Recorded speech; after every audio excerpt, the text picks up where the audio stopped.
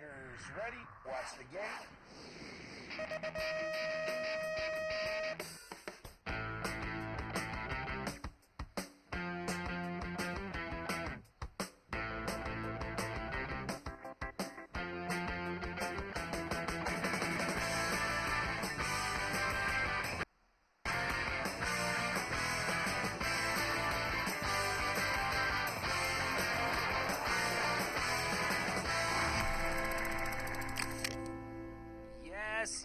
Yes! Welcome to the UCI BMX Supercross World Cup here in Santiago del Estero, Argentina. I am Richardson sitting here with Mr. Rich Eames. Rich, how you doing? I'm good, Jason. I'm good. It feels like it's been a while since we've done this one. It has been a very long minute. Last time we caught up might have been for the World Cup in Belgium. Yeah, out there in Zolder. Yeah, as you can see, we are here, though, right now. Round number 7, Santiago del Estero, BMX on the mind. One of the final 2 rounds of the World Cup season, but the beginning of Olympic qualifying.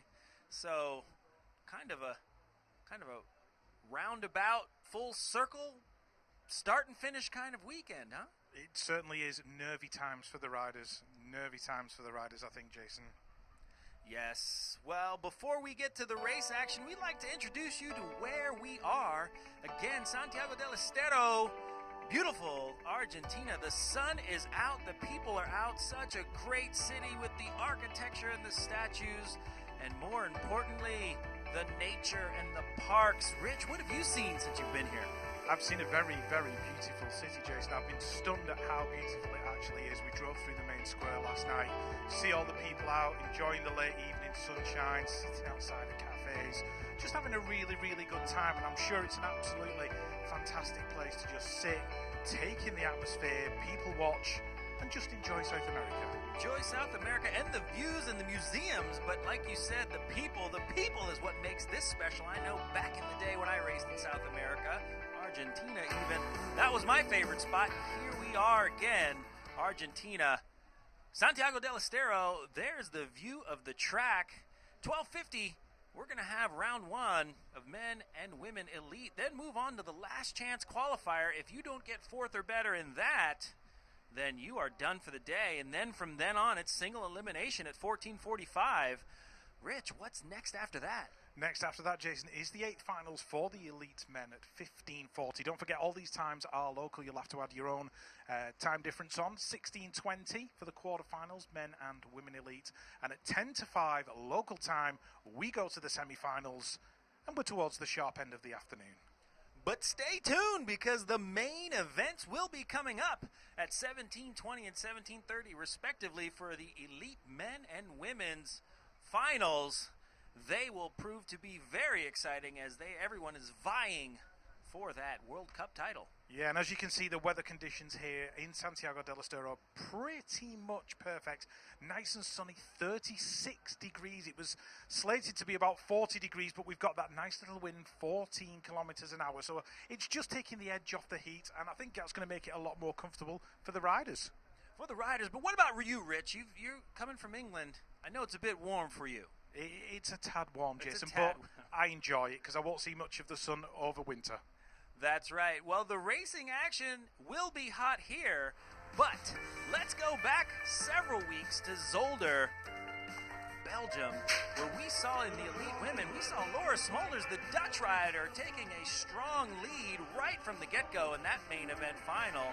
As you can see, stretching out that lead earlier on in the first turn to the finish line with a fist pump. She was the winner of the last round. As you can see, Judy Bow in second with the Russian in third. What happened in the men's? In the men's final, Jason, it was Niek Kimmen.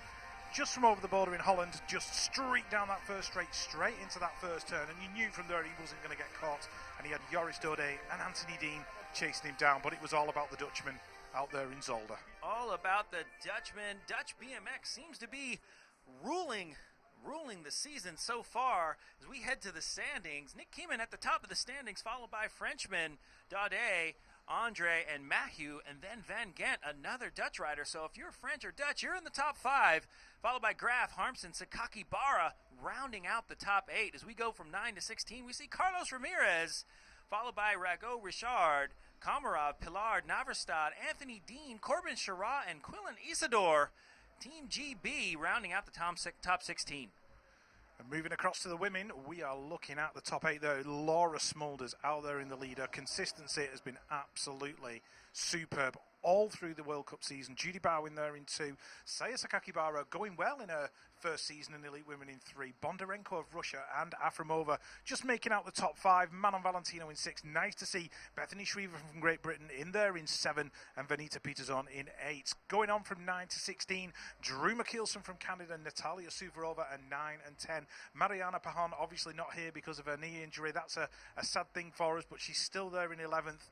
Merle Van Bentham also coming back from injury. She's there in 12th. Elise Willoughby 13th. Priscilla Stivo 14th.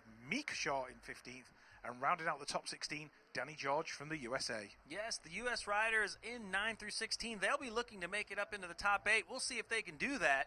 The track here, a little bit shorter, as we were talking earlier, than most tracks at 384 meters. It's hosted a World Cup since 2013, so definitely the UCI and Santiago del Estero are down with BMX for sure. It is a great atmosphere, and this is actually part of the Santiago del Estero Sports Center, so everywhere you look around this area, there's some kind of sport or activity going on, and as we know, this is the center of attention for this weekend. It is, Jason, it is. And it's round 1 coming up.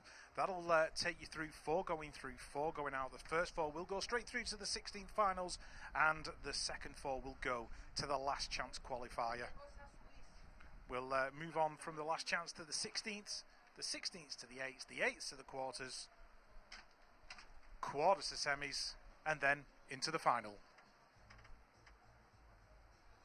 All right, we're going to go around the track here with Nick Kimmen, your current World Cup leader in Elite Men. He's going to show you the way around Santiago del Estero's fantastic Supercross facility. So hits the double down the first straight, roller, and then a step up, step down into that first turn, following Renato Rezende of Brazil down that second straight, and it's 2 big sets of doubles, followed by a roller and the double into the turn, and you hit that third straight, Jason. Yeah, that roller double into the corner does get confusing. You see to the right, there's the women's side, and to the left, the men are on that. Through the rhythm section, you can either roll or jump or do a combination of both. Heading into the last corner, tabletop, double, and then another smaller double to the stretch to the finish line. As we've seen here before, historically, there's been some very strong finishes and contested finishes for first and second. As we pan across the track, just such a great facility.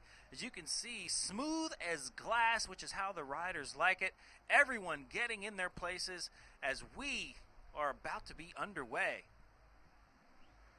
Yeah, it took some time to stand on track yesterday, just watching a bit of practice, Jason. It was amazing how smooth the surface is here. It's groomed to perfection. It looks superb. The riders seem to be absolutely loving it. And the speeds that they were generating down the straights, through the rhythm section, we're just in for some fast racing. Yeah, I was talking to Tyler Brown. He's traveling with the U.S. riders. Oh, there we go. Men's Elite start list. First round, round 1, heat 1. Kimin, Okendo, Palominos, Goyes, Stindl, Rios, and Porras. They will be the first round. Yeah, talking to Tyler Brown, who not only world champion elite masters, but a track director himself, and he was very impressed with how well and how much attention to detail they've paid to this track. As we see Nick Kieman roll in to the gate, his sleeve is the Dutch flag. Any rider you see with their sleeve looking like a flag, that indicates they are the national champion of that country. So Nick Kieman definitely worthy of that title. As you see the rainbow stripes just on his cuff, indicating that he is a past world champion. So all eyes will be on Nick Kieman, but that's not to say that those other 7 riders don't want the same thing. We're about to get underway. Men's Elite round 1 here in Santiago del Estero for the UCI BMX Supercross World Cup. And we're up and ready for the call.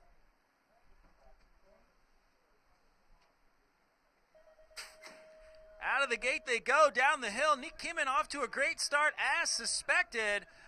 Looks like Nick Kimmin coming out of the first corner in first, followed by Palomino and Oquendo. So Netherlands, Chile, and Colombia 1, 2, and 3.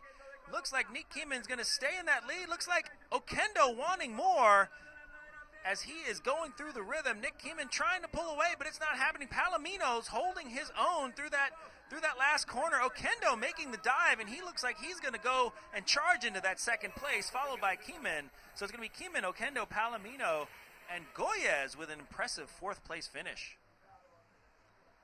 Yeah, the racing already getting red hot here in Santiago del Estero. Look at Nick Kimmin, though. He just grabbed hold of that moto by the scruff of the neck and just went straight down that second straight into that turn, brought it to the line. So that's a great start for the Dutchman.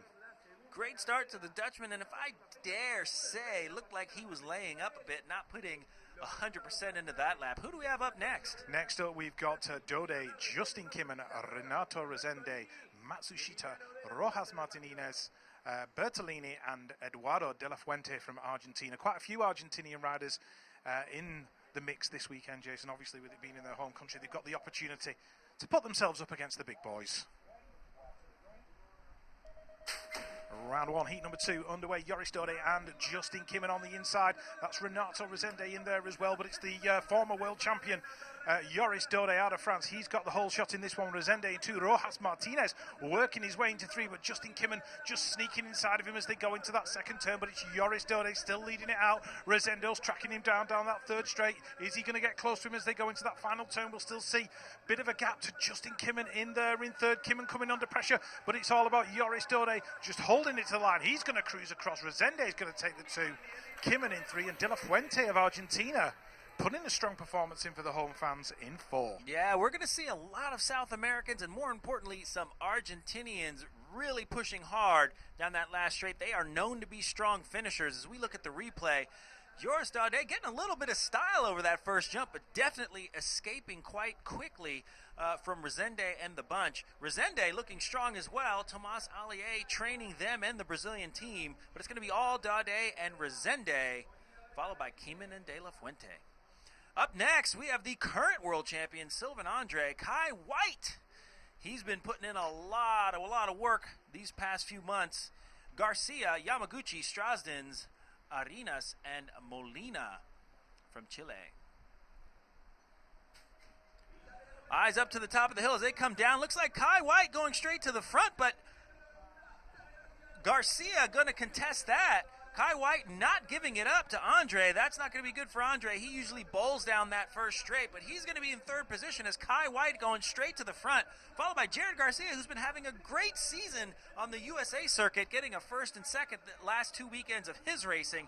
But it's all Kai White, wondering if this track was going to be technical enough for him, but so far, so good, as he won down the first straight, followed by Garcia, Andre, and Arenas for the fourth. And that is a fabulous start for the young British rider. That'll do his confidence no end of good. And as you can see here, as they left the gate, Kai got a really good start. He had Sylvain Andre right there next to him and Jared the Jet Garcia. But Kai White, Peckham BMX Club down there in London in the UK, just holding on into that turn, coming under a bit of pressure from Jared Garcia. Sylvain Andre, I think he knew he was safe in there, but a big boost of confidence for the London rider. Yeah. Right, heat number 4, Roman Mayu in this one for France. Connor Fields from the USA, Klashenko from Russia, Gargaglia from Italy, Yoshi out of Japan, Axel Webster from Germany, and Ilya Beskrovny from Russia. So a true international field in this one. Lining up Connor Fields right there next to Roman Mayu from France, and as they leave the gate, looks like Connor Fields has got a superb start. Klashenko did not get a good start, and he's back there in 4 at the moment, but Connor Fields is going to lead it into the turn. Round 1, heat number 4, Mayu in there in 2. Klashenko's looking good in 3. Look at the German rider coming through in 4 at the moment, but it's all about Connor Fields in and out of that second turn. Got himself a good lead now over Roman Mayu out of France. So Connor Fields, the Olympic gold medalist Rio 2016, bringing it down that final straight. He's going to take the win in this moto. A comfortable win for Connor Fields. Roman Mayu in there in 2, Klashenko in 3, and Axel Webster making it the top 4. Great run by Fields. As we go back to the replays, you can see Connor Fields sneaking in a pedal right before that first jump, shutting down Mayhew, and then Connor Fields just really using that bike and that body to get down that get down the track as smooth and as efficiently as possible as he brings it in for the win, followed by Mayhew. Looking up to the hill, we have Van Gent, Renkerel, Palmer, Babri, Pizarro, Sukprasert, and Del Santo. So 7 men on the gate. 100% they are all looking to give. Round 1, Heat 5, with Van Gent in lane 1. Dwan Van Gent, known to have the strongest strength-to-weight ratio on the circuit. He's going to get shut down by Renkerel, though. Doesn't work for him, so Renkerel, Palmer finding his way into second. Van Gent back up to second now. Palmer going back to fourth. So it's going to be Renkerel, Van Gent, Palmer diving into third place in that second corner. A lot of moves being made. Riders getting warmed up, even though it's already hot. But the Frenchman taking control of this lap early on. He's going to bring it in for the first, followed by Van Gent, Palmer, and Pizarro from Argentina. Yeah, we heard the local crowd getting really excited as they went past us down that final straight, so there was definitely an Argentinian rider in the top 4, but looking at this replay of the first straight, Jeremy Renkerel and Antoine Van Gent going 1 and 2 into that turn just proves, Jason, how strong the French and the Dutch riders have been all season long. James Palmer making moves. They're great to see the Canadian rider get stuck in, but it was Renkerel bringing it to the line. Palmer with a strong third place finish.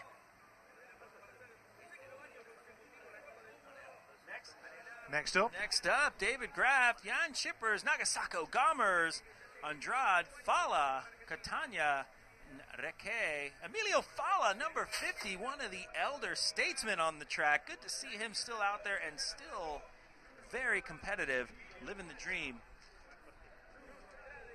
Nice guy, too. Very nice guy. David Graff, waiting. Well, he's not waiting, but definitely wanting to get a good crack at winning his first World Cup. He's been close, so we'll see if he can get that done this weekend. But he's got a lot of riders to go through before that happens. As we see the crowd, it's definitely warm outside as they are fanning off, waiting eagerly, climbing the fences almost, waiting for the next round to begin. Do you know what, Jason? If there's one rider I think who is overdue a World Cup win, I think it's David Graff. Like you say, he's been close so many times. He's got the skills, he's got the power, he's got the technique. Do you think this could be his weekend?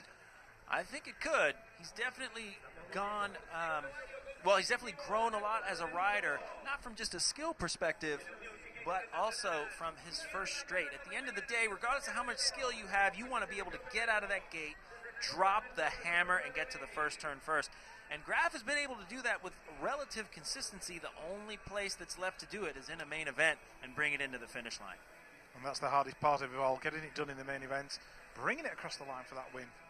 But we'll see this weekend if David Graff's got it. We'll see if he's got it. Unfortunately, I think there's a lot of other riders who think they got it too. So that's why we get on the gate. That's why we sign up, is to find out who's going to get it. Riders eagerly are waiting to get on the track. It is warm out there. As you can see, everyone dealing with the heat. Smiles on the faces nonetheless as we are waiting for the next round to come up. We are on hold just for a bit, wanting to make everything, the UCI wanting to make everything tip-top and as perfect as can be before the riders hit the track. Yeah, I think they were just running some quick checks on the gate up there, Jason, just to make sure it was functioning correctly. I saw some gentlemen just taking a look at what was going on up there. I'm sure everything's absolutely fine. But just talking of heat and things of that nature, how important is heat management going to be this weekend? Heat management. So I believe that would be hydration, right? Yeah. Where is the water boy when you need him? Yeah, hydration's a big deal. And, not every rider is used to this amount of heat. Looks like there is a mechanical going on, so we're on hold for that. Always nice to see the sportsmanship amongst the riders. Everyone kind of chipping in to help Joris Harmsen out, who will be coming up in Heat 7. But yeah, heat management is huge. We see Wade Boots with the umbrella. That will be the Australian national team director and former world champion in his own right on 2 bikes. Or wait, 2 bikes? Definitely the mountain bike. I'm not sure about the BMX, but definitely a national champion in his own right. He was fast, full stop. And a champion, won a championship title in Australia and the USA for BMX. So there you go. There you go. One clever guy when it comes to riding a bike. Just on the subject of heat management again, I can't believe I've made that phrase up, but I'm going to run with it. Heat management. Rich is very concerned about heat management. Heat management. I saw Brooke Crane after practice yesterday, and literally she went back to the team tent. There was a bucket of ice water. She was covered in sort of wet towels and that kind of things. Her arms were plunged into the bucket as well, doing everything that they could just to bring body temperature down. Bring the in body a sensible temperature down. way. And getting comfortable again. You know, some people are more resilient in the heat than others, and I think what you'll see is that play out as the day goes on. For instance, me, I'm okay in the heat, but you seem to struggle with it a bit more. I'm northern. We all struggle with the heat. There you go. Serious looks on the faces from these riders behind the hill, waiting to get going. Looks like those 4 fans have found a spot by themselves. Might actually be cooler like that. Less BTUs, less people around them. But the fun is where the crowd is. As we pan the second corner, you can see that shading, the sun and the shading. That can play some tricks on your eyes as you're entering into a corner. At times, it does to me every now and then when the light changes, or you go from light to shade and shade to light. So if you see a couple riders slide out, it might not be rider error as much as it is eyesight error. Yeah, I think I'd be definitely wearing some shaded goggles for this particular race. I know a lot of riders don't wear goggles and prefer not to wear them, but for me, when I've raced in kind of sunny weather like this before now, I don't know about you, Jason, but I always like to wear a pair of goggles that just kept my eyesight, so I wasn't struggling to see the lips of jumps and things of that nature. I always found it better to wear goggles in these conditions rather than wear them when it was cooler. Oh, I didn't know the sun came out in Wigan. It does. Not very often, but it does. All right. And I thought you wore goggles to look cool. That as well. It just doesn't work when I go down to the pub. Oh. Well, I wear goggles for 2 reasons. One is when I'm riding, and the second is actually when I'm cutting onions. True Really? story. True story. Thank you, Steve Blick. So, Jason, if the fans out there want to get in touch and interact with us this weekend, how would they go about doing that? How would they do that? They could do that through Twitter or Instagram at BMX Live TV or at Real Dr. J Rich or at BMX Commentator. Our internet and Wi-Fi is somewhat okay. It's working at the moment. It has been inconsistent at best, but that's all right. We are the furthest from the hub in our tower, so that is why.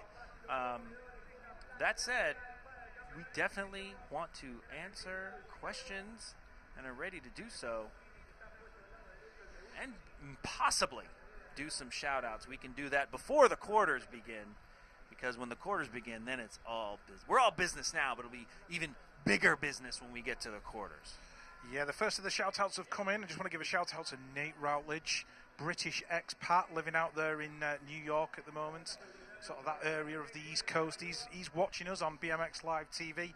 Good to have Nate on board. He raced for a good few years and then went over to the States and became a firefighter of all things. So he moved to the States and stopped racing BMX?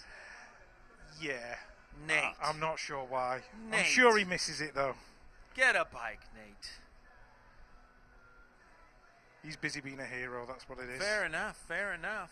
And also I've had a question through from Mike Scruton out of the UK as well. He wants to know, where would we love to go on the Supercross tour where we've not been already? Well, personally, I would like to go to Russia, actually.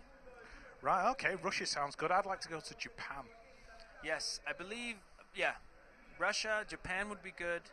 And why not Australia? Yeah, we can throw Australia into the mix as well. Let's see how many of those come true over the next few years. But there's been that many tracks that have been built. So there's a new Supercross track in China. There's a new Supercross track in Stuttgart.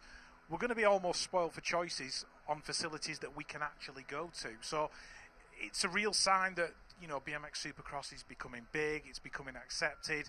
This money's being spent on these facilities. I know not everybody likes the 8-meter start hill, but it's a part of BMX now, so we're just going to have to, you know, carry on, crack on, deal with it. And I think as long as the races are out there and, you know, we're still growing as a sport, I'm totally happy. Well, as long as there's more BMX tracks of any kind being built, that's a positive, right? Yeah, absolutely. That's I mean, a positive. BMX in the UK, just for instance, we've got the biggest numbers I think that we've ever had. Just as the start gate gets swapped out, it looks like the heat may be causing a few issues. Yeah, Jason. so for those of you who are watching, that is the, I believe they call it the air ram still. So what most people may not realize is that actually pushes the gate down. Not only does it lift the gate up, but it does push the gate down. When I started racing, it was gravity when the gate dropped, and then they went to a magnet and then an air ram. So this is the best of the best systems. And these gates, I don't know how many thousands and thousands of runs they do, but these gates actually get a lot of use and abuse. So always good to have a backup, and they're changing out the air ram, and sometimes it's an air pressure issue because there's some hosing and some cables that go back to it. So it's always nice to get a little insider info and detail with these things. And gate timing, ever so crucial, huh? Absolutely, absolutely. So, moving through the weekend, Jason, do you see any rider that you may possibly think, there could be a winner this weekend? There could be a winner this weekend. There's always going to be a winner. I know. You know, I was actually thinking when I was watching practice, there's two people. I feel like Brooke Crane is ready and due for a win in the women's. I would agree with that. And I think, I don't know why, but I was watching Kai Sakakibara practice, and I was thinking, you know what? I wouldn't be too surprised if he squeaked out a win soon.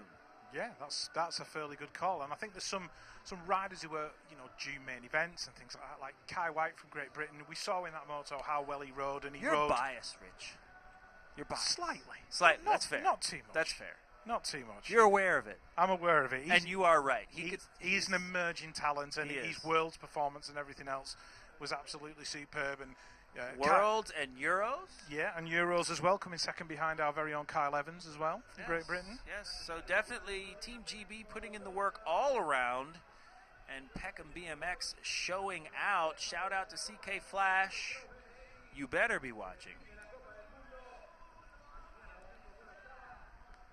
Well, the crowd are certainly keeping themselves cool, more or less. Cool. The button-up shirt, no less. Hey, some people like to look good at BMX race. Keeping it classy. Argentina. Waving to the camera, smiles. Loving the smiles. Every time. There's no kiss cam in BMX. No, it's very much a USA thing, isn't it? That's a USA thing. Yeah, we tried it at the Euros in Glasgow. It didn't work. It ended up with me singing. It wasn't good. I suspect your singing is better than your rapping. No, and my rapping's bad. Don't agree. It might be because you're too articulate. I try my best. Okay, fair enough. Sat next to the king of articulation here. I'm not a rapper either. But you're a very articulate gentleman, Jason. Well, I've read a book or two. And thank you. That's the view from the 8-meter hill, somewhat imposing. I know it definitely was for many riders when that was introduced back in 2007, I believe. It was definitely a culture shock for many of us riders, but it seems like many of the riders have adjusted, and it has definitely propelled and changed the way riders prepare and train for our beloved sport of BMX, getting flung down that thing at about 30 or so miles per hour, hitting a 40-foot jump. How many meters is 40 feet, roughly? It'd be about 13 meters, roughly. 40 feet is about 13 meters. 13 meters. I was off by 3 meters.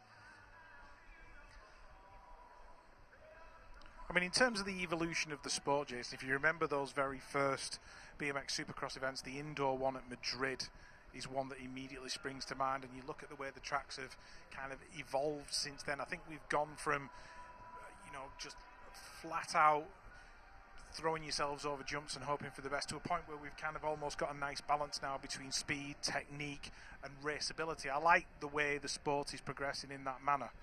Yeah, definitely. When Supercross was first introduced, it was a bit of an experiment. And even before there was Supercross, they had the one-off events with the Vans triple crown of the sport, the downhill BMX from the X Games, and then Magoo putting on that series, and then into Supercross, where we had not the 8-meter, but kind of maybe a 6 or 7 meter into a ski jump off of the lip. I remember that. Those were crazy. And then, as Supercross was introduced, they were really pushing the envelope as far as track design, and it was getting to the point to where we were worried, not even we, but they, because I wasn't even racing at that point, worried about the track more than just the actual race. So it seems like they're finding a good balance between pushing the envelope and raceability. You said raceability. So you definitely want all 8 riders to get on the gate ready to race the track, not worried about surviving it. I agree completely. I mean, going back to those very first downhill BMX races that you talk about, and everybody was on, chrome ollie bikes, chrome ollie forks, flat pedals, big body armor, and now everybody's doing the same thing, but it's all carbon fiber bikes, carbon fiber wheels. So the finesse, I think, has improved over the years as we just have a quick look at the track conditions. Yeah, the riders getting back on the gate now, so it looks like riders are getting back on the gate. We see the 2 officials getting into position, making their way over. We're moving on to heat number 7. Heat number 7. And Round if you want to have 1. some fun and you want to know where Rich and I are, you look to the left of your screen. We are in the tower, in the stands, overlooking the last straightaway. We're waving to you. You just can't see us waving, but that's where we are, and that's our vantage point. So definitely the best seat in the house, as always, provided by UCI BMX Supercross for the announcers. We appreciate that. We're going back up to the hill where we have Graf, Shippers, Nagasako, Gombers, Fala, Andrade, Katana. Thank you for staying with us during that break. Round 1, Heat 6, is David Graf looking to get down to business.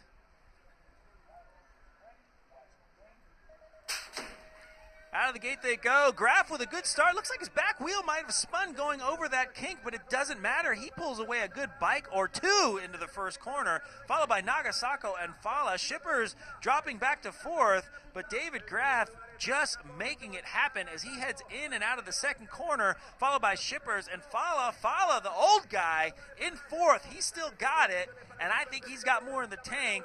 And I don't know if he has as much as Graf, who pulls up for that tabletop, going down the last straightaway, lunging to the finish line. Graf, Nagasako, Shipper, and Fala maintaining the 4th place. Yeah, and we were saying earlier on how David Graf is actually overdue a win on the World Cup circuit, and I think that moto was a signal of his intent to make it happen this weekend. That was an absolutely superb lap from the Swiss rider. And as we see here, leaving gate number 1, as you said, Jason, he may have got a slight wheel spin as he hit the bottom of that hill, but it didn't stop him at all. And he smoothed his way, kept complete and total control as they headed into that second turn and managed to just eke out a few more inches as they came down the final straight, crossed that line, a good 3-4 bike lengths clear. Superb racing. Super race. And I like that uniform he's got on. Looks good. Yeah. Next up, Harmson, Peluard, Ramirez, Quintanilla, Espejo, Rijos, Sandiano, and Tugas.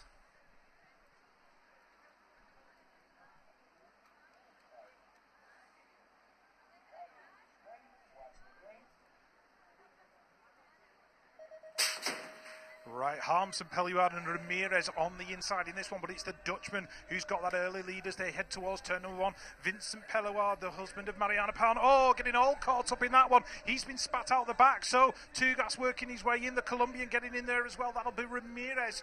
So it's still Joris Harmson at the moment. Tugas in 3, Quintanilla, he's in there in 4, but the Dutchman doing it for TVE Oegma. Streaking away down that final straight, 24.812 to the final turn. So Harmson, he's going to take the win in this one. Looks like the Colombian going through in 2. Tugas is in there in 3, and the Argentinian Rios going through in 4. All kinds of drama for Vincent Peluard in that one. Yeah, it looks like Peluard. Can't wait to see the replay. Him and Harmson are out. Harmson just really getting a lot of room into that first corner. Peluard off of his pedals in the first turn, but Harmson taking a commanding lead all the way around the track, looking very strong. Harmson, by the way, was winning around in Papendal earlier this year, got passed at the line, so he could crack off and win here as well. Definitely another rider to look out for. I do agree. Heading up to the hill, you see the riders sitting there waiting ever so pensively, if that's a word. Sakakibara, Molina, Campo, Buti, Heel, Rios, and Beck. All eyes on Kai Sakakibara. He'll be coming out of lane 1. And then lane 3, we have Alfredo Campo, one of the tallest and strongest men on the circuit. Round 1, heat 8. Sakakibara not off to his best start. Looks like he gets caught up. Looks like he's going to work his way up back into possibly second. But Campo, using his leverage and strength, going straight to the front with Molina. He has been known to get a top 3 here before, but it's going to be all Campo and Molina. Sakakibara finding his way into third as they go through the rhythm section. Campo maintaining the first place. Molina looking for some room in that last corner, doing it for the home crowd. But Campo's going to maintain his first place. Sakakibara might have even gotten the second. We'll go to a photo for that with Molina and Buti for the fourth. And what you didn't see there was some carnage on the second straight. 1, 2, 3 riders gone down in that second straight. They were challenging away as they came across, and just behind from where Kai Sakakibara was, there's riders hitting the deck. And we can't forget as well, Jason, about Alfredo Campo and his World Championships performance out there in Baku and how strong he looked. Yeah, he looked great. Definitely could be a changing in the guard coming up. Yeah, Heat 9, Ramirez, Villegas, Paddy Sharrock from Great Britain, Eddie Clerté from France, Ikigami from Japan, Gomez from Colombia, Costigigolo from Argentina, and Shimada from Japan. Those guys will just be held for a little bit of time, just while we make sure that the riders who went down in that crash are actually okay. Good to see that we've got fantastic medical teams on site here, Jason. That's right. As we see the magician, Carlos Ramirez, Olympic medalist, just chilling, hanging out in lane 1. He's going to let his goggles hang. He doesn't want to fog them up just yet. Fede Villegas, next to him, he is in lane 2. They're all clapping for the riders getting up. Way over there in lane 4, we have the young Eddie Clerté. Shout out to his dad, Michael Clerté. I had to deliver some bike parts to Eddie. He crashed earlier this week.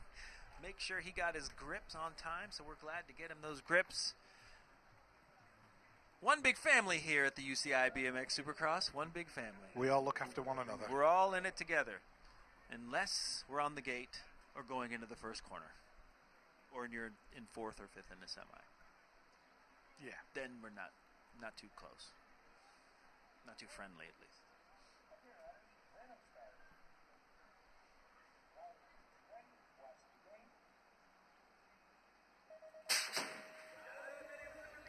Right, here we go with heat number 9. Villegas, the local guy, getting a really good start. But look at Eddie Clerté on the outside, just trying to make his move. Can't quite get round him. Ramirez, he's in there in 3. Shimada, he's in there in 4. And we're looking for Paddy Sharrock out of Great Britain. He's in there in about 5 at the minute, and he's going to try and make some moves. So Sharrock in there in 5th. Shimada in there in 4. And he's been tracked down by the British rider. But it looks like Villegas coming under pressure again into the turn, just holding on to it at the moment. Ramirez is looking good in 3. But it's Villegas from Argentina. The local crowd are going to go wild. Clerté in 2, that's Ramirez in 3. Sharrock made his way into a top 4 position, picking off Shimada down that final straight. That's a great result for the young British rider. Shimada having to go to the last chance. Sharrock making it through. But how about that ride from Villegas and Clerté? Clerté looking very strong down that first straight. I know Dad is watching and very proud of that. Surprised me. And it's all because I delivered his grips to him earlier today. Just kidding, just kidding. Wow, great race by them. Fede Villegas doing it for the home crowd. As we move on up, France's own Rago Richard, Torres, Bretthauer, Schmidt, Sciortino, Zuleta, Ramirez, and Brizuela. They will be your next round. Rago Richard choosing lane 1.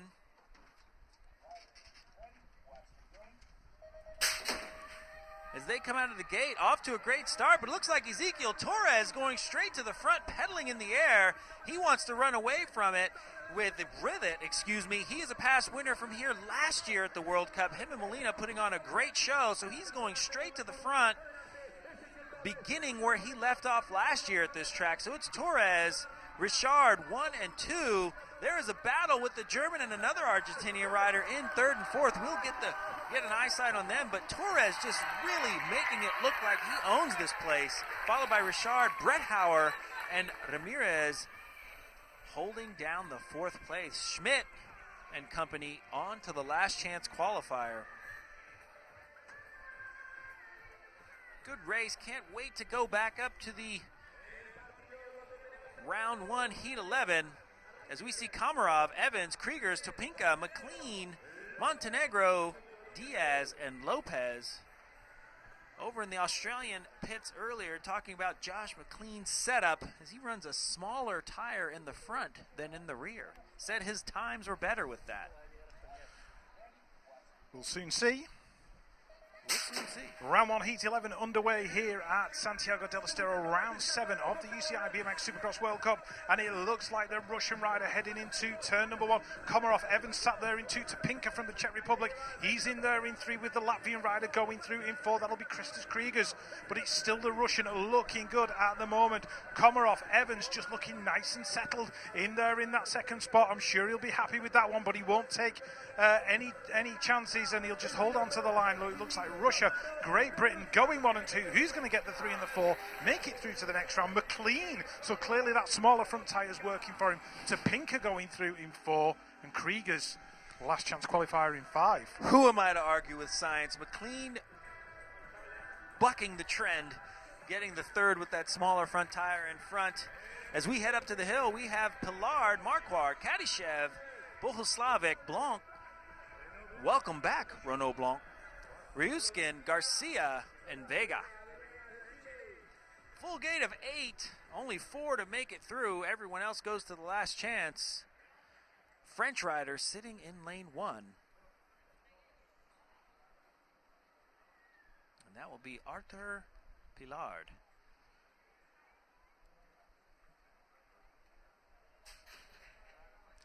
Down the hill they go, getting those power pedals in, straight into a spin. Looks like Pillard finding his way to the front. Good thing he had lane 1. The Swiss rider definitely challenging him on the outside. That will be Blanc, not looking like he skipped a beat, even though he has been out for a good portion of the season. Looks like the Russian jumps into 3rd, and then I don't know what happens, but comes off his pedal. So Kadyshev to the back, but it's going to be Pillard, followed by Blanc, and who knows whose race it could be in 3rd. Looks like the Russian has found his way to 3rd. Not sure if it's Kadyshev or Bohuslavic. We will get a check on that. That will be Ryuskin. Ryuskin getting that 3rd place. Kadyshev still stuck in the pack. A lot of craziness going down in that 2nd corner, There was Rich. all kinds of carnage going on in that 2nd corner, and it was Simon Marquardt from Switzerland who picked his bike up.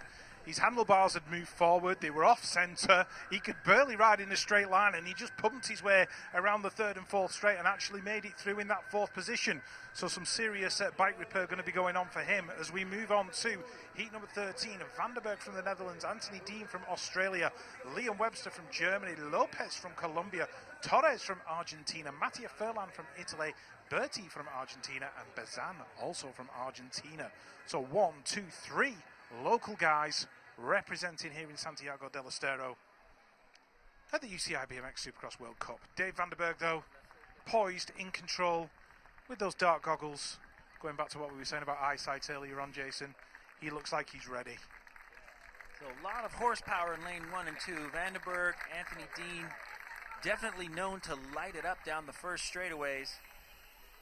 Be interesting to see who wins this one out in this lap. Yeah, and with Anthony, he's training now with Sam Willoughby, so he's got the best of the best looking after him, and I'm sure we'll see some improvements from Anthony heading down that first straight. Heat number 13. Here we go, let's see who's got the speed to take the lead. Looks like Anthony Dean and Dave Vanderberg. Vanderberg on the inside, he's going to get the whole shot in this one. Dean just getting pushed up there ever so slightly. Mattia Furlan in there in 3, Webster's in there in 4, 2 riders, 3 riders down coming out of that first turn, but Dave Vanderberg just hanging on to it at the moment. Anthony Dean looking good. Colombia in there in 3, and Argentina have got a rider in there in 4, but he's coming under pressure from Webster. Vanderberg, Dean going to go 1 and 2 in this one. It just depends on the order. Cruising across the line. Argentina are going to take that 4th spot, I think. Oh, it's a photo finish between Torres and Webster. I mean, Dean and Vanderberg were out front and clear. Yeah, Dean might have actually gotten the pop on Vanderberg, but cased the first jump a bit, and that was just enough for the Dutchman to slide inside of Dean. But what a battle going into the last corner with Webster. Looking up to the hill, round 1, heat number 14. We have Shira, Isidore, Larson, Fantoni, Ramiro Marino, Gustacini, Meyer, and Cerna. Corbin Shira, 2017 UCI World Champion, U.S. rider. 2 riders from the USA, Corbin Shira, Cam Larson. In between them is the tall and imposing Quillen Isidore, number 164. Ramiro Marino just on the outside from Argentina.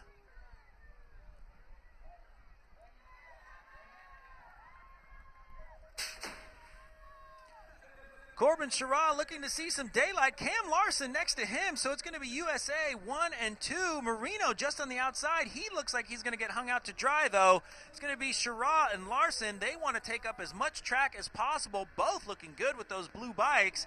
Larson almost getting into a little bit of trouble in that second corner. Isidore finding his way into 3rd place. 4th place is up to grabs. Looks like Gustacini trying to give Isidore some trouble. Isidore too worried about him. He crashes. Gustacini goes around, but it's going to be Shira, Larson, Marino, and Meyer finding his way in. Gustacini, Bantoni, Cerna, and Isidore going to the last chance. Yeah, it was so unlucky for Quillen Isidore there, because as he came out of that gate, I think he came unclipped. He was absolutely dead last as he came out of the gate, and by the time they got to the second turn, he'd worked his way into 3rd, so he'd picked his way completely through the pack, got to the last turn, got tangled up with another rider, and ended up on the deck. So from 8th to 3rd to back to 8th in the space of 3 straights. That's BMX. Who says there's no passing going on in these modern tracks? Anyways, next time we see the elite men, it will be the last chance qualifier. And after that, we go into single elimination. As we go up to the hill, we have the women, the elite women of our fine, fine sport. And this itself looks like it could be a main event, as we have Elise Willoughby, Laura Smulders, Stevo, Christensen, Walker, Crane, and Carrera in one moto. This is just round 1, Rich. Couldn't get any tougher, Jason. So as they leave the gate, heat number 1, round number 1 for the elite women, looks like Laura Smulders, your reigning world champion and European champion as well, picking up where she left off in Glasgow. She's in there in 1. Crane's working her way into 2. Simone Christiansen in 3, and Sarah Walker of New Zealand looking good in 4. Elise Willoughby's got it all to do in 5 at the minute. She's trying to pick her way through past Brooke Crane, but Laura Smulders, the model of consistency in elite women's BMX, she's going to lead them into the final turn. Christiansen now working under the tutelage of Liam Phillips down there at the UCI. She's going really well as she comes across in 2nd. Sarah Walker's going to hang on for 3. Not quite sure who got the 4. It was Brooke Crane. Willoughby in there in 5. A tough way to start the elite women, Jason. That is a tough way to start the elite women, with Willoughby going to the last chance. Looks like things have definitely gotten mixed up early on. Stevo not getting through either.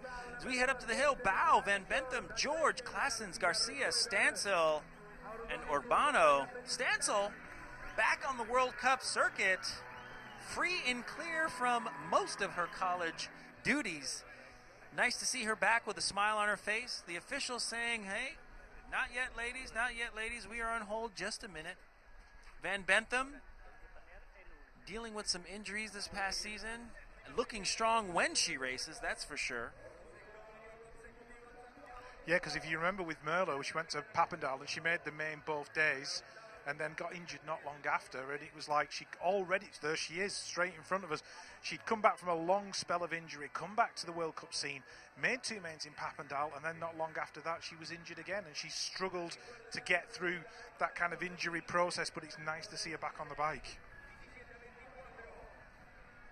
Well, I know she's happy to be back on the bike, and every time I see her on the bike, she's always has a nice wave and smile, that's for sure. Not sure what kind of face she's making as she's heading down the hill or going into those corners. I'd be scared to know, to be honest with you, as aggressive as she can ride at times, but she's definitely a competitor for sure. Danny George, the Danimal, U.S. rider, up on that gate as well. Just making sure everything's in tip-top shape. There was a crash in the round before, so sometimes that does put things out of place on the track every now and then. And they are meticulous here, meticulous, I tell you, about track upkeep here in Santiago del Estero. Here at the UCI BMX Supercross, we thank you for joining us. If you're just tuning in, I'm Dr. Jason Richardson, sitting here with Rich Eames, and we are proud to bring you the sport of BMX.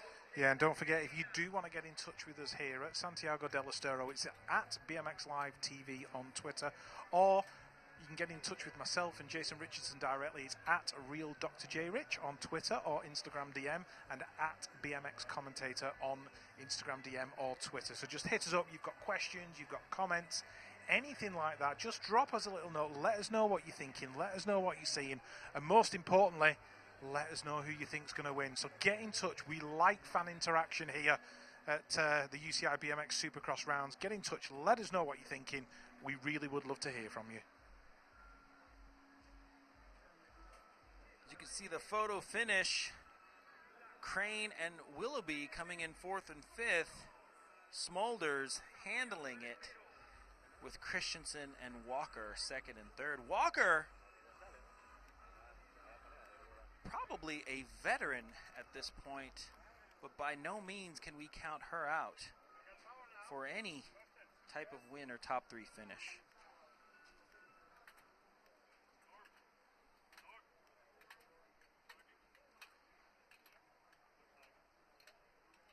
So we are on hold just for a moment. You mentioned the heat earlier. I think the heat might be affecting some of our technical equipment that allows us to run the race. We appreciate your patience.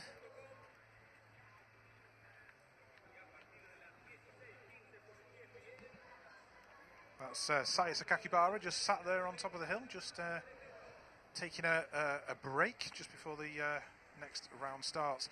So Tony Hoffman wants to know what site for the races. Well, Tony, if you go to BMX Live TV on YouTube, BMX Live TV is the channel on YouTube. You just hit that one up and you'll be able to see everything that's going on.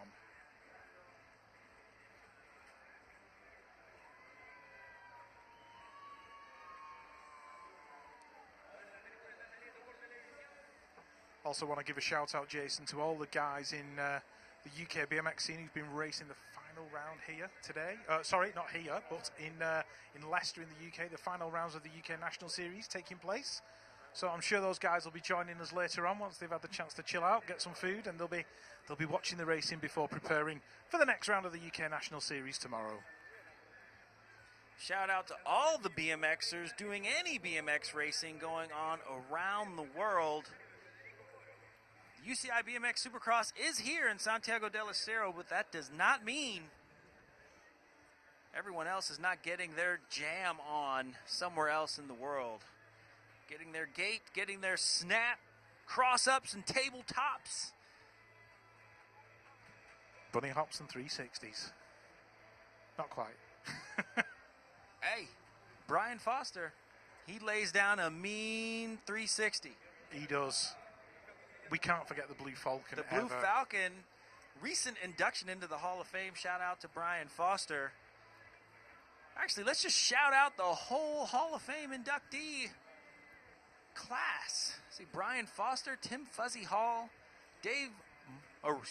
Rick Moliterno, Clarence Perry, and Debbie Caslow, all recent inductees into the BMX Hall of Fame. Well deserved. Yeah, definitely steeped in BMX history there, that's for sure. That's for sure. Shout out to Chris Hagen. He's watching the show from the USA. And I appreciate your compliment, Chris. Thank you very much.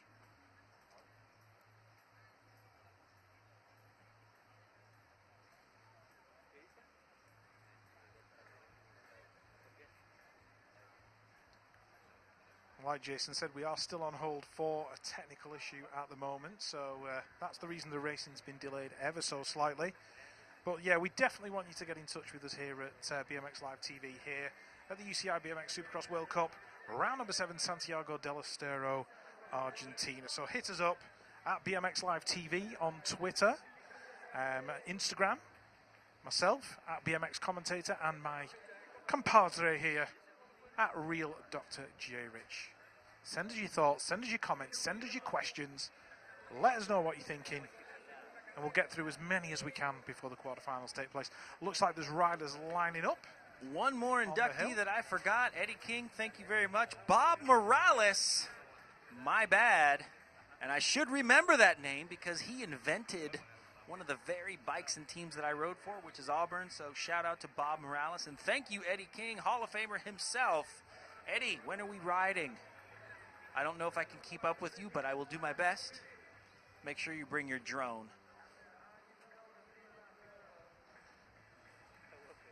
Looks like Heat 2 of the Elite Women is almost ready to go atop that gate. Just looking at the riders, I can see Zoe Claessens up there.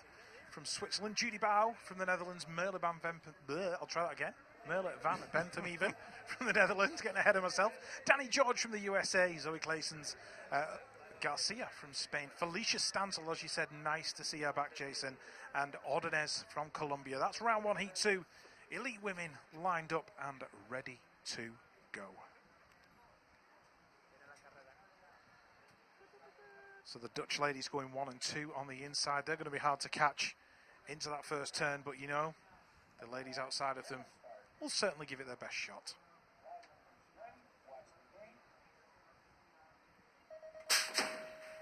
So round 1, heat number 2 is underway. Judy Bau's got a great start. It looks like Danny George coming across from the outside. Oh, my mistake, it's Felicia Stansel. So Stansel working her way into 2. Just swooping round. Zoe Claessens is in there in 3. Merle van Bentham's in there in 4, but it's the world number 3. Hit that podium out there in Baku earlier in the year. Judy Bau, Felicia Stansel chasing her down through that third straight. Is she going to get close to her coming into that final turn? Van Bentham's coming under pressure from Danny George at the moment, but it is Judy Bau, Felicia Stansel. Those girls are going to go 1 and 2. Claessens is going to go 3 and 3. There was a lunge for the line. It's a photo finish. Merle van Bentham going 3 and 4. Danny George is going to have to go to the last chance qualifier, but a very, very close finish, Jason. Very close finish, and impressive first straight by Felicia Stansel. We go back up to the hill. We're going to see Sakakibara, Huisman, Suvarova, Bolay, Dudu, Asuero, and Carr. Carr back on the circuit for Thailand, taking about a 1.5 year break. It looks like she wants to make another run for the big show, so it's good to see her back again. All eyes are going to be on Sakakibara in lane 1, though. Round 1, heat 3. Elite women. Off they go. Sakakibara, one of the taller women on the circuit. She's going straight to the front. She did some time in San Diego. Stan Horton, housing her and her brother, giving them a place to train, sleep, and eat. And Sakakibara, looks like it worked for her. It's going to be Sakakibara, Dudu, Asuero, and Suvarova, 1, 2, and 3. Sakakibara looking to spread out her lead as she is taking it all the way down the last straightaway. Looks like we have a battle for second. We'll see if that goes to a photo finish. There was definitely a lunge there. So Dudu and Asuero, followed by Suvarova, the Russian, for the 4th place. Yeah, Huisman and Carr not having the best laps there. I watched Ruby Huisman's lap. I think she hit every single jump going round, so that will be a lap for her to forget for sure.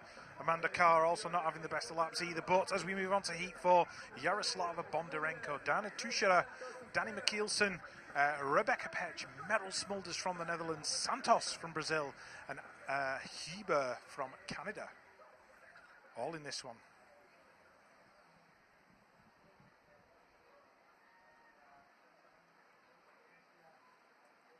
So the 49. The 49 and the 89. Bondarenko. Lots of good finishes for her. Close to the podium or on the podium several times this year. Absolutely, and took that big tumble out in Baku in the semi-final of the World. But let's see if Yaroslava Bondarenko can make up for it this time around. But it looks like the rider of New Zealand, Rebecca Petch, with the national champion sleeve on her jersey. She's the national champion of New Zealand, looking like she's leading it out. Santos is in there, but look at Bondarenko. She's worked her way through into 2, and she's tracking down the New Zealand rider as they go into that second turn. Canada looking good in 3. That'll be Mikkelsen. Santos of Brazil is in there in 4. Here comes Meryl Smulders in 5, and Smulders is looking to make a move to get into the top 4. She's got 1.5 straights to get it done. Bondarenko, though, she's going to take this one to the stripe. Bondarenko of Russia, she's going to get it. Petch is going to get 2. That looks like Mikkelsen in 3, and Meryl Smulders worked her way through to 4. She was way back in the pack as they came out of that second turn. Smulders and Bondarenko not off to their typical starts, but definitely made up for it by the finish line. Bondarenko going really low in that second corner, wondering if she exposed her secret weapon too soon. We're going to go back up the hill. Round 1, heat 5. Afremova, Pissarro, Van Hoof, Mayer, Peterson, Hatakeyama, Pena, and Boldinska.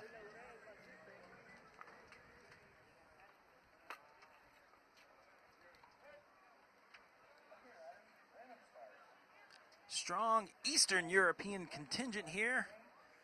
2 Latvians, 1 Russian. They come down the gate. Looks like Afremova straight to the front. But on the outside, it's going to be the Japanese rider of Hatakeyama, as she's going to take it straight to the front and come out of the first turn still in first, followed by Afremova and the French woman of Mayer. So it's going to be Hatakeyama, Afremova, Mayer holding on to third place ever so slightly as they go down the rhythm. We will see what happens, see if anything changes. Looks like Afremova trying not to slide back into third. Mayer putting on the pressure. Hatakeyama taking it to the front, start to finish, wire to wire, with a 3-way tie almost for second place. Afremova, Van Hoof, and Mayer. Not sure who's going to get that. Elke Van Hoof laying low until the finish line. Another rider with a little bit of injury earlier on this year. There we go, heat number 6 lining up on the gate. We've got Bethany Shriver from Great Britain, Restrepo from Colombia, Manon Valentino from France, Ovchinnikova from Russia, Lapour from Argentina, Timez, I think that is from Chile, Manon Veenstra from the Netherlands, and Eloise Gonzalez from Switzerland, all lining up in heat number 6 here in Santiago del Estero. So we're looking for big things from Bethany Shriver from Great Britain on the inside, and she set herself up for a great line into that first turn. Russia and France just chasing her down into turn number 1. So it is Shriver. Valentino's in there in 2. Ovchinnikova's going through in 3. That'll be Manon Veenstra in there in 4. But it's the national champion of Great Britain, Bethany Shriver, leading it out of the second turn. Manon Valentino's right there behind her, just looking for a way past. So can the young British rider hold on to it to the final straight? Looks like she's holding on at the moment. Manon Valentino's putting the pressure on. Ovchinnikova's looking good in that 3. Bethany Shriver, looks like she just got pipped on the line by Manon Valentino. It doesn't matter, they're through to the next round. Ovchinnikova, and it was Gonzalez of Switzerland who went through in that 4. So Manon Veenstra is going to have to go through to the LCQ. Disappointing for Veenstra. Great ride by Shriver and Manon Valentino. Valentino looking to make her mark earlier on this weekend. Definitely capable of getting in that main event. She's had some crashes this year. Next time we see the women, it will be the last chance qualifier, and from there we go to single elimination. So this will be it. If you want to keep racing, then you definitely want to be front of the pack from here on out. Rich, what a great first round of motos. We're moving on to the last chance of the elite men. A couple of surprises we'll see, I think. I think so, Jason. A few men expected to have already qualified out, and they are now finding themselves in the last chance. So it will be interesting to see. if they can continue their day here in Santiago del Estero. As we looking at the two starting hills, you can see the 8 meter, the taller one, and then the shorter one, the 5 meters. That will be for the amateurs, or that is for the amateurs. And I got to tell you, Rich, I was standing on top of the smaller hill, and it didn't seem that small either. No, it didn't seem that small. I did more or less the same thing. It's surprisingly steep the way you look at that one, and you know, there's a nice double at the bottom of that hill, so you know the younger riders are going to pick up the skills in a big way.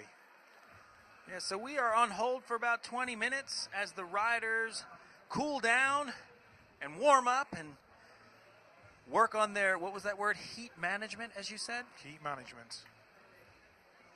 Heat management. We're lucky enough to have an air condition in our tower. As we pan across the track, perfectly lined and carved into this landscape. Had a shout out come through from none other than Trey White back there in the UK. Trey's still recovering from the injury that he sustained at the World Championships in Baku, but he's watching his boys, he's watching Kai, he's watching Kyle, he's watching Paddy, he's watching Quillen. He wants to know that the guys are doing good things. He wants a shout out. So Trey White wanting to shout out his boys. Trey, you know we were going to do that for you. We want to see you recovered. We want to see you back on track as soon as we possibly can and bring in the heat, so to speak. Good to have Trey watching. Shout out to Trey White. It must kill you to watch your brother doing so well and you're not racing. I know.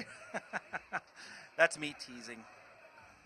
I have a big brother as well, so I understand both sides of it. Happy to see him do well, and at the same time, question coming from Aiden Buchan 11. Aiden, what do you have? What do you have, Aiden? What's your question? Aiden's one of our regular viewers from Australia. He wants to know, do you think the series would benefit from racing more rounds, seeing as we only visited 4 venues during the year? Well, technically, we have raced more rounds because they moved to 2 rounds per venue. Yeah. It used to be 1 round per venue. It used to be one one round per venue.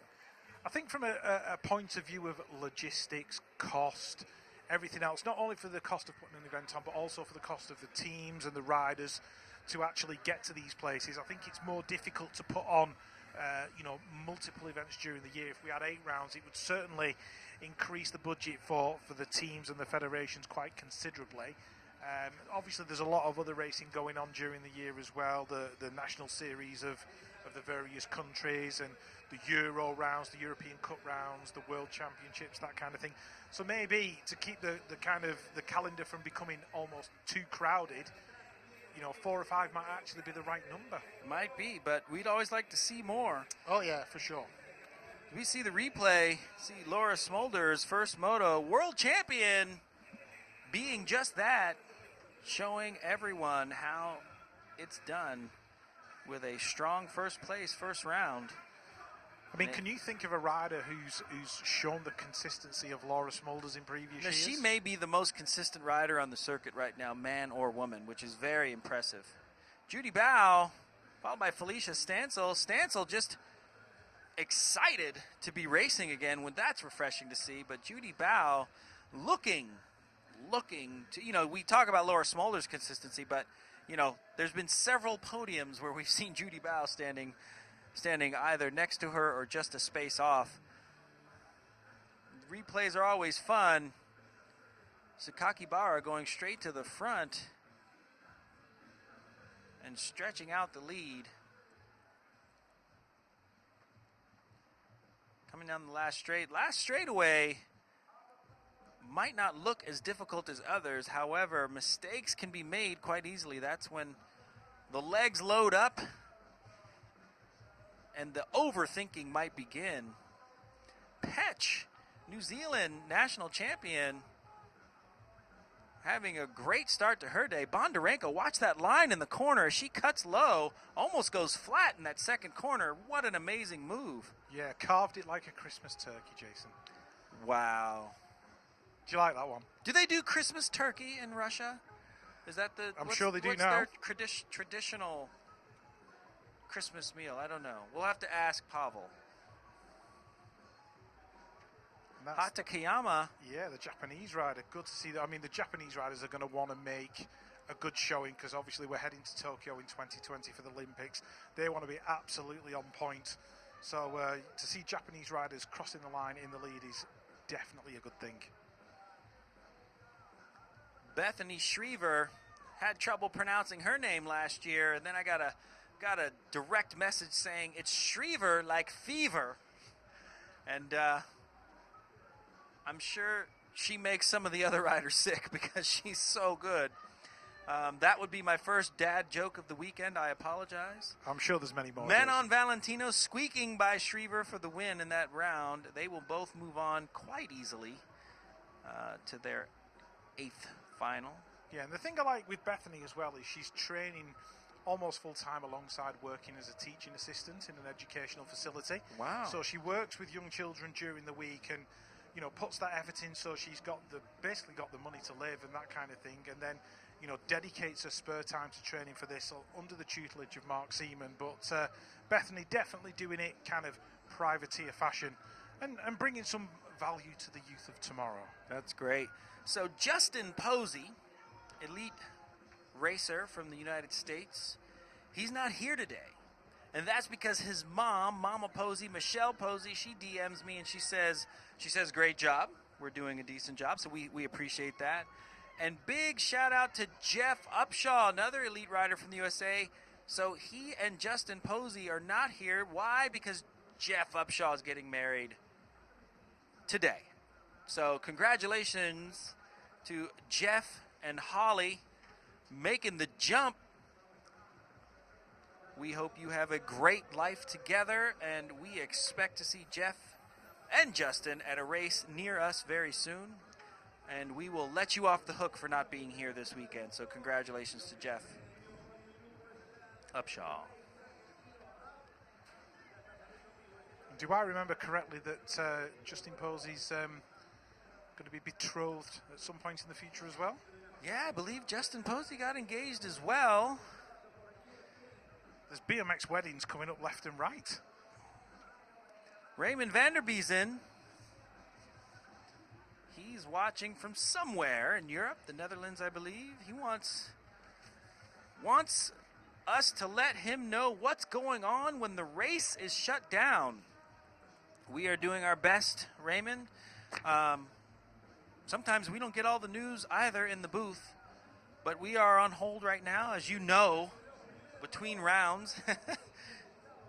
It's a what is it, between rounds? You cool down, you hydrate, and then you warm up, and you get right back up there. So that 20 minutes or whatever it is between rounds goes quick for the rider, but for the fans, it's forever as we head back up to the hill.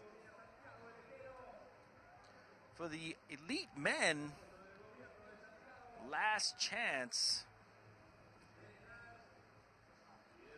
Yeah, heat number 1 of the last chance qualifiers for elite men lining up on the gate. And, these guys will go through to the 16th.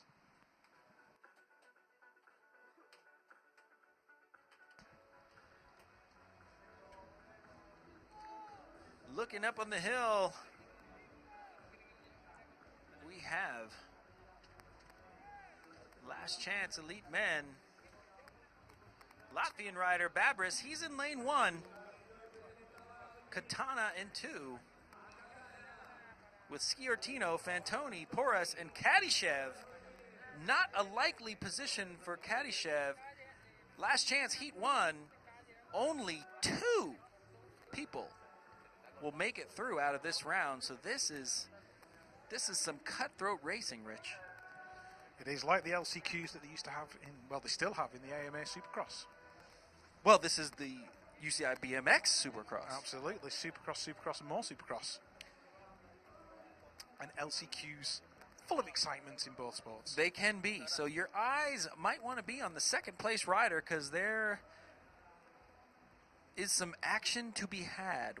Is that correct English? Some action to be had? That's correct English. I think they call that future perfect tense. I think. I'm not sure. Ooh, get you. It's been a while. It's been a while. Okay, riders, random start. Last chance, heat 1, we are ready to go.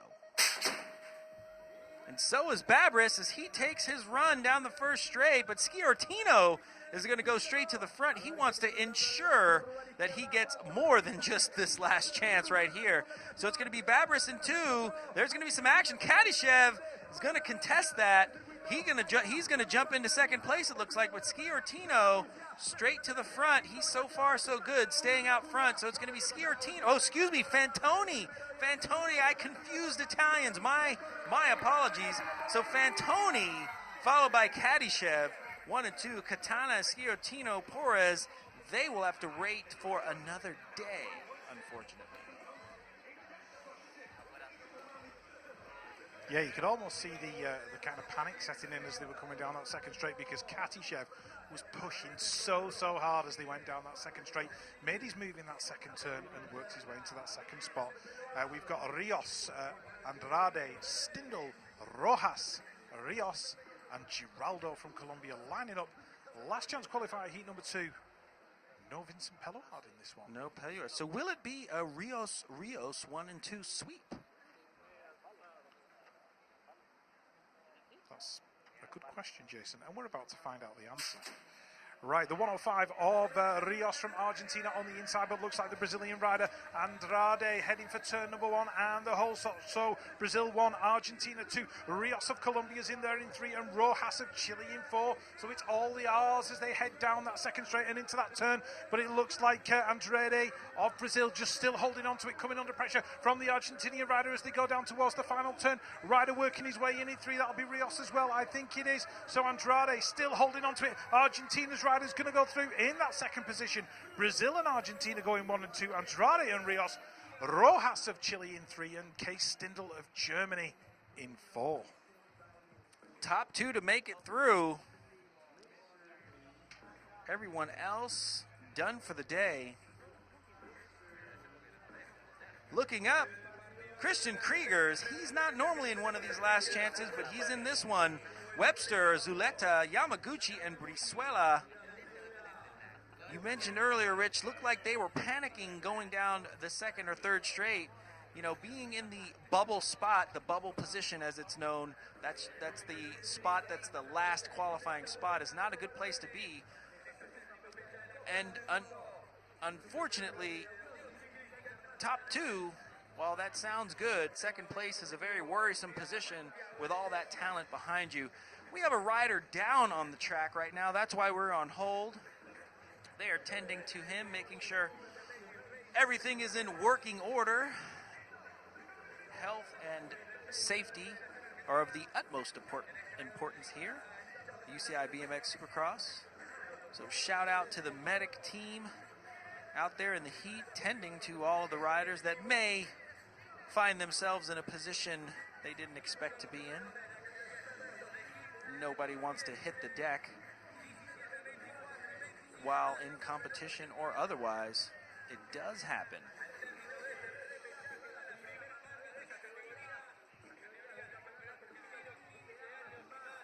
So looking at the top of the hill, the riders are waiting patiently as we are on hold.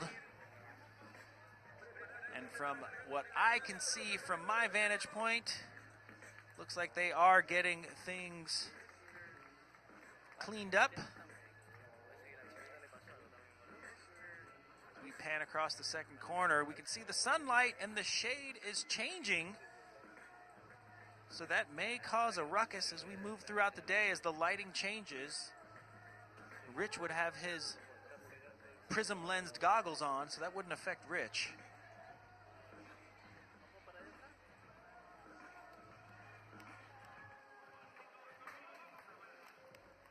See the medic running into place, and they are bringing the other rider off the track as a safety precaution. There is a very specific protocol that they follow here when a rider falls down or hits the deck a certain way. So it's not that they are necessarily injured. However, they do want to make sure they follow the correct protocol so as to ensure the best recovery and reduce harm as best as possible.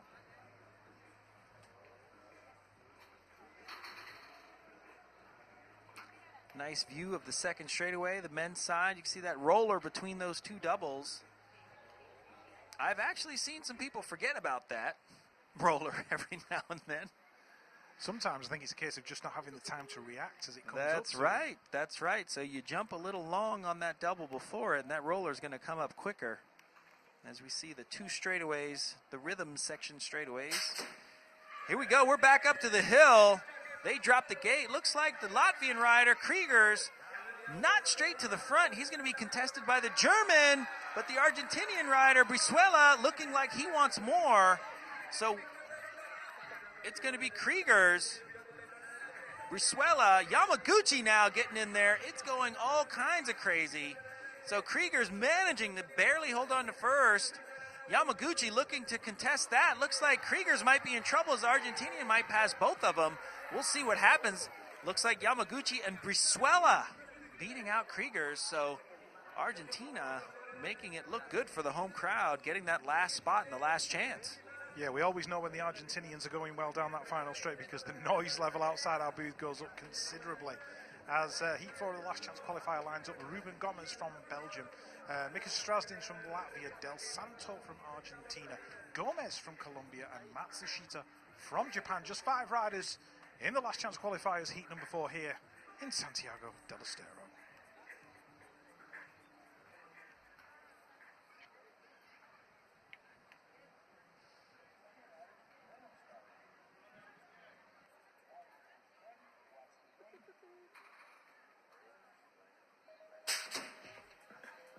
Heat number 4 of the last chance qualifiers is underway. Ruben Gomez and Mika Strazdins on the inside, heading towards turn number 1. Looks like Gomez is getting the whole shot. Strazdins is in there in 2. Where is Matsushita of Japan? He's in there in about 3 at the minute, but he's coming under pressure from the Argentinian rider. But it is Gomez and Strazdins going 1 and 2, and those are the positions you need to be in. Del Santo had worked his way into 3-4. Argentina, he's going to try and make a move in that final turn. Oh, couldn't quite make it, duck underneath. Gomez is going to hold on to it. Gomez, Strazdins taking it to the line. Belgium and Latvia going 1 and 2. Very unlucky for the Argentinian, Jason. Well, Del Santo making the old college try, but it wasn't enough. So we will have to wait till another day to race. Gomez and Strazdins getting through. Next up, Yoshi, Supercross, Costigliolo, Gustacini, Beck, and Raquet.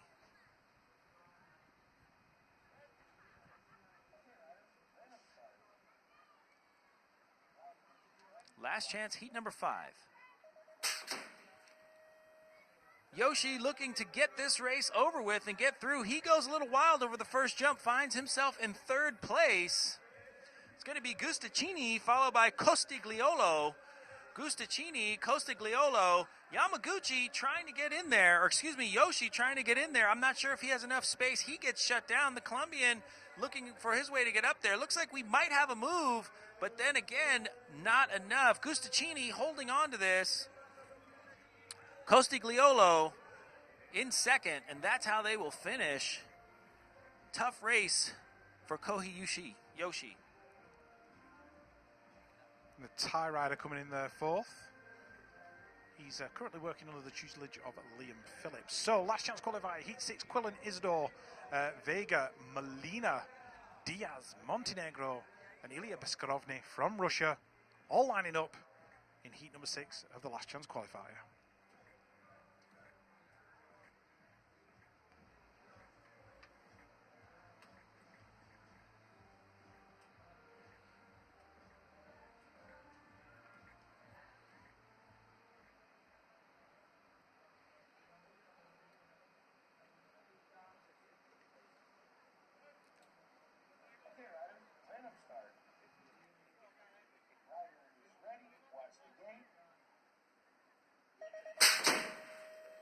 Heat number 6 of the last chance qualifiers is underway. Quillen Isidore from the outside. You know he's got to make it count as they head towards that first turn. And the Great Britain rider is getting the whole shot. He's in there in 1. Montenegro going through in 2. Beskrovny in 3. So the Russian rider has got to pick off the rider in front as they head into the turn. But it's all about Quillen Isidore at the moment. Montenegro looking like he's holding on for Argentina. He's in there in 2 in that orange and black kit.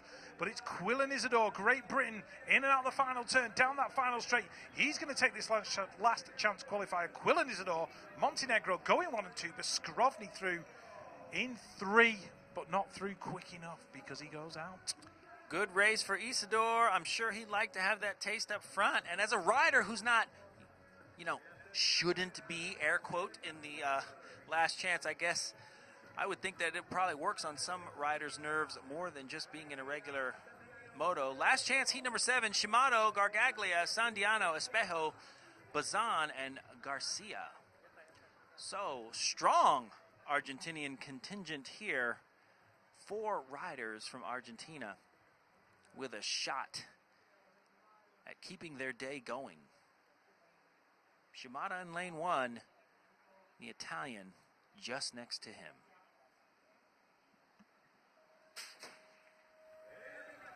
Riders ready, watch the lights, out of the gate they go. Looks like Espejo straight to the front with Gargaglia in 2. Shimada's in trouble, struggling to maintain 3rd, might have gone back to 4th as Bazan looking to contest him. Shimada, that roller catching him, barely saving his life. Don't think he's going to make it out of this one, but at least he's going to make it out alive.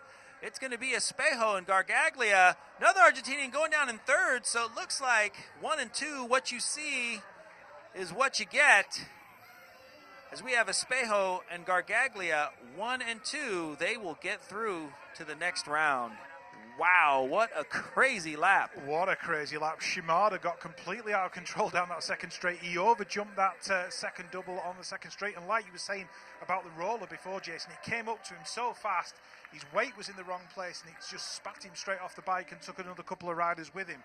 So he certainly had the reflexes of a cat in that one to get away from the bike. So you'll probably see it here just as he goes over that second jump, nose heavy, out of control, away the bike went, hit the double, and took 2 other riders with him. 1 Argentinian rider going down in that final turn. So all action in heat number 7 of the last chance qualifiers. Last of the last chance right now. Last chance, heat number 8, Schmidt, Quintanilla, Ikegami, Bertolini, Berti, and Lopez.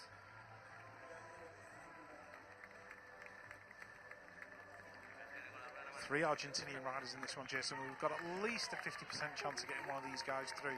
The math is looking good for the Argentinian contingent right now. But I do believe Schmidt, Quintanilla, and Ikegami will have something to say about that.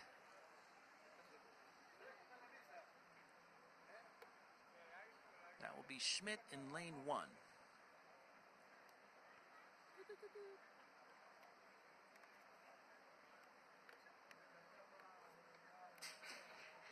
So the last of the last chance qualifiers for elite men underway. Julian Schmidt got off to an absolutely superb start. He's heading towards turn number 1 in front. Quintanilla from Bolivia in there in 2. Bertolini in 3. Ikegami in 4. But it's the German rider out front at the minute. Oh, just over jumping that double slightly as he came out of turn number 1. But it's not slowed him any. He's holding on to it. Quintanilla in there in 2 for Bolivia. So Germany and Bolivia in those qualifying spots at the moment. The Japanese rider trying to work his way in. That's Ikegami. Schmidt looking good for the win in this one. Schmidt's going to get it. Julian Schmidt of Germany crossing the line.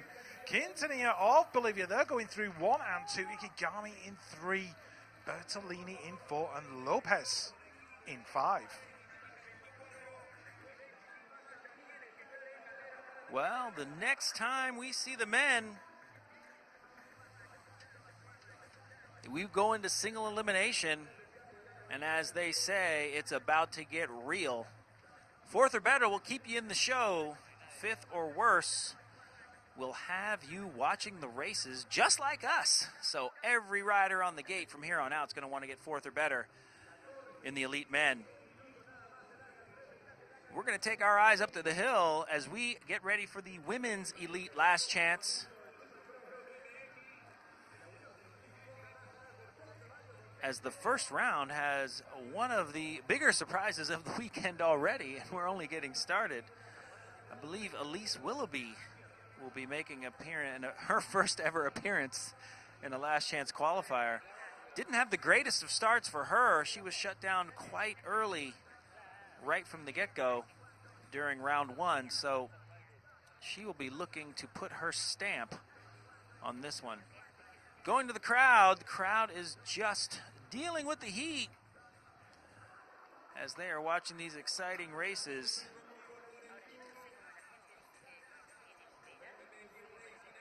That's us trying to wave from the black box in the stands. We are waving at you, thanking you for joining us here at the UCI BMX Supercross in Santiago del Estero.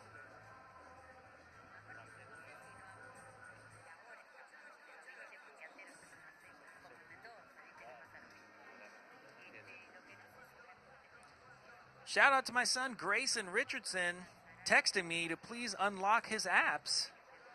Yes, I have a child lock. I can lock my kids' apps from my phone. I may have just lost some points with some of the younger riders watching, but it happens. I've got a shout out coming through from a gentleman in Holland at Sweet Dici on Instagram. He said he's in Holland. He's on the train on the way to a B&B for tomorrow's race where his son is competing. So he's trying to get onto the live stream. He's having a few Wi-Fi issues on the train. Have you ever been to a race on a train, Jason? No, I haven't. We go to some of the last chances. We could see Fantoni making good use of his last chance. Kadyshev making that move in the second corner, really diving low on the Latvian.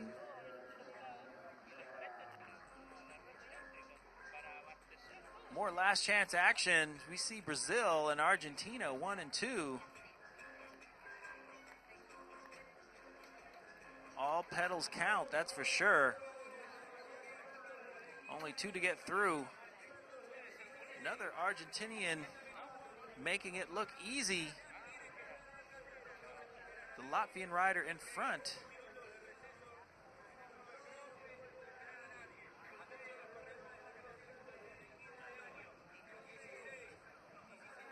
So while there isn't as much pedaling as there used to be in our sport down the straightaways, there is a lot of pedaling out of the corners. So that's one of the major changes.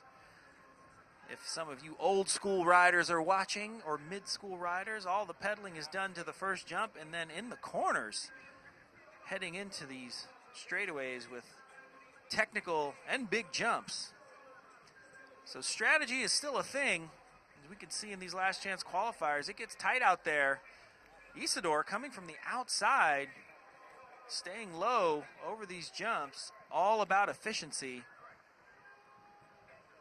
So in terms of, as you were saying, Jason, you've got to obviously develop your speed out of the turns and put the pedals down as you come out of a turn, for instance. Is there a specific way that a younger rider could train for that kind of thing, do you know of? Train for what again?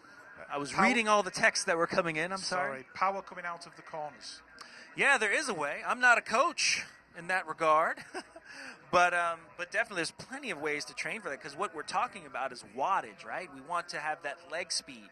So as Greg Romero would say, strength is the limiting factor to power, right? And so I think if I'm getting this right, the power allows you to create that wattage. And so working on that leg speed, those downhill sprints or those overspeed sprints, I've seen some riders even getting towed in by something motorized. I strongly advise that if someone does that, they do that with a professional and wear all their safety equipment.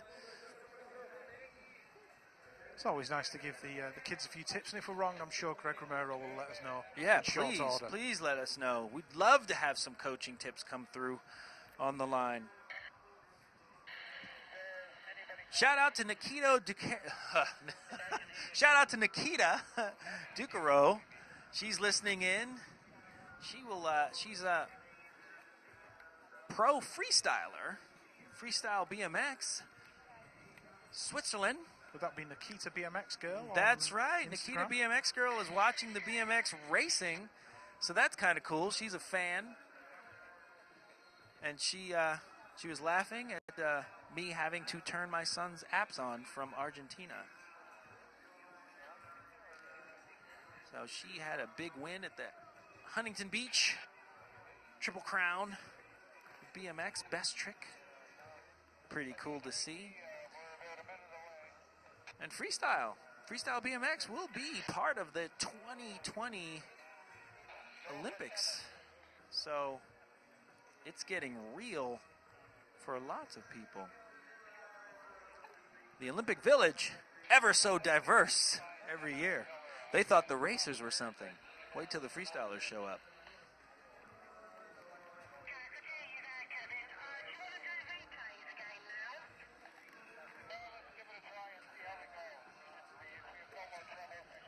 Raymond Vanderbiesen saying thank you. Yes, I will do my best to explain as much as I can to those of you who may not have as much history in our fine sport of BMX.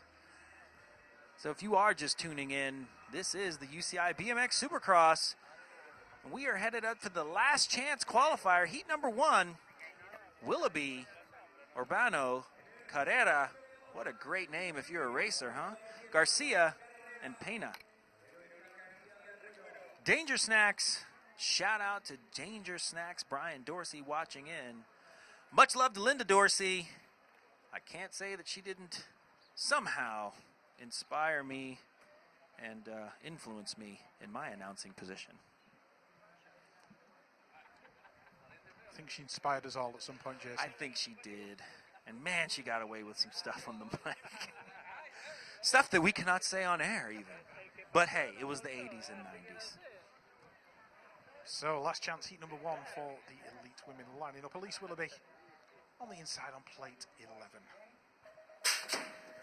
Here we go, last chance, heat number 1 for these elite ladies, and look at Elise Willoughby. You know she wants to make it count as she heads towards turn number 1. She's already got about a 5 or 6 bike length lead as they head out of the turn. Garcia in there in 2, Carrera in 3, Ordonez in there in 4, but Elise Willoughby, see her, she's absolutely gone. It's a battle of the South Americans for 2, 3 and 4 at the minute. Willoughby looking good for the win in this one. That looks like Colombia in there in 2 at the moment. That'll be Ordonez. Ordonez holding on to it. Elise Willoughby's going to take it to the line. She's on cruise control. She can just breeze across. It's all about who gets that second position. And it is Ordonez from Colombia. Looked like Elise Willoughby was going for lap time, let alone qualifying. It looked like she just wanted to just throw a smoker down. Setting the pace for herself, if nothing else. Off to a great start, known as a strong starter, so I think she got the start she wanted in round 1, and she just really lit that whole track up all the way around. I know Sam Willoughby is saying, okay, she better make it out of this round. You've done a good job, Sam. You've done a good job, Sam. Last chance, heat number 2. Lapur, Veenstra, Peterson, Boldinska, and Briones.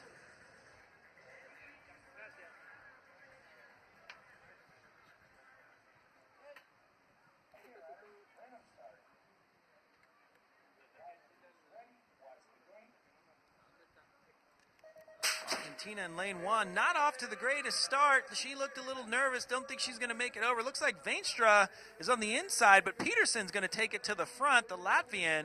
So it's going to Peterson, Boldinska, Veenstra, 1, 2, and 3. Veenstra's got some work to do if she wants to get through to the next round, but it's all Peterson into the second corner, going a little front heavy actually. Back wheel popping up over that roller. So it's going to be the Latvian down the third straight into the last corner. She stays low. It's going to be Peterson, followed by Veenstra, I believe. Going to be contested to the line. They both get through. It's going to be Veenstra, Peterson, Boldinska, unfortunately, Briones, unfortunately, and Lapur going home today.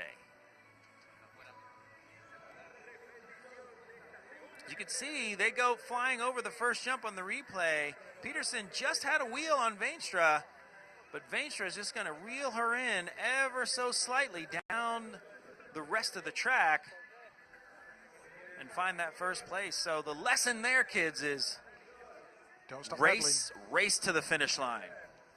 Next up, heat number 3 of the last chance qualifiers. Danny George from the USA, Pizarro from Chile, Tushera from Canada, Ruby Huisman from the Netherlands, and Adriana Hebert from Canada.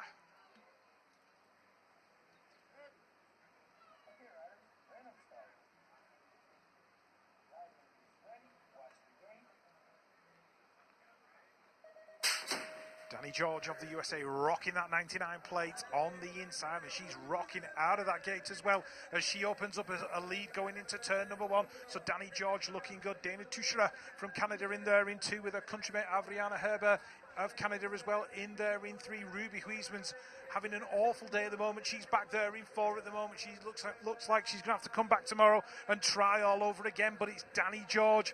2 or 3 bike lanes clear now. The 2 Canadians fighting over that second spot. Looks like they're chasing Danny George to the line. Danny's going to get it. The 99 plate taking the win in the LCQ. And it looks like Dana Tushera of Canada in 2 with Avriana Hebert in 3. So I asked. It's Tuxer. Tuxer. Yeah. Ah, right, okay. Yeah. As long as we know. Makes it easy, right? Danny George with a great start. Huisman almost going down. That's what happened to her. It looks like she almost got cut off in the midair and just could not make up enough room. Hebert, not enough. So it's going to be Tuxer and George. They will get through. As we go back up, there's Carrillo, Santos, Restrepo, Carr, and Stevo. This is not an easy last chance, as we have 2 Olympians in this last chance qualifier. What do you do? What do you do? You do your best. That's what you do. Last chance, heat number 4. Heat number 4 of the last chance qualifier. Priscilla Stevo of Brazil is on the outside, so she's going to have to work her way right across. There's 3 of them almost together going into the turn, and it looks like Amanda Carr in there as well in 3. Rios Santos in 4. Stevo's in there in 2.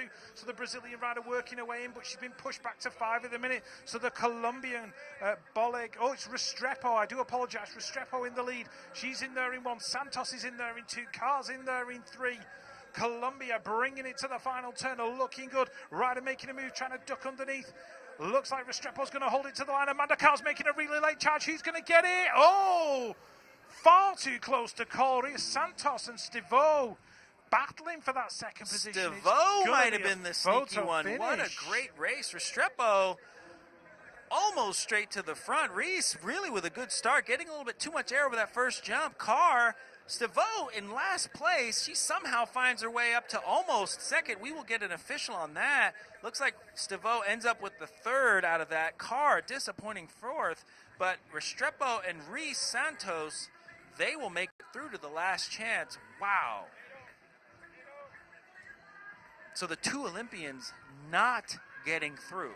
That's crazy. Next time we see the women, we move on to single elimination. They're going to want to get 4th or better if they want to keep their dream alive today.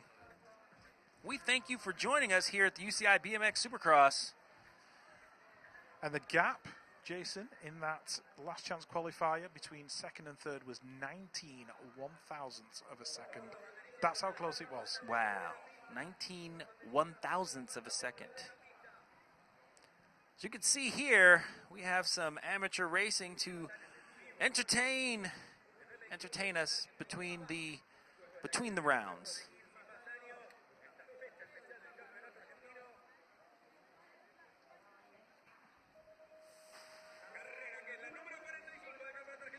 Right, so while the amateurs are on track, we will return to the shout-outs. 15 BMX coming through from Ireland. Rumours abound that the series is returning to the new Manchester Indoor next year. Thoughts? ? Well, if you go on the UCI website and have a look at the calendar, you'll find out exactly where the series is returning to next year. So that gives you an idea of what's going on there. And I've got a feeling I won't be travelling too far to one of those rounds, if you know what I mean. So, check that one out, the UCI website and the calendar for 2019, which is up there. Also had a shout out through from Andy Klukas BMX. We were talking about BMX weddings before, and he said, "You missed the wedding of the year, Rich, mine." Well, that's true, Andy, we did miss it, but we're glad to have you on board. We're glad to have you watching. We're glad you're getting married. You took a while to get round to it, but good on you. So, Andy Klukas from Great Britain, watching the series with interest. Don't forget, if you want to get in touch with us, you can do via Instagram DM at RealDrJRich, at RealDrJRich, and also... And at BMX Commentator. Also, by the way, we, both Rich and myself, do our best to get the names pronounced correctly. We will go and ask the riders correct pronunciation should the opportunity arise. However, we don't know what everyone looks like outside of their helmets all of the time. So if you, the listener, are watching and you can help us with that, we would appreciate that, because We want to get it right, not only for the rider, but for the fans. Yeah, absolutely. We have absolutely no problem whatsoever being corrected on pronunciation. Like Jason says, we like to get it right. So, yeah, if you want to help us out, we're down to listen.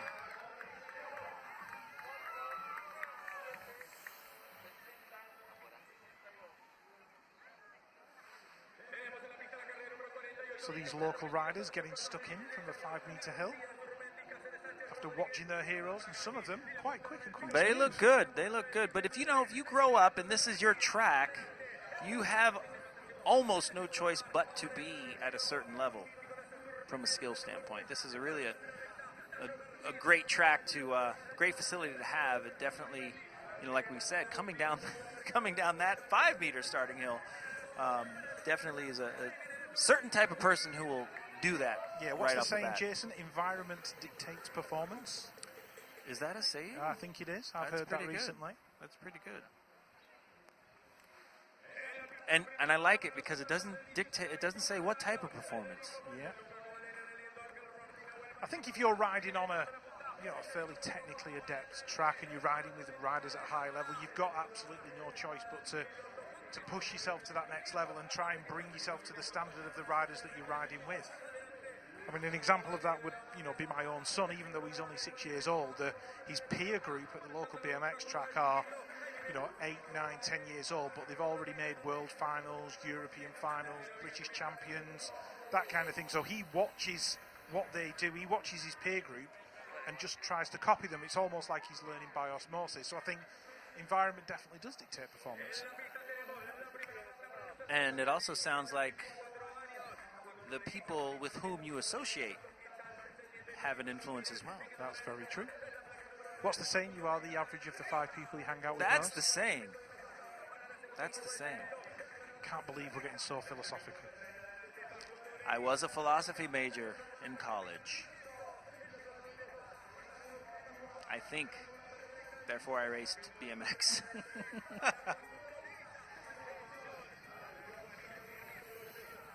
As the old joke goes, if you've got a philosophy degree, you can think deep thoughts about being unemployed.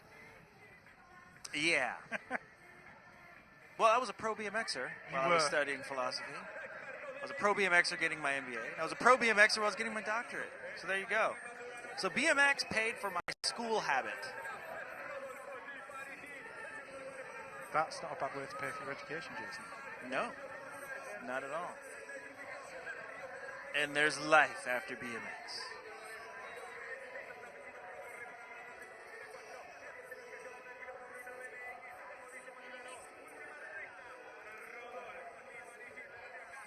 Oh, one rider doing an X-up going down the final straight in that challenge race. You gotta love the X-up. He's got the steez. You gotta love the X-up in the last straightaway.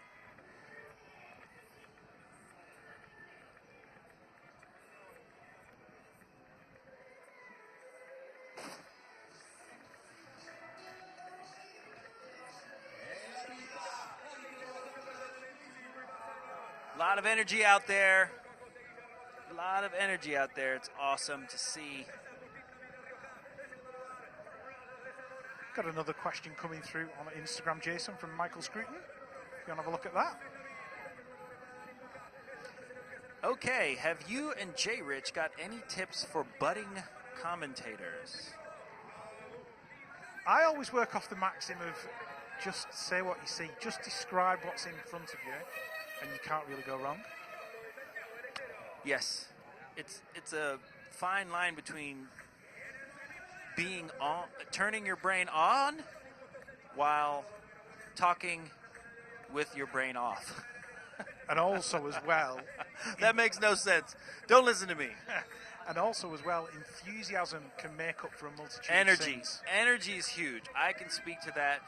A lot of times, I don't know what the heck I'm saying, but I say it with energy. It's like jazz hands. Yeah. You just dazzle them with energy. Actually, that is the best advice. Say what you see. And so, if you, and there's commentating from a booth, Yeah. right? So we're doing this and people are watching what they see on the screen. And for us, one of the difficulties is that we have to say what's on the screen, even though we can see what's going on the track. Yeah. Now, sometimes we can look forward, we can look ahead on the track and act as if we're clairvoyant. But we know that we have to talk about what's on the screen. But if you're doing it live, there not only is there a lot to see on the track, but there's also the energy and the vibe of the crowd that you want to tack into as well.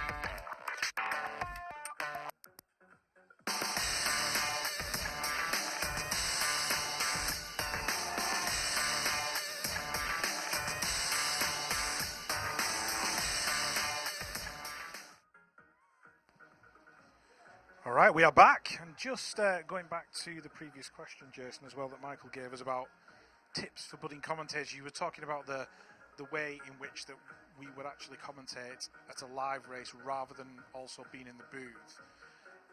My style of commentary, when I'm doing live commentary, say at a UK BMX National or something like that, is completely and totally different to what I'm doing in the booth now. I get a lot more energetic. I can really, really go to town on it. Whereas with this, I have to keep it relatively steady and not subdued, but just control that energy so the communication, a little more reserved. Yeah, so the communication of the point doesn't get lost. Correct. What do you prefer, Rich?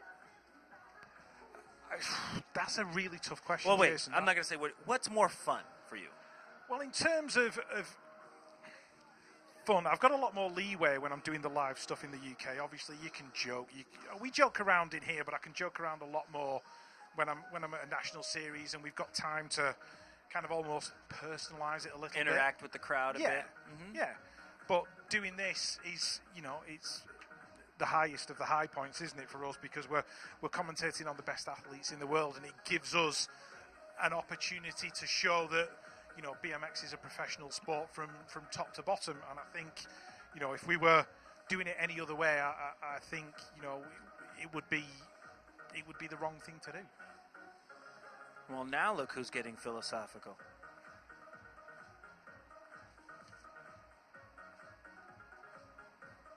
I like philosophy. Did I not tell you that? Me too. I'm a closet philosopher.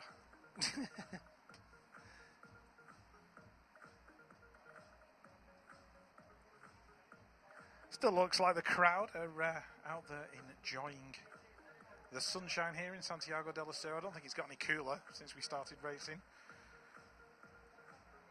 I think we're still at about 37 degrees or similar.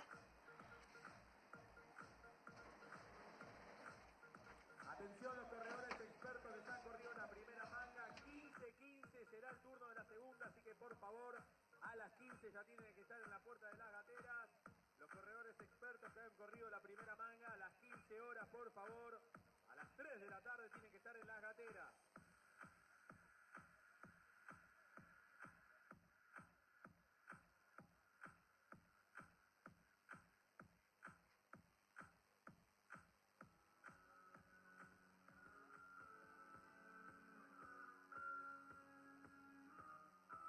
Esta es la Copa del Mundo BMX Supercross Santiago del Estero.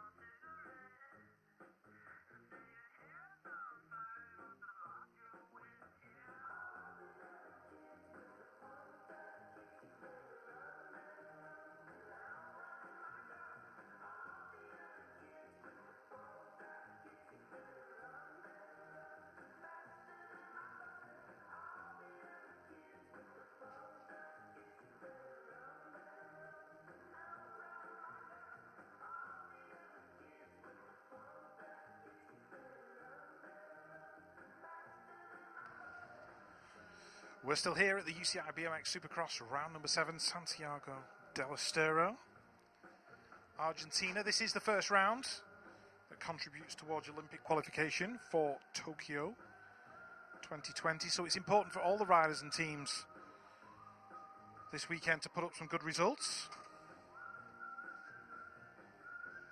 And I'm sure the best efforts will be put forward to that end.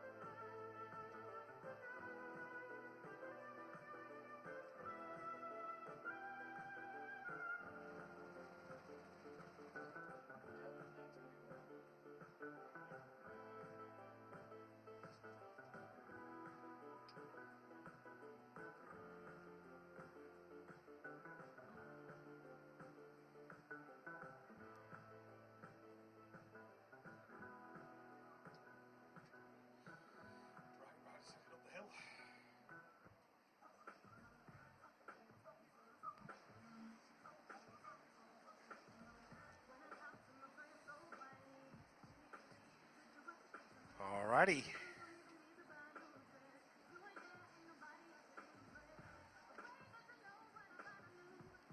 And there we have what's going on right now. The 16th finals just about to take place for the elite men. That will bring those riders through to the 8th finals that will take place a little bit later on today. Heat 1 lining up behind the start hill right now. So pressure back on again, Jason. Pressure mounting, and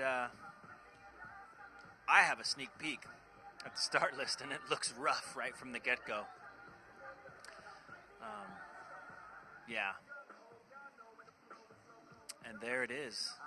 Connor Fields, Dave Vandenberg, Nick Kieman, Jan Schippers, Cam Larson, Torres, Ryushkin, and Gostigliolo. So, Ryushkin and Gostigliolo coming out of the last chance, and now their work is really cut out for them. Yeah, an extra lap in this weather's definitely going to take it out of you. It's a thing. It's a thing. Really nice to see Cameron Larson in there, up and coming on the USA Junior Development Program. The young guy has been putting in a lot of work. Certainly has. He didn't seem phased at all when I saw him yesterday. He looked quite comfortable on track in practice. Looked like he was enjoying himself. Well, it is bike riding. How can you not have fun? Well, some people try not to, that's for sure. There's your Olympic gold, Vegas Strong, looking very serious. Career number 11, though he's earned more number ones than that over his lifetime of racing, with several years left in the tank. That looks like Dave Vandenberg just getting himself prepared on the gates. Nick Kimmon up there as well. Jay Schippers. All lined up on the gates, ready to go. Heat number 1 of the 16ths.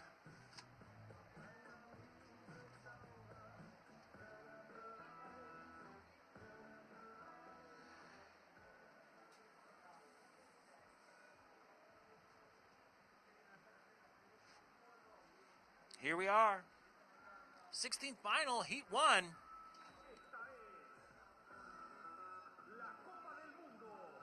We are ready to go.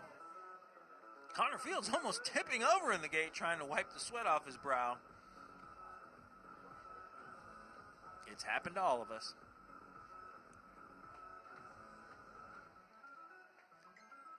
Nick Kieman in third, Dave Vandenberg, Nick Kieman in lane 3, Dave Vandenberg in 2.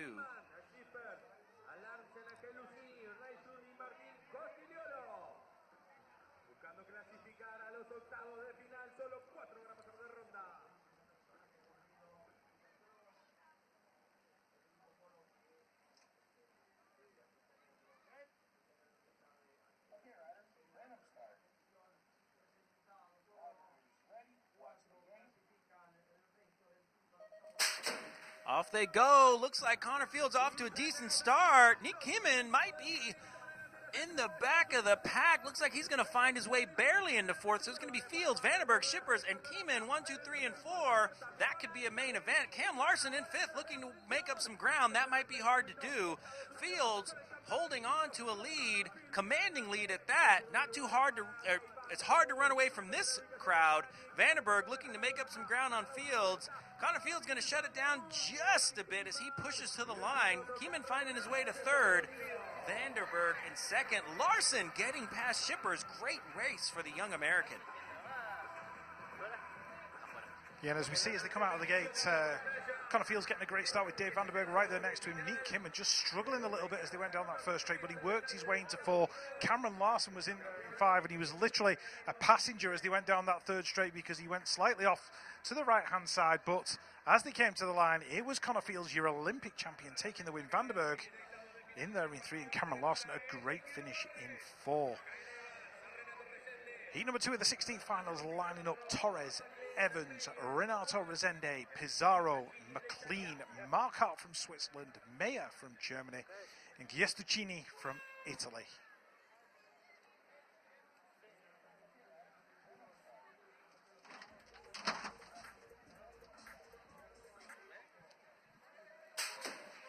The guys leave the gate in heat number 2 for the 60s. Look at Ezekiel Torres, the local guy. He's won here before. He wants to make it happen again, and he's out there in front. Kyle Evans of Great Britain in 2. Simon Marcotte in there in 3. That's Renato Rezende working his way in. Rezende's up into 3. Marcotte's back there in 4. The other Argentinian rider in 5. But Ezekiel Torres, look at the local guy. The crowd are going to go absolutely wild as he comes down this final straight.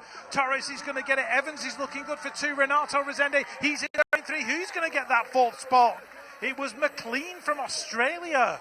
McLean with the small front tire, but wow, Torres, Torres really getting down really getting down that first straight like a champ. Definitely coming into his own, staying super low over those jumps, almost going a little bit too far on that second double. Nonetheless, strong first place finish, followed by Evans. As we move up to the 16th finals, heat number 3, Graf, Andre Klashenko, the Magician, Ramirez, Goyes, Marino, Fantoni, and Strasdens.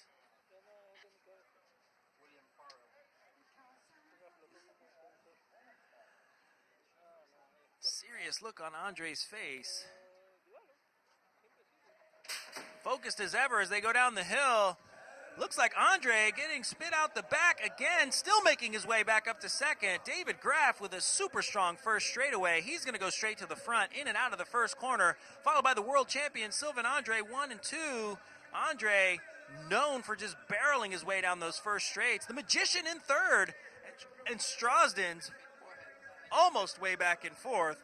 Still qualifying though. Graf down the last straightaway, 2 bike lengths over Andre, followed by the Magician Ramirez and Klashenko getting in there. Fantoni and Strasdens done for the day.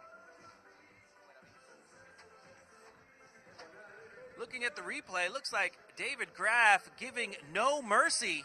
Doesn't matter who's next to him. Have a couple guys go down on the first straightaway. They collide, but Graf getting out well, giving Andre no room. Andre making room anyway, finding his way to second, with the Magician making magic, getting through another round yet again. Next up on the start list, it's the 16th finals, heat number 4. Roman Mayu, Kais Kakibara, Twan van Gent from the Netherlands, Lopez from Colombia, Axel Webster from Germany, Rios from Argentina, Katishev from Russia, and Rios from Argentina again. No idea if those 2 Argentinian gentlemen are related. I'm sure somebody will be able to let us know. Please let us know. Roman Mayu, he's been absolutely sparkling in the World Cup so far this year. Mayhew riding the Rift, making Sacramento proud. Rich Pelton definitely knows how to pick the riders for sure. So Roman Mayhew, all eyes are on him. Next to him, Sakaki Bara. We'll see how it goes down. And Kais Kakibara, one of Jason's picks for today. Let's have a look how he gets on down this first straight. He's looking pretty good at the moment, but he's getting sandwiched between Twan van Gent and Roman Mayu into that turn. Van Gent holding on to it. Mayu just working his way in, so Mayu's there in the lead, doing it for France. Look at Van Gent. He's battling away with Kais Kakibara. So the Dutch rider just getting underneath. That looks like Katishev of Russia. He's in there in 4, but Roman Mayu looking. Oh! Twan van Gent's gone down that 3rd straight. So Kakibara went as well. That's mixed it right up. So Mayu, Katishev 1 and 2, Lopez in 3, and Rios, Argentina in 4. But all the action was on straight number 3. Looks like Sakaki Bara got caught on Twan van Gent's back wheel, and it ended up taking them both out. Sakaki Bara not bad first start, but Mahu just running away with it, staying out of all the mess. Looks like Twan van Gent and Sakaki Bara trying to play nice. Just didn't work out down the 3rd straight, which made room for another 2 riders to get through, the Colombian and the Argentinian respectively. Heat 5, Dean, White, Villegas, Palominos, Arenas, Sherrick, Isidore, and Gargaglia.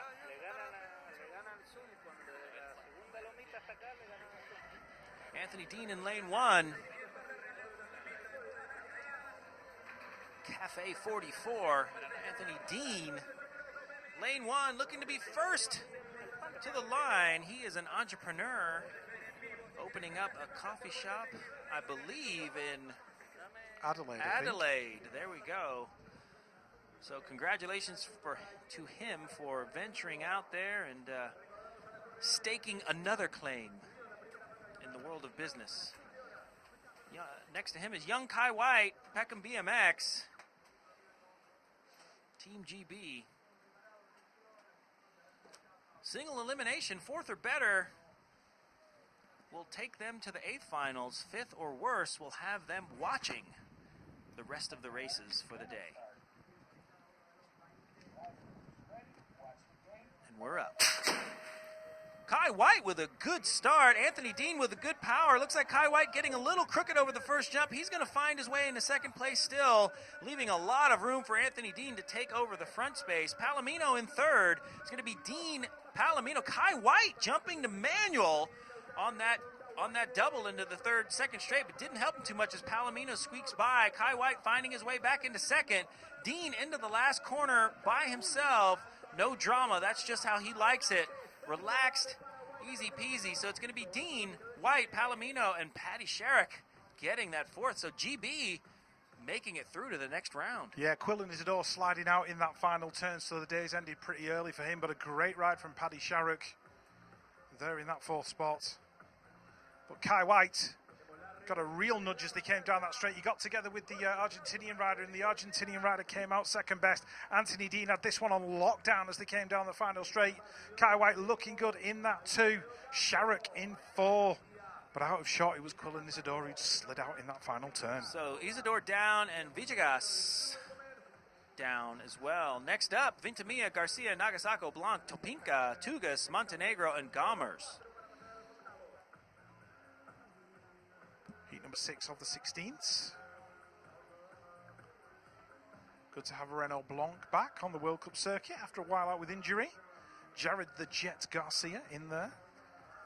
In lane number 2, Alfredo Campo on the inside with the 993 of Nagasako. There in gate number 3.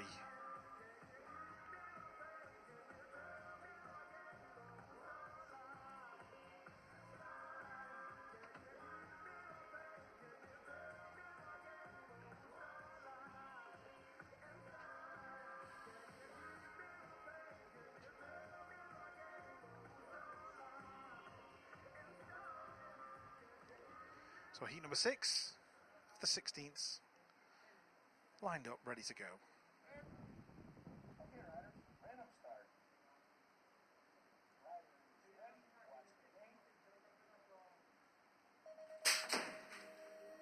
So let's see who gets the whole shot. Renaud Blanc got a very, very good start in the middle. Looks like Campo's on the inside, heading for turn number 1. And he gets the whole shot. So Campo looking good. Garcia in there in 2. Blanc in 3. Nagasako in 4. But here comes Jared the Jet Garcia. Looking smooth down that second straight. Working his way up on the inside. He's up into 2 now. Renaud Blanc's not done yet either. The Japanese rider's in there in 3. Let's see what happens into the final turn. Campo still hanging on. Garcia's in there as well. Blanc, 1, 2, 3. Looks like those guys are going to be safe. Who's going to get that final qualifying spot? Looks like Nagasako of Japan. Topinka in there in 5. Tugas in 6. Disappointing for Topinka and Tugas. Look at Garcia out with a good start. Campo just ahead of him. Garcia doesn't give up though. Finds his way back into second, threading the needle in that second straightaway, staying smooth. Blanc looking like he has not taken any time off. Maintaining his composure, getting in there to the next round. We head back up to the hills. 16th finals, heat 7. Shara, Molina, Butti, Palmer, Bretthauer, Schmidt, Fala, and Quintanilla.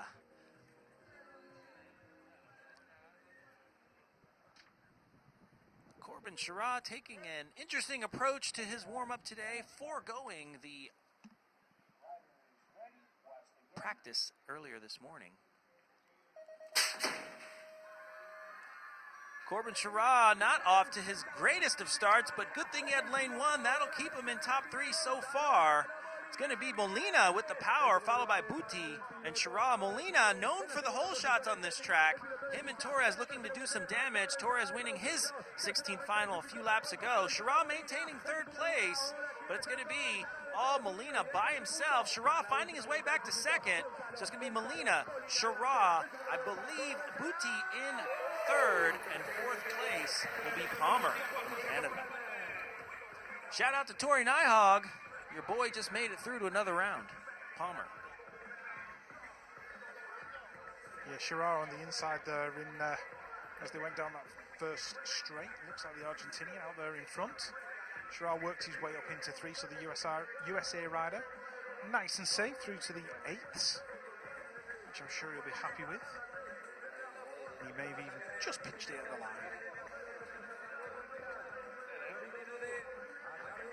Start list for heat number 8 of the 16th. Mathis Rago Richard of France, Joris Dode, Carlos Cuendo, Joris Harmsen, Justin Kimmen, Ramirez from Argentina, Brizuela from Argentina, and Yamaguchi from Japan.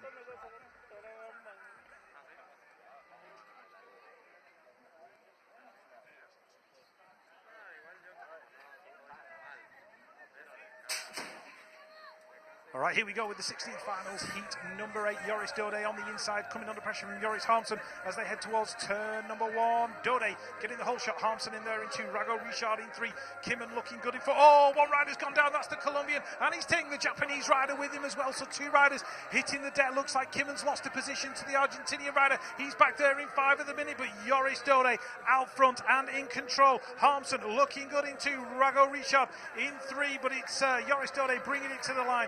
Dode, Harmsen, Rago, Richard, Ramirez of Argentina going through in 4. It was all action as they came down that second straight. The Colombian rider, Carlos Cuendo, getting out of control, losing it, taking the Japanese rider with him. You just saw it on the edge of the picture there as they went down that straight. No such worries for Joris Dode. He was out front and in control. Yeah, Joris Dode always maintaining his cool. Joris Harmsen, though, wow, a lot of power down that first straightaway. Heat 9, Renkarel, Komarov, Pillard, Clerte, Ramirez, Andrade, Espejo, and De La Fuente.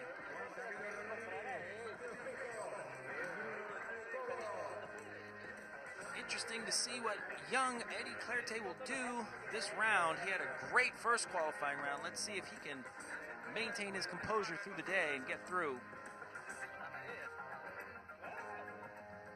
I think Eddie's definitely an exciting prospect for the next few years. He seems to be getting faster and faster. From that first weekend we saw him in Paris when he had that explosion on the last straight and went down pretty hard. He seems to have almost matured just across a few months as a rider. Yeah, definitely putting in the work. His whole life and family and everything about him is the sport of BMX. So it will not surprise me as we see Eddie Clerte mature and matriculate up in this sport. Meanwhile, Evgeny Komarov on the gate, the Russian. Eyes of steel, definitely looking to not only get in a main event, but get on that podium as well. Putting in a lot of time on this circuit. Komarov is definitely one of the ones to watch.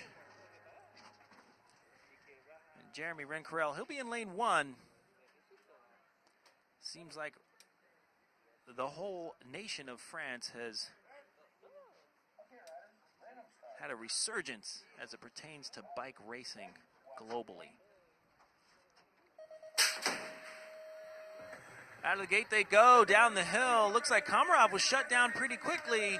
It's going to be Clerte on the outside. So French, 1, 2, and 3. Renkarel, Clerte, Pillard, 1, 2, and 3. Clerte finding himself in a bit of trouble as he might be in 4th, but Renkarel walking away with it, followed by Pillard, Clerte, Komarov finding his way into qualifying position. We'll see if he can hold on to it. He's got some trouble from the Brazilian. We'll see what happens by the time they cross the finish line. Right now, though, that blue bike of Renkarel, followed by Pillard, Clerte, and Komarov getting through. I'm sure the French viewers won't be disappointed with the French 1, 2, 3 in that one. Clerte just holding on as they went down that first straight, looking very, very smooth though, and he worked his way on the inside in that second turn. Pillard out front with Jeremy Renkarel. And a pickup manual there from Eddie Clerte as they came down that final straight. He had a quick glance across, he knew he was safe. Russian rider in there in 4, but France going 1, 2, and 3. Yeah, safely in the next round, however, those lap times matter for lane choice, so maybe he's confident and doesn't care as much. Next time we see the men, it will be the 8th finals. Remember, 4th or better keeps you in the hunt.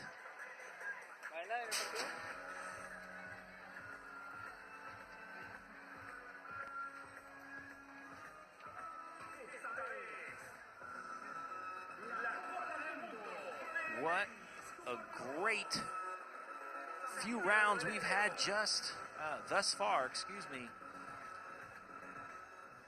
Everyone doing as they should. I guess the only disappointment would probably be Isidore from the last round going down, but otherwise all the big names are still in the show.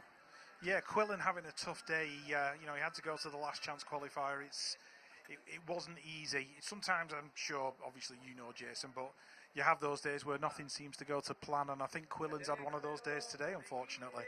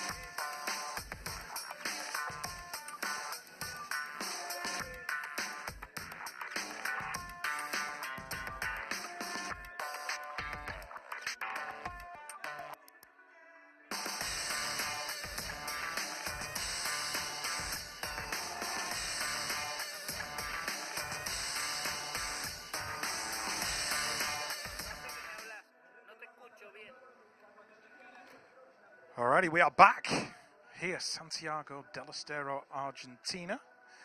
Just had a couple of extra shout-outs come in. One coming from Joe Parr out of the UK, a rider from my hometown of Wigan. And he's currently dealing with a little injury, so he's on the recovery trail at the minute. But he's watching from home and he's loving the racing and really enjoying the coverage. So thanks for joining us, Joe. Hope you are fit and well soon.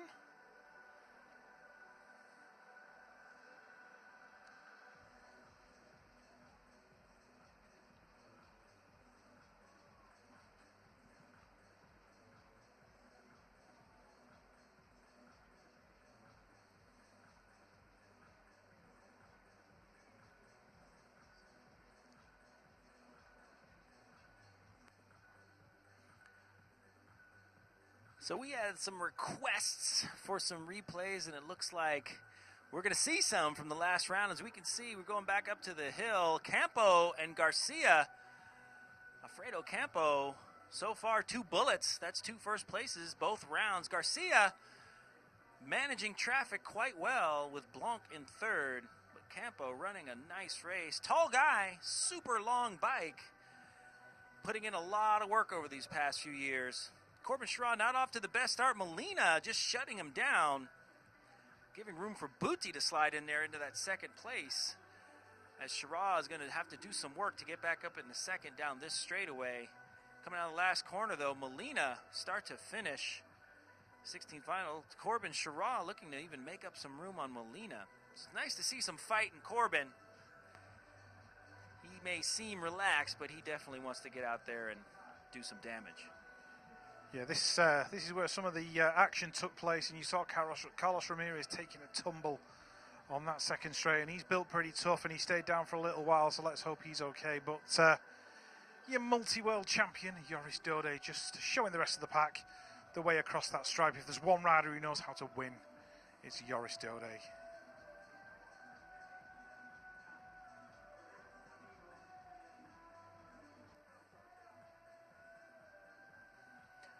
More of the French contingent. I believe that's Rincarel, Pillard, and Clerté. Clerté, I believe, if he can get closer to the inside, he might find himself in 1st or 2nd coming out of that 1st corner. Both laps he's been coming from the outside, but his starts have really been amazing, and his first straights. Yeah, and I think he came to Santiago del Estero a little bit earlier and probably put in a little bit of extra time on the track, which I'm sure has done him the world of good. If he's happy and comfortable and confident,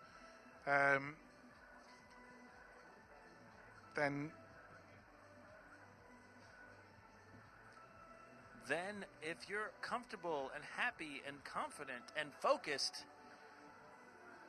in theory, one would think you'd do all right when it comes time to competition.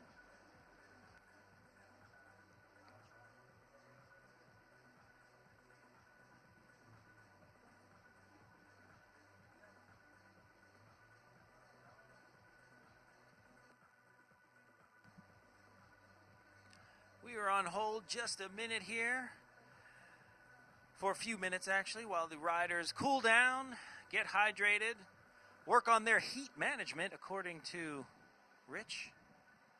If anyone has any questions, please shoot them through. We are ready to go. Shout out to Greg Frederick, along with Marcus Frederick, Lucas Frederick, and Nico, Team Neeks. They are watching from Orlando, Florida. They said it looks hot here, and I said yes, almost as hot as it is in Orlando, Florida.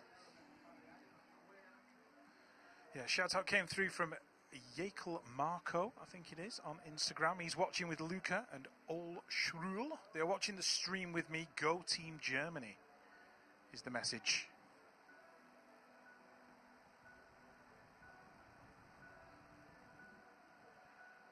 So I'm glad the German guys are enjoying the coverage today.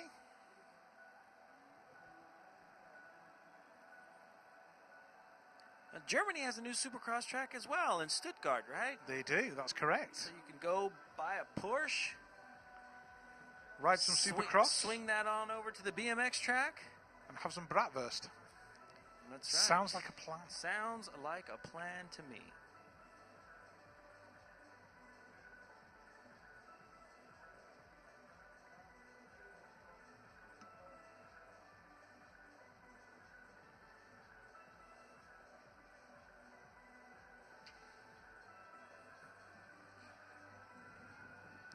So aside from this weekend, Jason, what's the hottest race you've ever been to?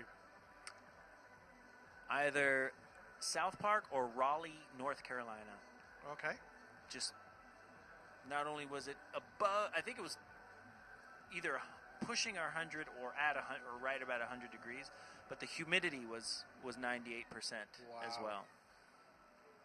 I always seem to recall people saying that Rockford was always a warm one as well. Yes.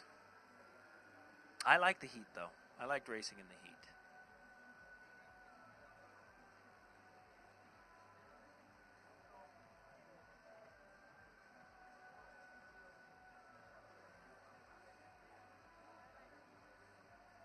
So we have another wedding today. That would be Jordan Miranda. Really? Yeah, Jordan Miranda and his wife-to-be, Alex Ems. We'd like to send a shout-out to them. I doubt they're watching today on their wedding day. But nonetheless, if any of you know Jordan, let him know that we are shouting him out here from Santiago del Estero at the UCI BMX Supercross World Cup.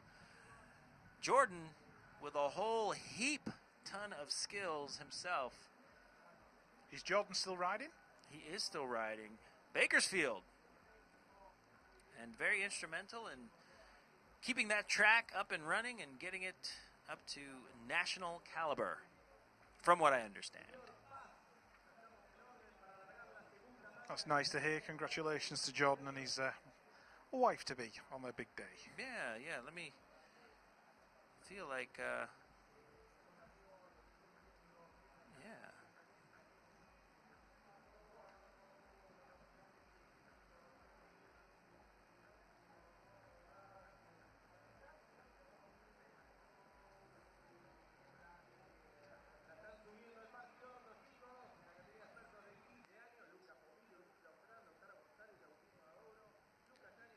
So that was Dwayne who sent that through to BMX Live TV. At 2B1Ask1. I don't know what that is, but thanks, Dwayne.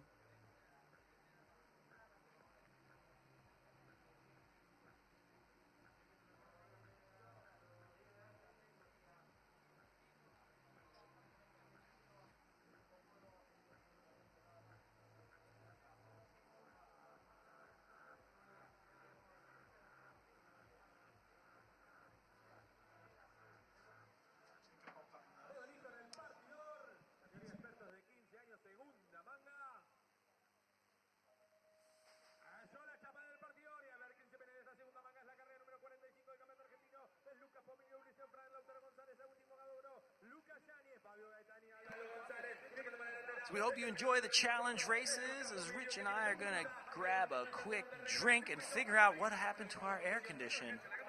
We'll be back in just a quick moment. Enjoy the racing and keep sending those questions on through.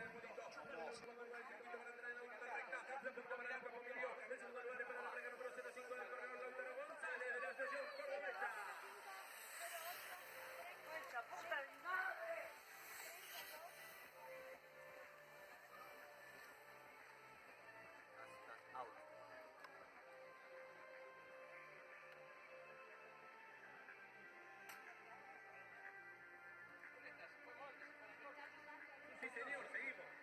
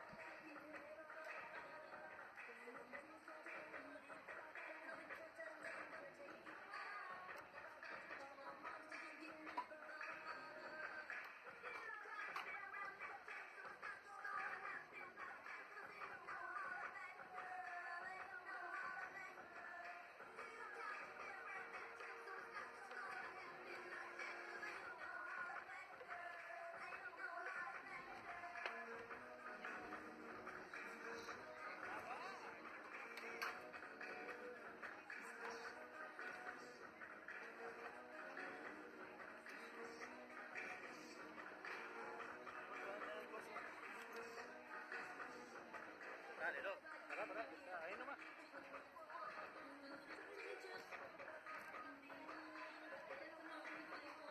Ready, han comprado.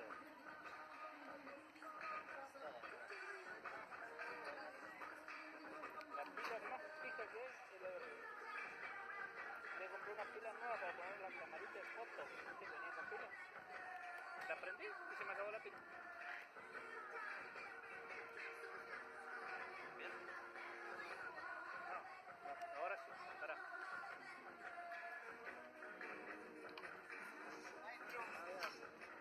Justo me quedé sin pila, boludo. Pija, boludo, no te preocupes. ¿Avisaste? ¿De qué? ¿Te quedaste sin pila? No, ya me cambió. Ahora escucho. Ah. Bueno, lo vuelvo a poner en preset y me fijo y ahí te digo... Lo subo a... Sí, vamos a probar. Pasa el tiempo y mientras más pasa el tiempo más rara se ve, ¿viste? Y lo que pasa es que va cambiando la luz Claro, permanentemente. Bueno.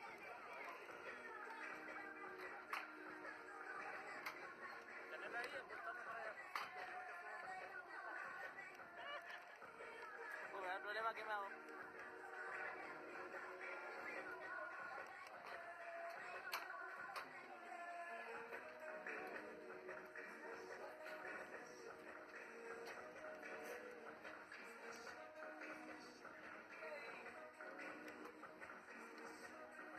Oh, ¿y dónde estaban? ¿Están allá? Y unos nanos con ellos se estaban muriendo.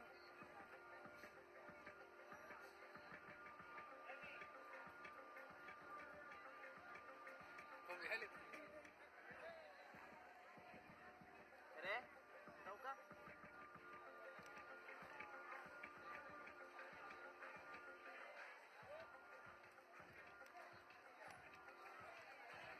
Ahí vamos a más, peleando, nomás lo que ¿Qué es lo que te hacen así con esto? ¿Ah? ¿Qué es lo que te hacen así? Apuntar para allá, porque van a cambiar la velocidad del palo ese. ¿Pero qué es lo que van a hacer? Ahora no hay carrera.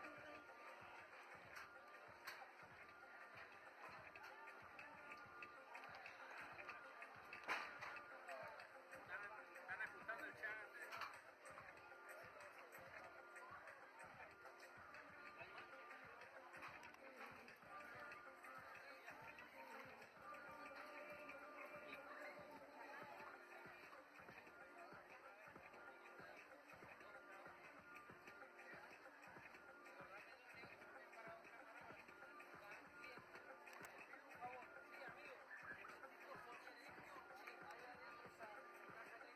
¡Enanito!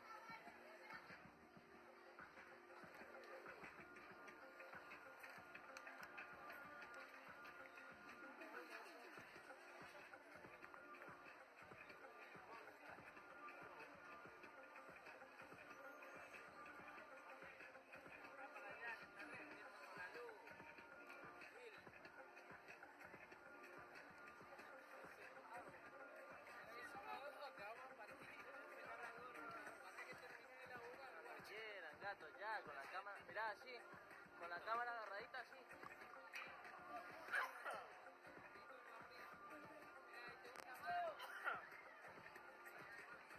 Así.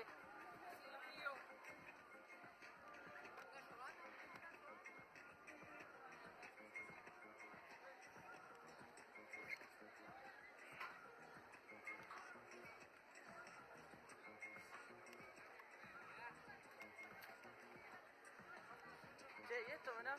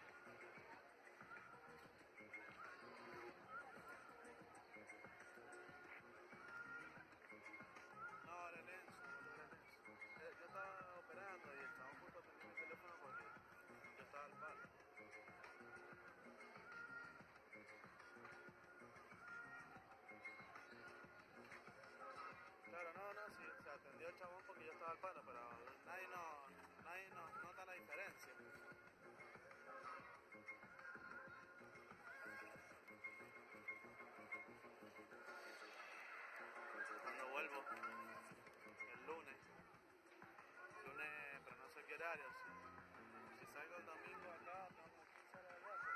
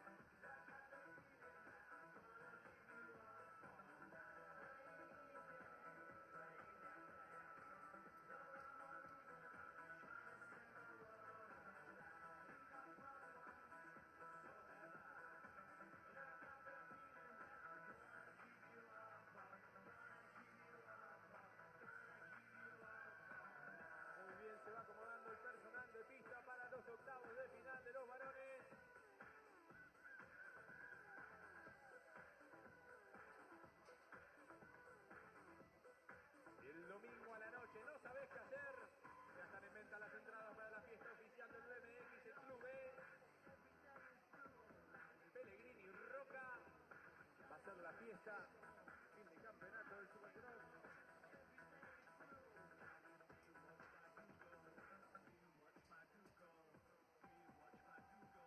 Ulises, comandante Uli.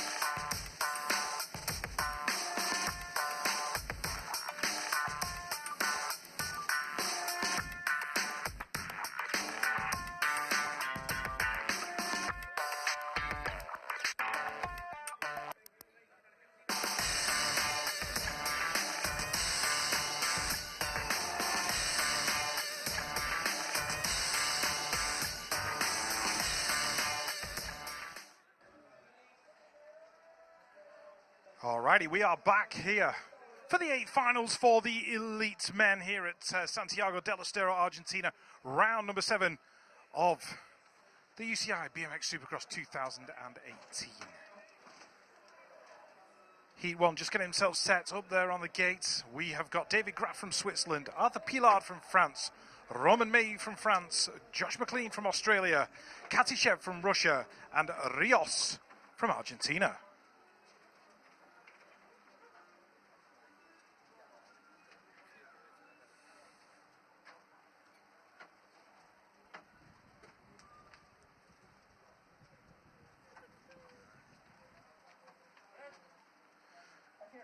So the guys have a chance to have a break.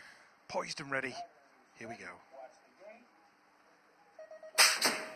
And the gate drops for the first of the 8 finals. David Graf on the inside, Arthur Pilar right there next to him, but don't count out Roman May, but it's Graf getting the whole shot. The 2 Frenchmen right behind him. Katishev from Russia, he's in there in 4 at the moment, looking pretty good. Coming along the back of Roman May, so the Russian just picking up a position. He's up into 3rd now. May still looking comfortable in that 4th, but David Graf, we said earlier on that he may be on for a win today, and on this form, it certainly looks like it at the minute. So Graf, Pilar, 1 and 2, taking it to the line.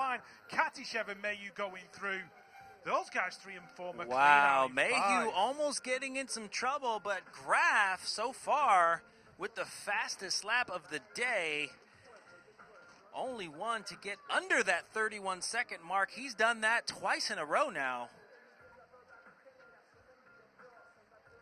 What a run. Next up, we have Fields, Rencarel, Ramirez, Palmer, Campo, and Lopez. And I'm proud to say I fixed our air condition.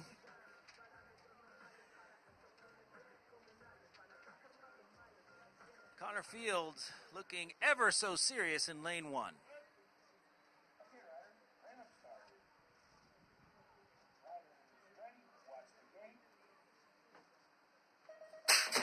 Watch the lights. Looks like Connor watches. They are off to a good start. Looks like Campo on the outside wanting to contest Connor. Connor has the line on the inside. Looks like Rencarel dives under Campo, so he's going to take over that 2nd position for now.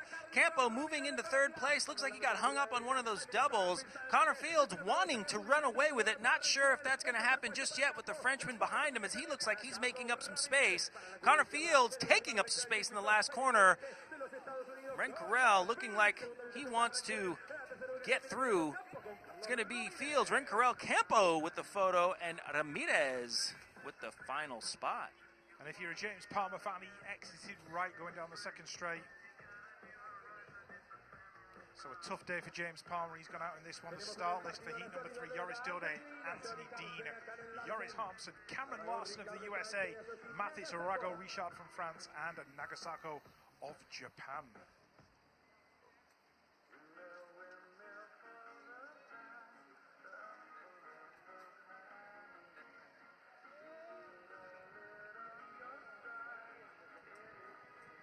Joris Dode, the steely-eyed, ready to go Anthony Dean. He's looked comfortable on form all day long. This one is a powerhouse moto. Oh, for sure. Dode, Dean, and Harmson all next to each other. It's going to be a drag race.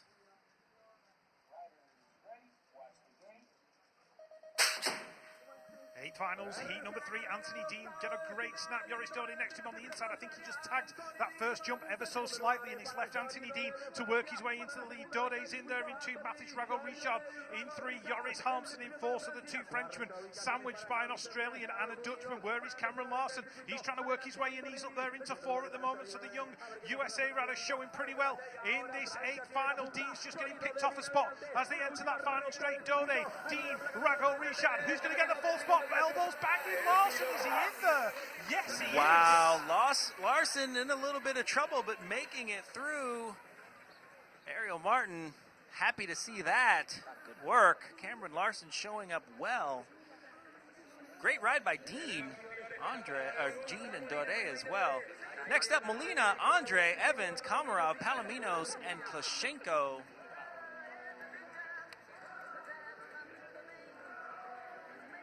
Heat number 4, Elite Men. 4 to get to the quarterfinals. All eyes on the world champion in lane 2, Sylvain Andre. With the homegrown superstar, Molina, in 1.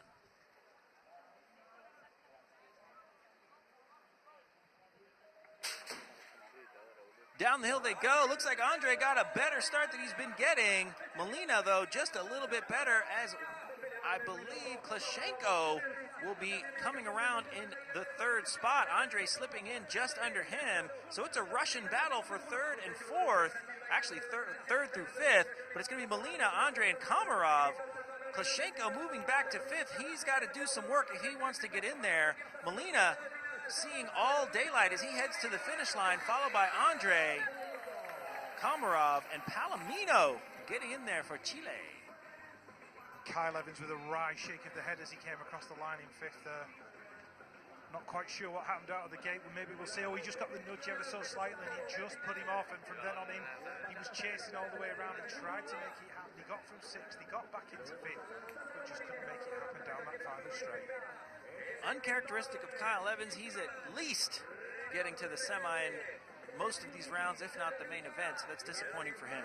Heat 5 start list, Ezequiel Torres of Argentina, Renato Rezende Brazil, Buti of Switzerland, Jared the Jet Garcia of the USA, Ramirez of Argentina, and Nick Kimmen of the Netherlands. Another tough.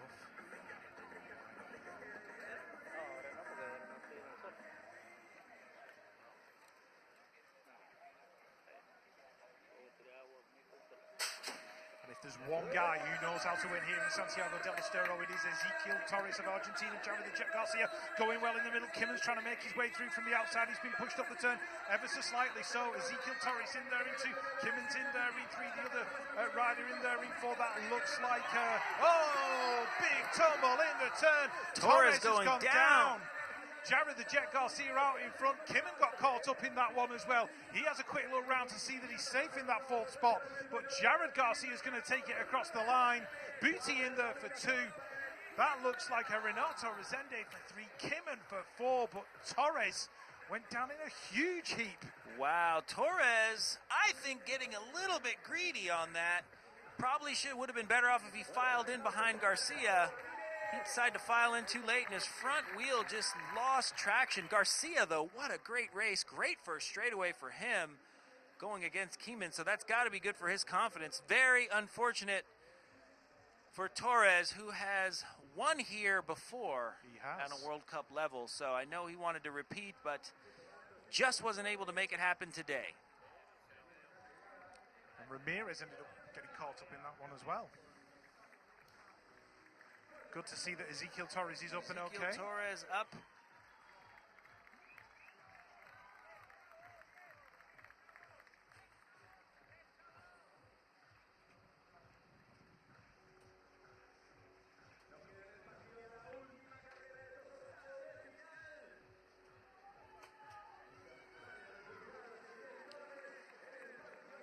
So 8th finals, elite men, Shara, Vanderberg, Clarté, White, Patty Sherrick, and Renaud Blanc. Very eclectic group of guys here, to say the least. 2 GB riders. They are the lone GB riders at this point. They are. We'll see if they can get through. Corbin Shara, he'll be coming most likely out of lane 1. Shara and Vanderberg, known for the heat down the first straightaway. Eddie Clarté and Kai White making a name for themselves coming up through the ranks. So this may be more of a fight than we would suspect on other days.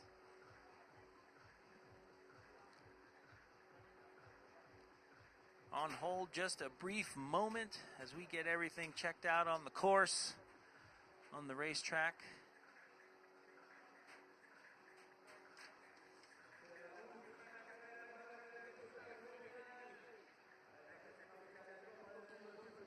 One of the officials, one of the commissars. We look up to the gate.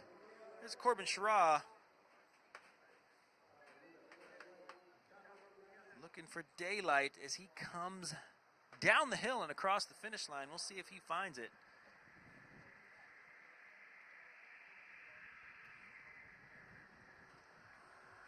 As the official is in front of the gate,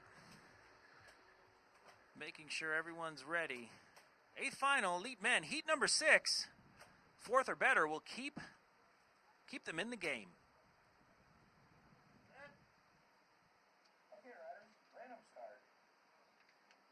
Riders ready, watch the gate.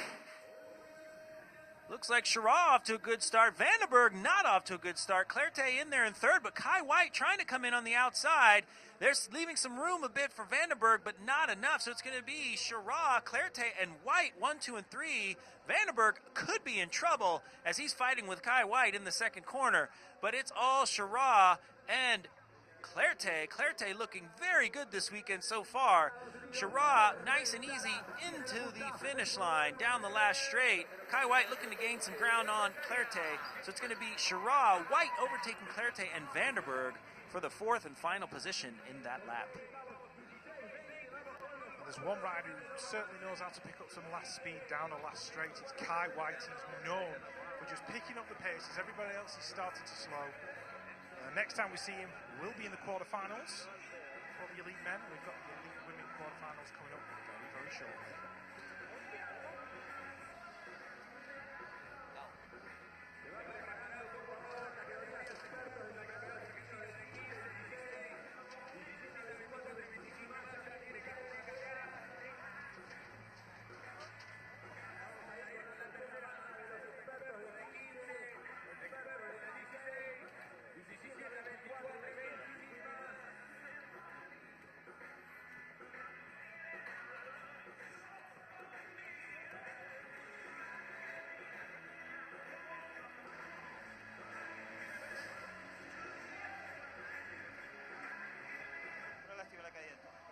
sigue, esto es BMX, mañana viene.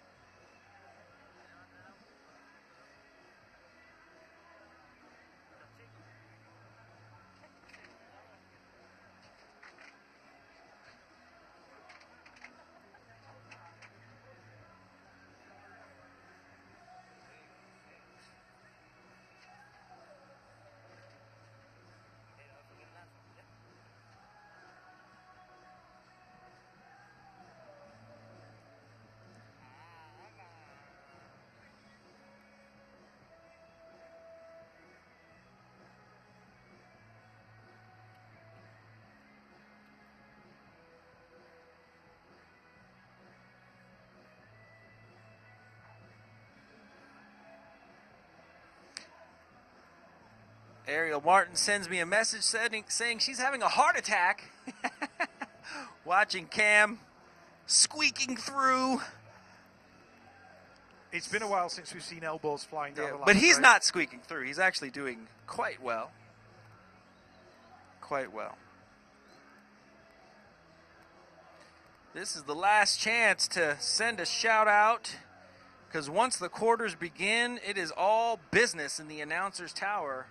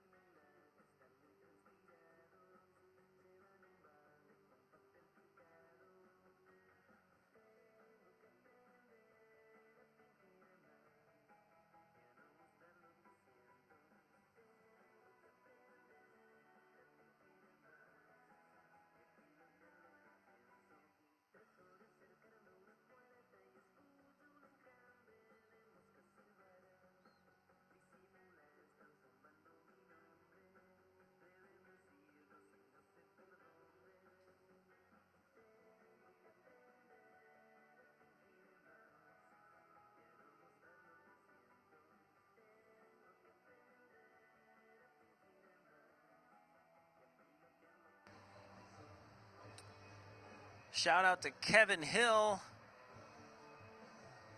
He's calling Connor or Corbin for the win.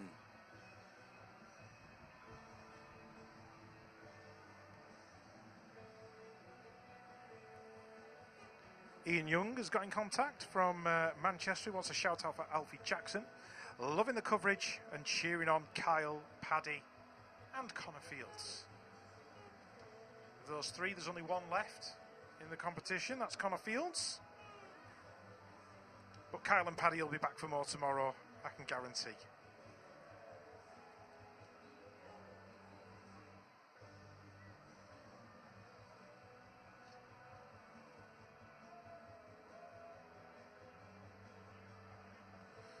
Bailey Luttrell wants a shout out for Rebecca Petch of New Zealand. Sure those two young ladies know each other from the race scene over there. Good to have Bailey on board watching as well. Thank you, Bailey.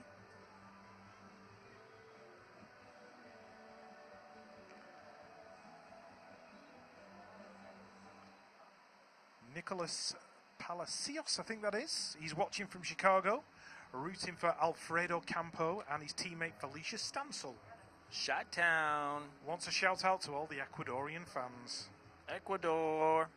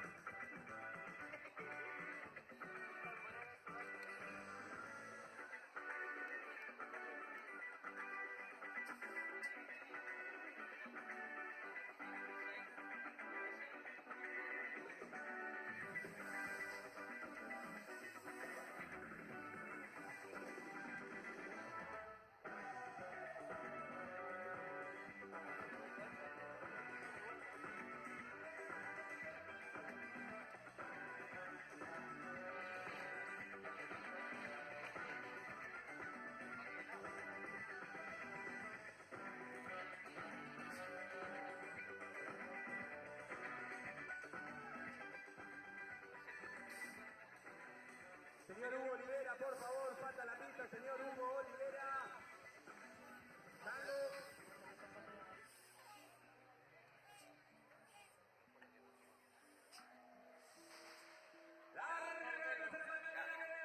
Expertos de 15 años, Lucas Poquillo, Luis Sanfrano, Lautaro González, Agustín Mauro, Lucas Calle, Fabio Gaitani, Aldo Gómez de punta, es para el piloto del Team 20, es Lucas Poquillo el que viene de punta, el segundo lugar es para Lautaro González de la Estación Cordobesa, unidos para la Estación Cordobesa, manejando la segunda curva del circuito, en la tercera recta, Lucas Poquillo tiene la punta en la zona rítmica, el segundo lugar es para la placa número 5 de Lautaro González, el piloto de la Estación Cordobesa, manejando a la última recta del circuito, el piloto del Team 20, Lucas Poquillo en el segundo lugar. Ahora el piloto con la placa número 5 de Lautaro González. En la primera tenemos la carrera número 46 de la tercera manga de los zapatos de 15 años. Campeón Lautaro González.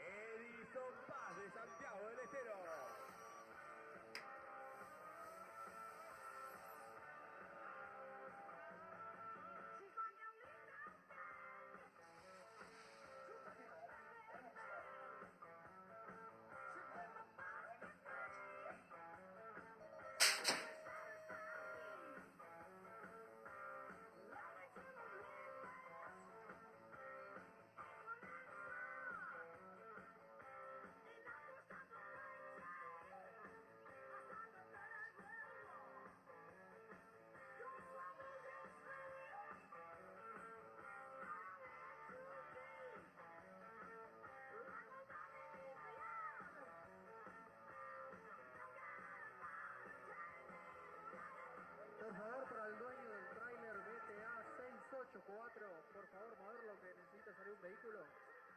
Trailer verde, BTA 684.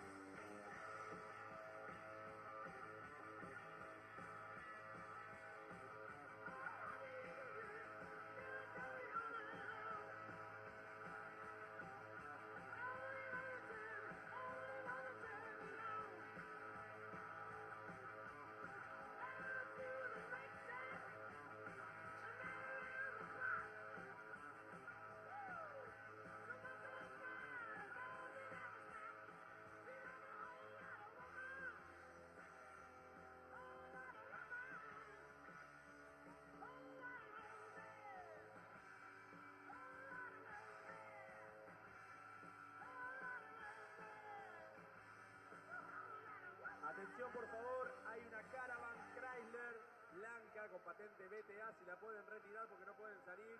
Hay una Caravan Chrysler patente BTA, si la pueden retirar porque no pueden salir.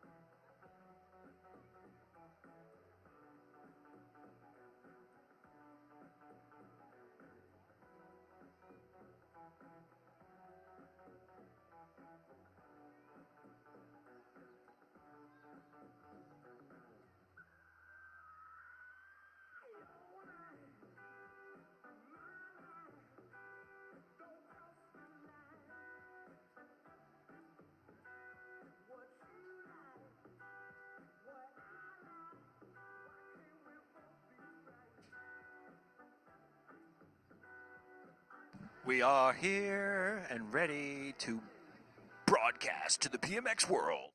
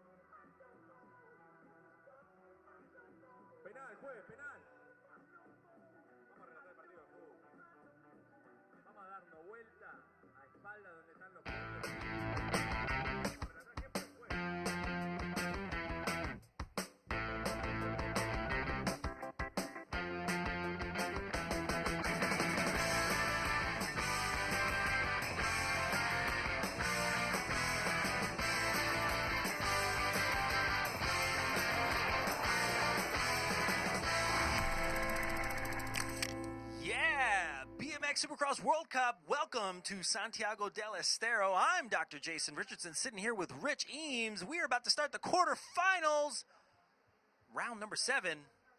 Rich, how you doing? I'm good, Jason. I'm good. Looking forward to a fantastic series of races here at Santiago del Estero. Round number 7 of the UCI BMX Supercross World Cup Series. It's been action-packed so far, and I can't wait for more. Oh, it's going to be hot here, and let me tell you, it is hot outside. Sunny, 38 degrees Celsius. The wind has died down, only 4 kilometers per hour. It was a bit windier through practice a couple days ago, but it's died down, so really perfect, almost perfect racing conditions, because I'm sure there's a few riders who wish it was a bit cooler. I'm inclined to agree with that one. I'm sure heat management will be a thing as we go through the later rounds. That's right, making sure we get hydrated, cooled off, and then warmed up, but it won't be too hard to warm up with this weather. But let's take a look at our beautiful host city, Santiago del Estero. Very statuesque, if you will, picturesque. Nothing but parks and plazas. Definitely a social, beautiful garden environment. Rich, how's your stay been so far? The stay in Santiago del Estero has been superb. It's just a city where you can sit in the cafes, in the bars, just people watch, just enjoy the scenery. Enjoy the scenery, take in the history, the beautiful Natural History Museum. You can see how it all started way back in possibly the Paleolithic age, but as we know, coming to South America, it's about the food and it's about being social and friends and camaraderie, and that's what Santiago del Estero represents. Just taking a look at the statistics here of the track at the Santiago del Estero Sports Centre. It's a multi-sport centre, Jason. They've got football, athletics, wheelchair sports, basketball, that kind of thing. The series here is known for its amazing event atmosphere, and they've been hosting a World Cup event since 2013, and the track is 384 metres long, maybe slightly shorter than some on the circuit, but what it lacks in length, it makes up for in action. And character. This track has taken care of, I mean, it is tip-top. Every attention to detail to the riding surface has been paid attention to, as I believe we're going to go up to the top of the hill for a run around the track. That's Nick Keeman with his onboard computer. We're going to take you around the track, come down this 8-meter hill, down the gate, over the double. We have a roller, then a step up, double step down. Renato Resende popping in on the inside of the first corner as we go over the first double. Second double into a roller. Sometimes that gets forgotten about. Double into the second corner. Rich, take us around the rest of the track. Yeah, and as they come out of that second turn, they hit the rhythm section on the left-hand side. It's left-hand side for the men, right-hand side for the elite women. A series of jumps that you've got to take with precise rhythm. And as they go down the final straight, there's a roller, a couple of other rollers, cross that line, and that's a full lap here at Santiago del Estero. That's right. Precise precision, I believe, was the term you were looking for.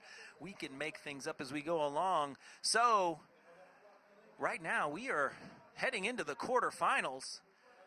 And what happens here is it's single elimination until the main event. So that means if the riders need to get 4th or better to move on to the next round. So we're going to be looking up at elite men, and you want to pay attention to that 4th place position, possibly even 3rd, because those riders might be riding scared or nervous because, as you know, 4th or better will get you there. So quarterfinal, heat number 1, we're going straight to the hill. David Graff, world champion Sylvain Andre, Eddie Clerté, Anthony Dean.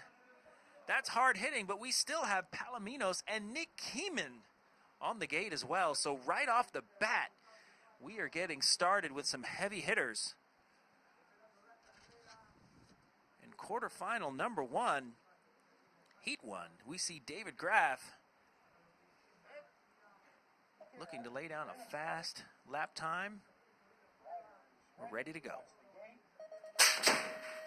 Down the hill they go. Sylvain Andre with a great gate, shutting down David Graff, but on the outside, looks like Nick Keeman. We've known him to win from the outside before. Anthony Dean in second. Looks like Andre was a little bit over-consumed with Graff next to him, but it's going to be Keeman and Dean 1 and 2, with Andre coming into the 3rd place. Palomino in a surprising 4th place. Graff, if he wants to get in, he has some ground to make up, but right now it is Keeman Dean looking to make up some ground on Kieman. Andre looking for some insurance, and Eddie Clairte getting that final position.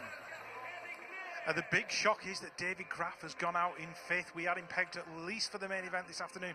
He got out of that gate really well, got together with Sylvain Andre as they came down the straight, but Nick Kimman came straight across from the outside, and when Nick Kimman's winning from lane number 8, you know he means business. Anthony Dean in there into Palominos, unfortunately going down in that turn, that he got into contact with Graff. That left Eddie Clairte to go through in that 4th spot, and you can see the frustration on David Graff.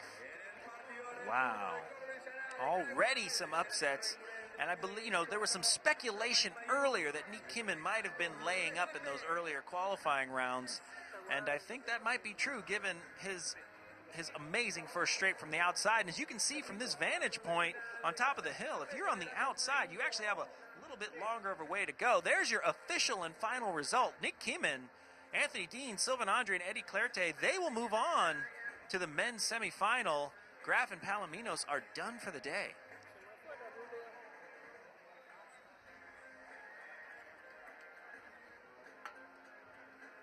Moving on, as we were saying earlier.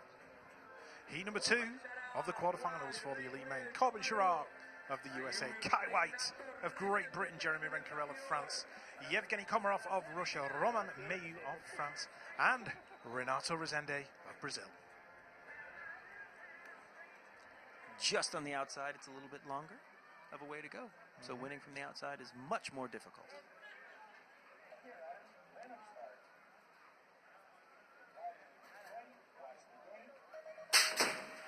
Oh, it looked like Kai White hit the gate just a little bit, and he's putting behind as they go down that first straight. He's got some work to do if he wants to make it into the top 4. He's just sliding into that 4th position at the moment. Roman May's in there. Corbin Girard's leading it out. Jeremy Rencarel in there in 2. That looks like White's in there in 3, just working his way up the inside, but it's still Corbin Girard leading it out. Yevgeny Komarov's in there as well. He's worked his way into 3. White's in there in 4. Can he hold it to the line? But it's Girard, Rencarel, 1 and 2. Oh, pressure coming on Kai White as they go towards the line. Looks like Girard's going to get Girard, Rencarel, Komarov.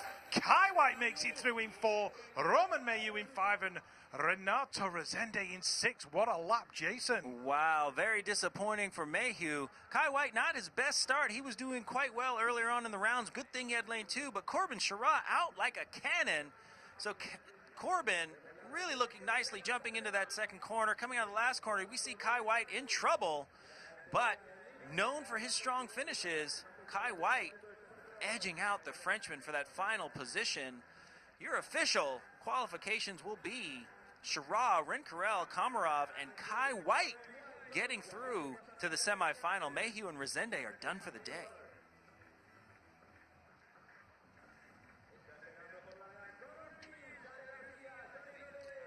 Looking up to the next round, we have your Olympic gold, Connor Fields, with countrymen Jared Garcia, Joris Daudet, Kadyshev, Campo, and Buti. Garcia coming off some very strong performances in his home country these past few weeks. Connor Fields looking to get his first win in of the year.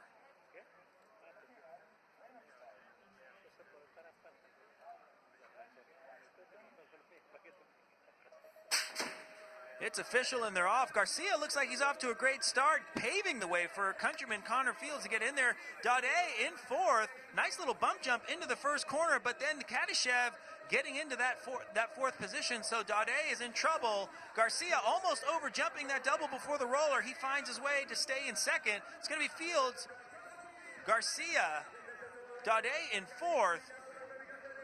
Fields, Garcia 1 and 2, looking quite nice. USA team 1 and 2.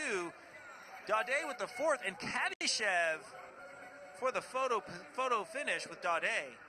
Yeah, Cedric Buti went down in that second turn. He's being looked after by our medical team now. Let's hope he's okay. But as you can see, it is the Olympic gold medalist Connor Fields being tracked down there by his countryman Jared Garcia. You may just see the action in the second turn. Didn't quite happen there. Kadyshev working his way through into 3, and Joris Daudet in 4. So those 4 guys out front going through to the semi-finals. Good race for Kadyshev, diving into that 3rd place position in the last corner just for some extra insurance. Official qualifications from that round: Fields, Garcia, Kadyshev, and Daudet. That was heat number 3 for the quarterfinals. As we go back up the hill, who's coming up, Rich? Heat number 4. So it looks like we're on a bit of a delay. There was a rider down in heat number 3, so they want to make sure that all of the riders are okay. Definitely the one that went down. The medical staff here is tip-top. Just like they keep the track in tip-top condition, the UCI makes sure that safety is of the utmost importance, so we are making sure the track and the rider are as clear as possible.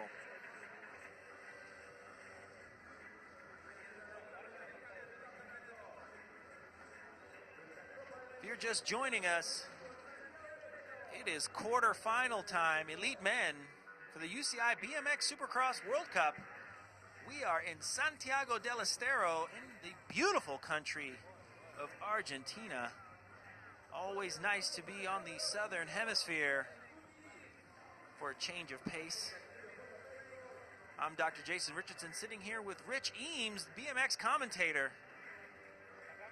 Rich, how are you enjoying Santiago del Estero so far? I'm very much enjoying Santiago del Estero. As quarterfinal number 4 lines up, we've got Arthur Pilat from France, Gabriel Molina from Argentina, Mathis Rago-Richard from France, Dave Vanderberg from the Netherlands, Nagasako from Japan, and Carlos Ramirez from Colombia. It's going to be all action in quarterfinal number 4.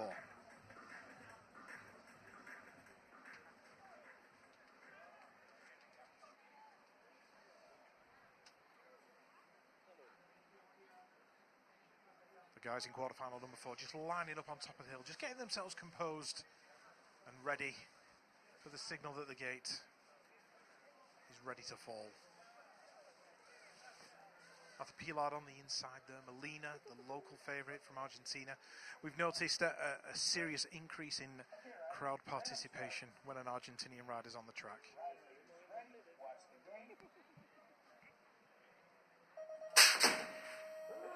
Heat number 4 of the quarterfinals underway. Molina looking like he heard the crowd and he's made his way to the front as they head into turn number 1. He's going to get the whole shot. The French riders queuing up there. Rago-Richard in 2, Pilat in 3, Nagasako in there in 4, but he's coming under pressure from Dave Vanderberg. Ramirez trying to work his way in the turn. Oh, the Japanese rider's gone down in turn number 2. Ramirez in 4, Vanderberg's in there in 5. Molina though out front looking good. Mathis Rago-Richard in there in 2, Pilat in 3. Looks like the Argentine rider, he's going to keep the fans happy. The French are 2 and 3. Who got the 4th? Dave Vanderberg of the Netherlands.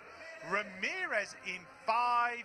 What a lap. That was amazing. Doesn't happen often that the magician is swiped at the line, but Vanderberg, the powerhouse, was one to do it, so he's been brushing up on those skills. Molina just running away with it. The 2 Frenchmen in tow. As we can see in the back, Ramirez seemingly to a safe 4th place finish, but Vanderberg just not giving up and lunging at the line, getting that 4th place position. So the official will be Molina, Pilat, Richard, and Vanderberg edging out Ramirez. And Nagasako picking himself up off the track as he does not finish. So the next time we see the men, it will be for the semifinal. And remember, 4th make it through. 8 people fit on the gate, but only 4 move on to the next round. So we are going to have 2 full gates of 8 for the men's elite men's semifinals. And from there, they go to the final. Next up, we have the elite women quarterfinal. And if the men's quarterfinal was any indication of how racing is going to be, I could only imagine what's to come from the women.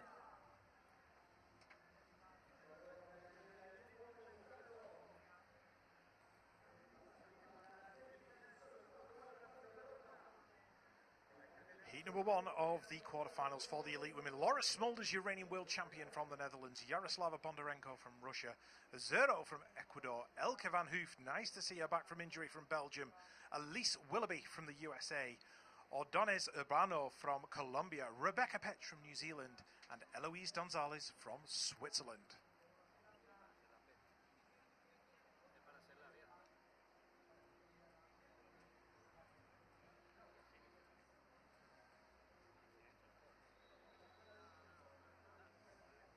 All eyes on lane number 1, current world champion Laura Smulders. Next to her, Yaroslava Bondarenko. And we're ready. Okay, riders, random start. Rider is ready. Watch the game. The quarterfinals for elite women are underway. One rider we've got to look out for is Elise Willoughby. She had to make it through from the last chance qualifier earlier on, and she's looking like she's got a good start because she's settled in right behind Laura Smulders. So Smulders, Willoughby, Petch, and a 0, 1, 2, 3, and 4. But it is your world champion, the most consistent rider in BMX Supercross at the moment, Laura Smulders. She's in there in 1. Willoughby looking good in 2. Bondarenko's hit the deck. Her day is over. Smulders and Willoughby got this one in the bag. Who's going to get that third position? It is looking like the Ecuadorian rider is going to go through in 3 as well. Van Hoof going through in 4, and Petch unlucky in 5. Yeah, it looked like Bondarenko was maybe too aggressive in that second corner. We were talking about that earlier on during practice, how aggressive of a line she took. But you can see Smulders and Elise Willoughby, just running off with that win. Unfortunately, Bondarenko going down in that second corner. Asuero, though, having some good runs today, getting through there with that strong third. And Van Hoof, there is your official. Smulders, Willoughby, Asuero, and Van Hoof. Petch and the rest of the group, unfortunately, will not be able to race anymore today. We're going to go back up to the hill for heat number 2, Elite Women's quarterfinal. Christensen, Crane, Dudu, Afremova, Mayer, George, Tucksher, and Smulders. Merrily Smulders, sister of Laura Smulders. Making sure the track is clear. Bondarenko going down that last rack as we are up on the hill. That would be Simone Christensen in lane 1. Next to her, the USA rider, newly engaged, Brooke Crane. Out of the gate they go. Brooke Crane not off to her best start of the 1-2, so it looks like she's getting sandwiched just a bit, but she's going to manage to maintain that second. File in just behind Christensen. Smulders in 3rd with the French woman of Mayer in 4th. So it's going to be Christensen and Crane. Crane not giving her much room. Crane holding much more track speed. Christensen just had a better start, but it looks like those two are running away with it. Crane trying to find more room, wanting to make sure she gets through to the next round, possibly even lane choice. But right now, all Christensen, the future doctor, crossing the line in 1st, followed by Crane, Mayer finding her way to 3rd, and Smulders getting that last qualifying position. Yeah, Natalia Afremova taking a tumble in that quarterfinal. She's down on the first straight, picked herself up, she's okay, which is very, very nice to see. And Dana Tucksher also getting caught up in that crash as well. So no quarter asked or given in these later laps. Well, it's good to see the rider getting up on her own volition, walking off the track, as we can see. That's a hard thing to do, especially when so much is at stake at these big World Cup events. But it's nice to see that they will live to ride another day. The official is Simone Christensen, Brooke Crane, Camille Mayer, and Merrily Smulders. They will make it through to the semifinal. Next up is quarterfinal number 3 for the elite women. And there is your start list. Sarah Walker out of New Zealand, Judy Bow from the Netherlands, Bethany Shriver from Great Britain, Merle Van Bentham returning from injury from the Netherlands, Saya Takikama from Japan, of Chinikova of Russia, Restrepo from Colombia, and Venita Peterson from Latvia.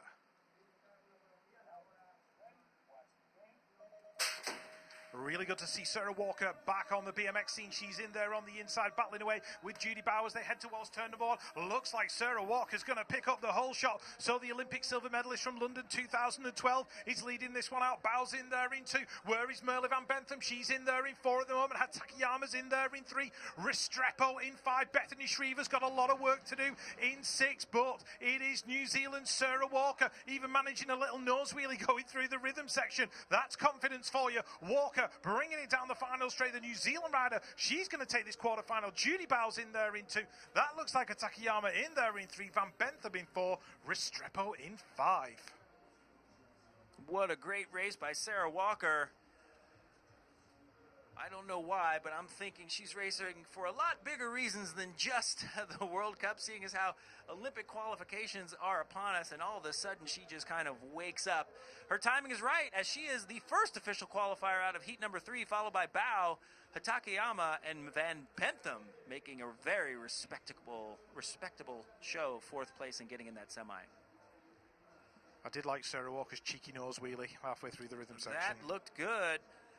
4th and final heat, quarterfinal, elite women, Stancil, Sakakibara, Klassens, Valentino, Mikkelsen, Suvarova, Reese Santos, and Vainstra.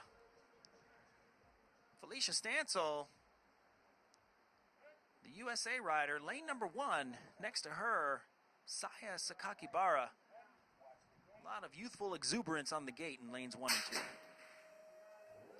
Saya Sakakibara off to a great start, but Stancil with the power. Sakakibara not shutting Stancil down. USA rider is going to take advantage of that and just blaze the trail into the first corner, followed by Sakakibara. So it's going to be Stancil, Sakakibara 1 and 2. Looks like Valentino is in 3rd as they go into the second corner. Stancil running away with it, jumping into that rhythm section, then dropping the back wheel. Stancil looking like she has definitely done her homework now that college is through with her. So it's going to be Stancil, Sakakibara, Valentino, and the 4th place finish will go to Mikkelsen, Canada for the 4th, getting into that semifinal.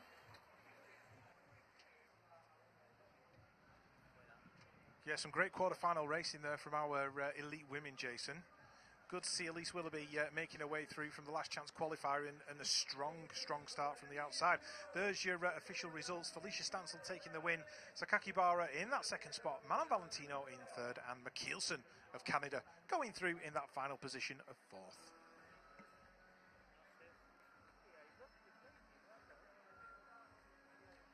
Great racing that was had. Great racing ahead. The next time we see the elite women, it will be the semifinal. And as you know, 8 fit on the gate, but only 4th. 4th or better goes to the next round. So action is heating up in an already warm and toasty Santiago del Estero here at the UCI BMX Supercross.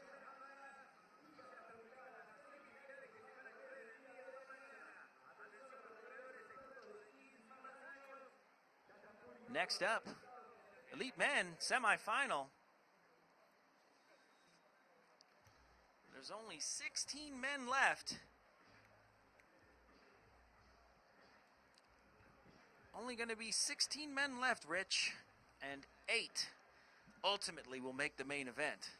What are your thoughts? My thoughts are, pedal fast, keep low, pedal to the line. Yes, we always want to take it to the end, the final end, maybe even 1 pedal past the line just to be sure. You see a few people lunging towards the line because it's actually at that point in the race toward the finish, your legs feel a little bit heavier, you're breathing a little bit harder, and coming off of that last jump, it's actually, from a body position standpoint, it's actually harder to turn that pedal. But it happens. Does. I mean, the semi-finals for the men, it's in the semi-finals and the women as well, it's pretty much just 2 main events combined into 1 eventually, because any one of those 16 riders in the semi-finals could definitely be in the main event. They could definitely be winners. It's actually so tough to watch, 8 riders be disappointed. Yeah, at this point, by the time you get to the semifinals, any of those 16 people, men or women, are main event qualifier capable. Yeah, I tell you, he's impressed me today, especially in the women's category. Sarah Walker's quarterfinal run, I thought, was something quite special. It seemed like we had the old Sarah Walker back, if you know what I mean, from 2012, That's right. where she looked super confident going down those straights, entering those turns. It'd be really nice to see Sarah in the main event. And Felicia Stancil, well, we haven't seen much of Felicia for a little while, but she's back on it, like you say. She's finished college. She can focus her attentions and her energy on BMX, and I think it's going to pay for her. Yeah, and she's in a really good place. I was talking to her earlier. She technically she has not finished college. She actually changed her course of study, so she has graduated college, and she has about 3 more classes left to finish, which she's currently in. But it seems like, from a confidence standpoint, she knows she's done, and the finish line is near with that. So she's definitely gearing up to make a big run these next couple of years, it looks like. And I think the question is for the Great Britain fans as well in the elite men, can Kai White make it to the final? He's certainly been showing his mettle today. Yeah, Kai White's definitely been consistent, that's for sure.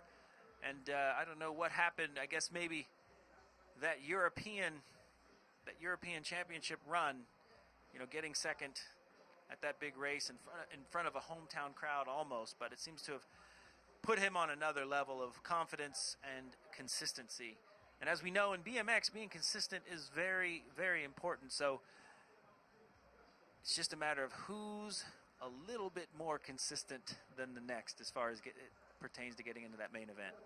Yeah, and another up-and-coming rider who could certainly be linked with the word consistency today, Eddie Clerté from France. Eddie Clerté being consistent today, that's for sure, but mostly showing a lot of strength down the first straightaway. So, past few rounds, past few rounds, but the past couple of years, Eddie Clerté always had the skill on the bike.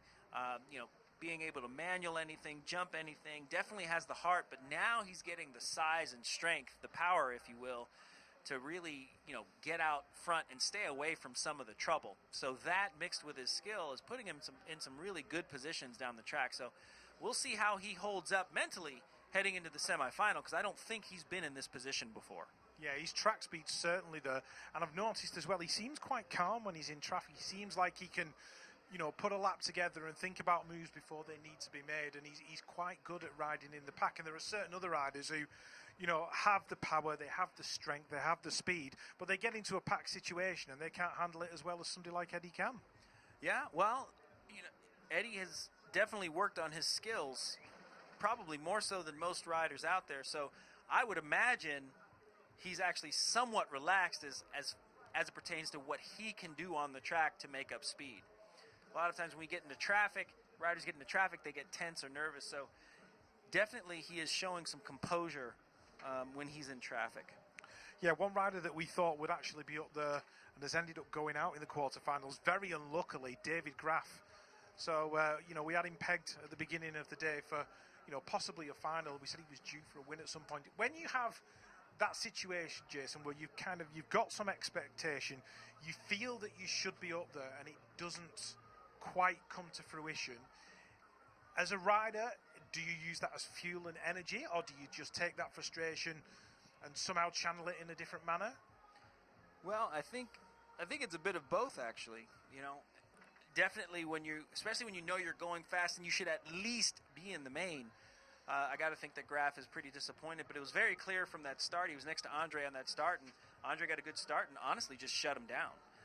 And Andre is, current world champion, and we have to remind ourselves that Andre did not win the world championship start to finish. He worked his way through, and he's always a good top 3 guy into the first corner, but he really just makes his way down the first straight. So whether he's out of the gate in first or fourth or fifth, he's always going to find his way to the top 3 down the first straight. So Andre just shut Graff down, and maybe Graff showed a little bit too much too soon, or he just, as they say on the street, was caught slipping, was a little bit late out of the gate and got shut down.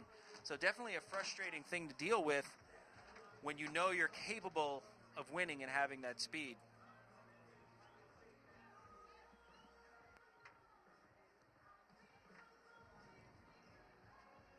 Any other favorite standouts for you, Rich? Yeah, I've been quite impressed with Connor Fields today, because I know Connor was struggling a little bit earlier in the season. He certainly didn't have the best of times at the Worlds and at Zolder.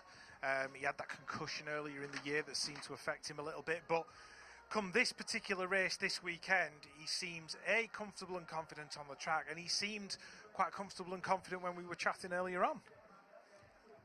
Yeah, Connor Fields is looking good, and he seems to be his natural self, I'll say. I don't want to say his old self. He actually said that he's 26 now. He's getting old, which is very laughable. Because I'd love to be that old. Yeah, because we know he has several years left in him. But yeah, he's looking really good, really comfortable on the bike. I think earlier on in the year, between the injury and wanting to get back to racing, some of it might have been forced. I can't speak to that personally, but I'm just kind of guessing that some of it might have been forced. He didn't look as comfortable or as natural on his bike. But right now, all signs are pointing to him being in the top 3. And I got to say, from a USA standpoint, Jared Garcia is really finding his voice, so to speak, on the BMX track. I mean, he's always been known to have the skills, but again, getting down that first straightaway is making his life a whole lot easier. It is very much so. It's good to see Jared out there as well, because he's been one of those riders who's always been there and thereabouts. It's never seemed to come to fruition for him. But this weekend, he seems to be absolutely firing. So, it'd be good to see him in the main event later on. There's been a couple of riders as well, Jason, who I think have not really shown the normal, natural speed and ability within the earlier rounds. It seems like, the likes of Joris Dode and Nick Kimmen have been just that little bit quiet. I'm hoping that is going to come through as we move into the semi-finals. Certainly Joris has been a bit quiet. It took Nick until the quarterfinal to come alive when he came across from gate 8. What are your thoughts on that? Well, Nick Kimmen, like was speculated, he might have been through the earlier qualifying rounds today, the 16th and the 8th, kind of just doing enough to get in there and get by. And by the way, doing enough, he was still first or second. But, looking at the times from the quarterfinals, he did have one of the fastest laps. Him and Shiraz is the fastest lap, but then next in line is Nick Kimmen. So, and I think Nick even shut it down early down the last straightaway. So both Nick and Corbin kind of have this relaxed approach even when they're racing, but man, do they light it up down the first straightaway.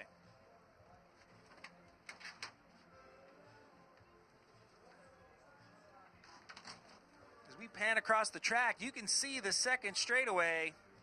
The right side is where the women go. The left side is the men's pro section. You can see a little roller in between the two doubles, and sometimes people forget that that's there, or maybe they overjump just a bit. They forget about that roller. As we look to the crowd, the umbrellas are out, but it is not because of rain. Everybody wanting a little bit of protection from the sun and the heat. Here at the UCI BMX Supercross World Cup in Santiago del Estero, Argentina. Welcome if you're just joining us. And if you are, your timing is perfect because we are going to be heading into the semifinals for both the elite men and women. Just taking a look up towards the start hill, Jason, I can see riders ascending the steps, working their way to the back of the start hill, so it certainly won't be long before the action hots up yet again.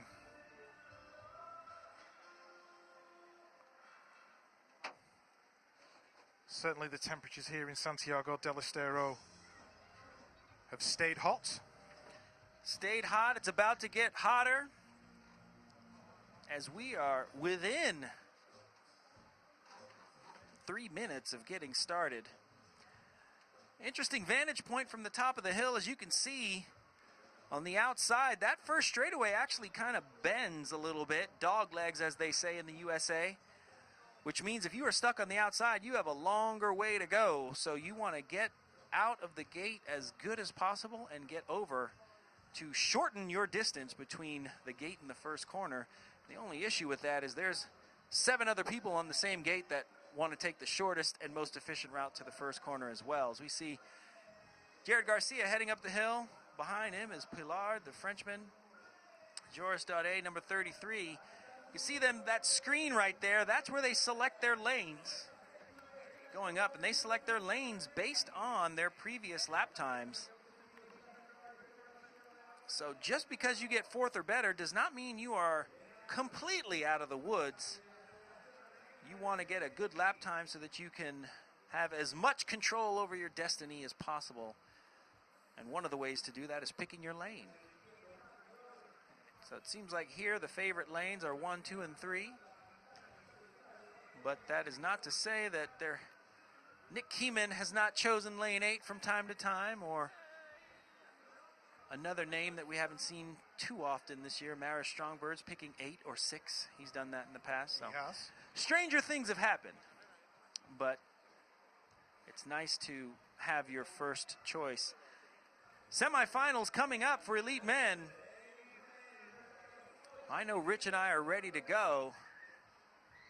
We'll take you up close and personal to the 8 riders on the gate That's right. as well. We get personal introductions. The cameraman gets fancy right about now. Shout out to John, our cameraman, Jonathan Tate. Doing such a great job out there in that heat. You can see the 8-meter hill. Next to it is the amateur hill. And here we go, the start list. Shira, Dean, Molina, Garcia, Pillard, Kadyshev, Daudet, and Vanderberg. Quite the list of characters right there. All of them have their fair share of World Cup main events as well under their belt.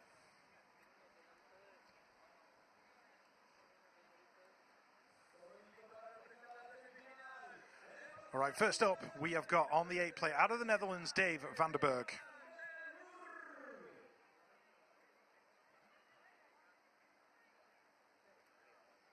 Next to him, representing France on the 33 plate, Joris Daudet.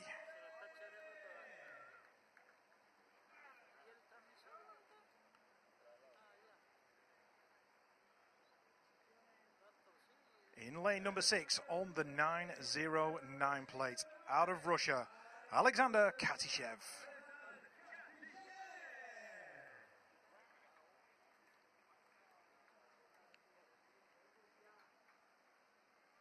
On plate 130 out of France, certainly making his mark on the World Cup scene, that is Arthur Pillard.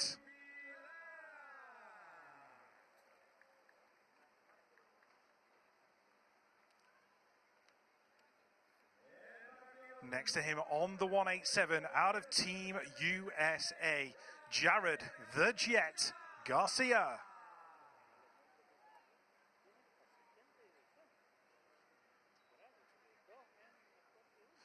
Next up, expect the hometown crowd to go absolutely wild for their boy on the 595, Gonzalo Molina.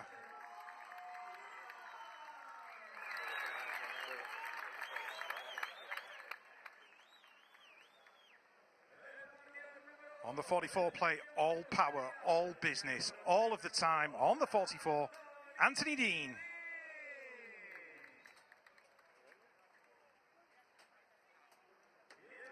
And on the inside, on the 24 plate, the 2017 world champion for USA, Corbin Shira.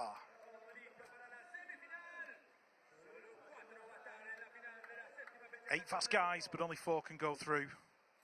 Let's see what happens.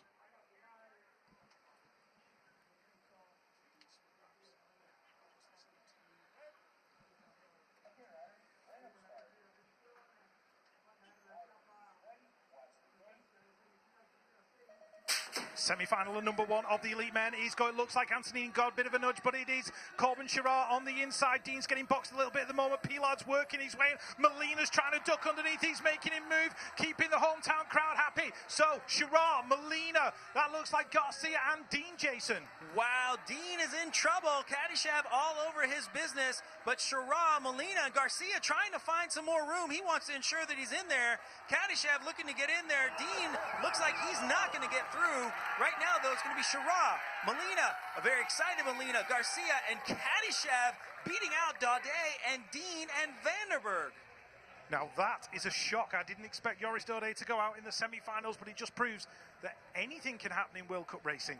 Anything can happen. What a great move by Molina in that first corner, clean, and just really not, and then Anthony Dean, unfortunately, just going back and back and back, but it didn't get off to a great start, but Shira just start to finish handling business, and Garcia finding himself in that main. We were talking earlier, his improvements. There's your official Shira, Molina, Garcia, and Kadyshev. Daudet, Dean, Vanderberg, and Pillard, unfortunately, are going to have to watch the main event today and not race it. Wow. Wow, indeed. Indeed. So, next up, Heat 2, Keeman Fields, Rincarel, Andre, Richard, Komarov, Clerté, and White. Looks like the two youngest guys on the gate are in on the outside, but we'll see how they pick lanes as we get up close and personal with the elite men, semi number 2. See Nick Keeman in lane 1, Connor Fields hanging back. As we pan across the track, that's where all the action is going to take place.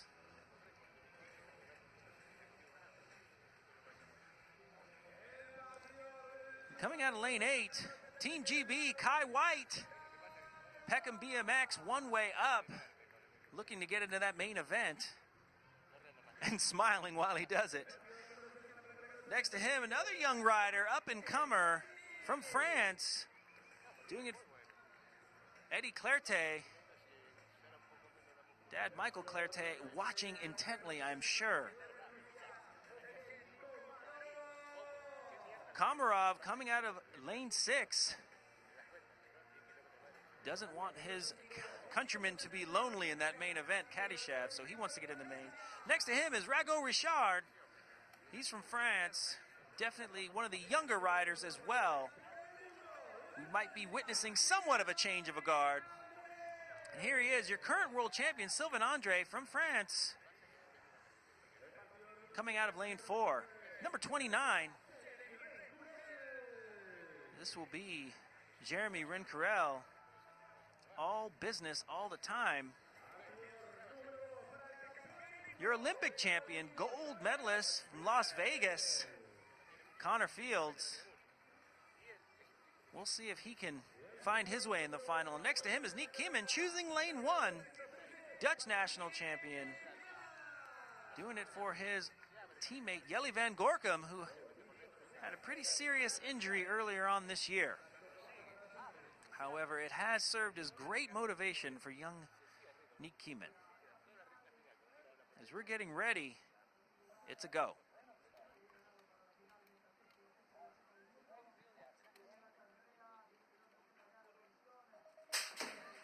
We're official. They're heading down the hill. Looks like Connor Fields gets pinched off by the Frenchman Rencarel. Nick Keeman doesn't even get a chance to get to the front. Looks like Andre's going down with Komarov, so it's going to be Keeman in second, Rencarel in front. So all into the second corner, France, Dutch, Richard and Clerté. Right, Kai White's looking to make a move. He's in 5th at the moment. He wants to get through into 4th. He's tracking down Eddie Clerté in that final turn. Kimmon's got up high. Has Kai White got anything left down the final straight? Rencarel, Kimmon going 1, 2 and 3. Oh, Clerté's gone down. That'll put to Kai White in the final for Great Britain. Kai White makes it through. Eddie Clerté hits the deck. 4 riders out of 8 going down. 3 of them crashed in that first turn, and Eddie Clerté, he was so close to his first World Cup final. Yeah, but so Kai White's made it in. We were talking about Eddie Clerté's composure. However, Kai White known for making those last straightaway pushes. I'm sure Eddie knew that Kai was behind him and probably got ahead of himself just a little, and that forced a mistake. Kai White getting into that main event. Very disappointing for Sylvain Andre going down in the first corner. Lots of action in that one. That was crazy. So waiting for the official. There's Eddie Clerté working his way off the track. Definitely a disappointing day when you get so close to getting to that main event and coming up short. Not happy about that, but it's good to see him riding off on his own volition. I'd rather see these riders upset than injured, that's for sure. That's definitely correct. So your official is Keeman, Rencarel, Rago Richard, and White. Andre, Fields, Komarov, and Clerté have to wait till another day. Yeah, it definitely got tight as they were going into that first turn. There was only so many riders that could get through there in the kind of small gap that they were going for. And Andre and Komarov and Fields all got caught up in it, and down they went. So the next time we see the elite men, it will be final time. The final 8 racing for the win here in Santiago del Estero, Argentina.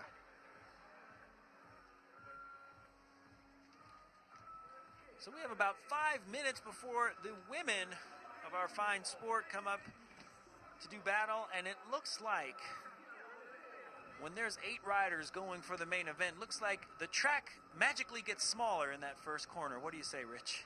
I think it's just that everybody's going for the same gap, and obviously only so many riders is fit. But just looking at the riders, Jason, who haven't made it out of that semi-final, you know, Joris Dode not making it out, Connor Fields not making it out, Sylvain Andre not making it out. All those guys, previous World Cup winners, Olympic champions, you know, USA BMX #1 pros.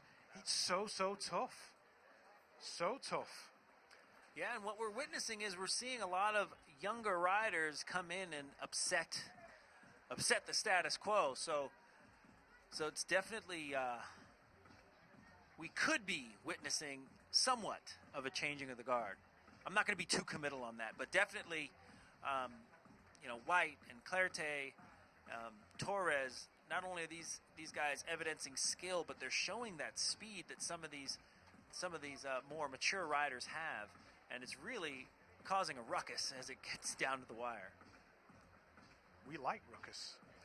Ruckus is good for us from an announcing standpoint, and hopefully Brooke Crane is getting in her mental space so that there is no ruckus. I'm sure she wants to cause a ruckus from the gate to the first corner and get out in front. But. So the Elite Women semifinal coming up. We are just as excited to see them rock and roll as anybody else is, that's for sure. Elke Van Hoof. Definitely good to see Elke back on track. She suffered an injury earlier in the year, damaged her shoulder again, and she was out for a little while, and she was making World Cup finals, if you remember, Jason, at Paris, you know, as we see the girls going into the semi-finals, and the next time we see them after that will be the final. But Elke, you know, coming from gate 8 in Paris and working her way across from the outside, yeah, statement of intent. Elke was off to a great start this season and hit a bit of tumult, and she's found her way back in the semi. So Heat 1, Smolders, Willoughby, Sakakibara, Bow, Crane, Mayer, Van Hoof, and Asuero. I'm laughing because that's probably one of the hardest semi I've seen in some time. We'll give you an up-close and personal look as we look at number 156. That would be Asuero. And her hair, by the way, matches her gloves and goggles. Looking to get in her first main event. Next to her, Elke Van Hoof. Bit of a rough start to the season. Good start, then a rough rest middle of the season. And here she is back in the semi looking to make a main event. The 777, Camille Mayer. Looking to put another French person in another main event. Brooke Crane, number 32, USA, coming out of lane 5. Her work is cut out for her because next to her, number 3, Judy Bow, the Dutch, known for those textbook fundamental skills when it counts. The Australian, the only Australian in this semi-final, that would be Saya Sakakibara. Elise Willoughby, number 11, from the USA.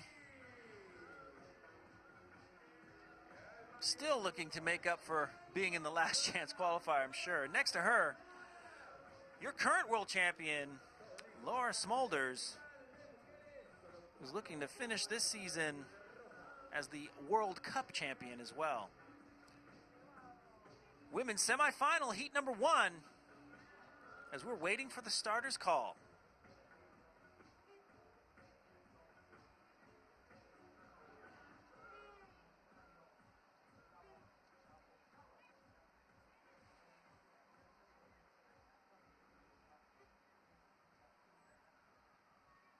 All eyes are on lanes 1 and 2, Smolders and Willoughby. But anything can happen.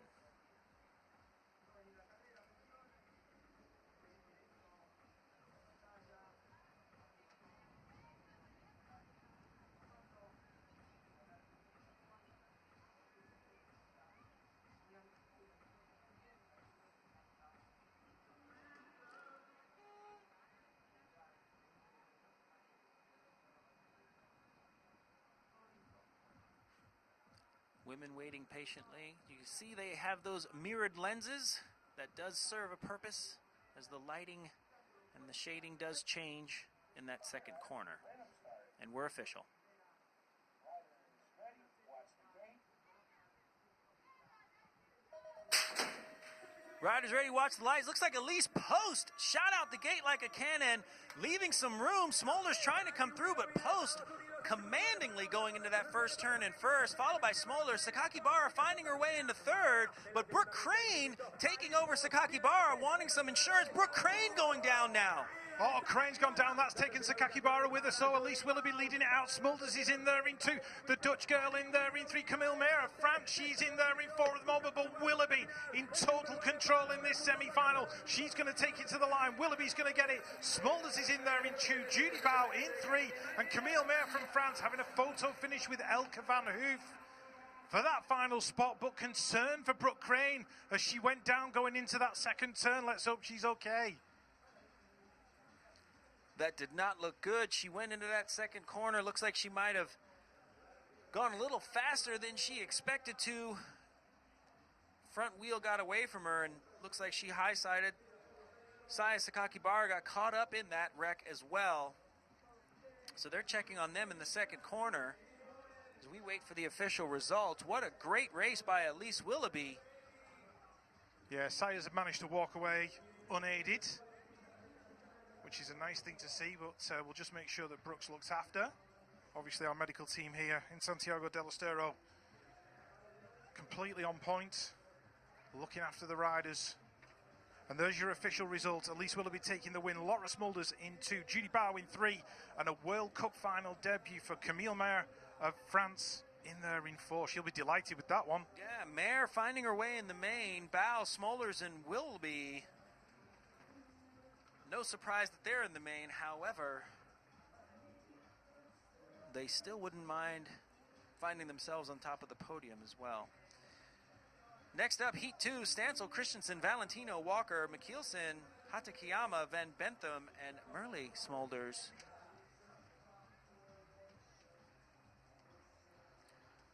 So we're going to be on a brief hold while they check on Miss Brooke Crane, who went down.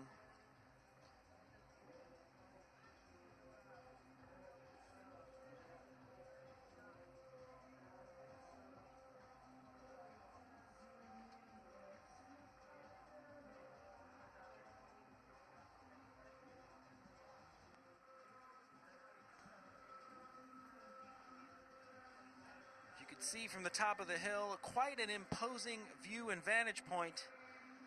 And I can tell you firsthand, having ridden at this level, that these tracks and racing at this level with a track full of people definitely poses its own special circumstances out there. So unfortunately, crashes do happen, and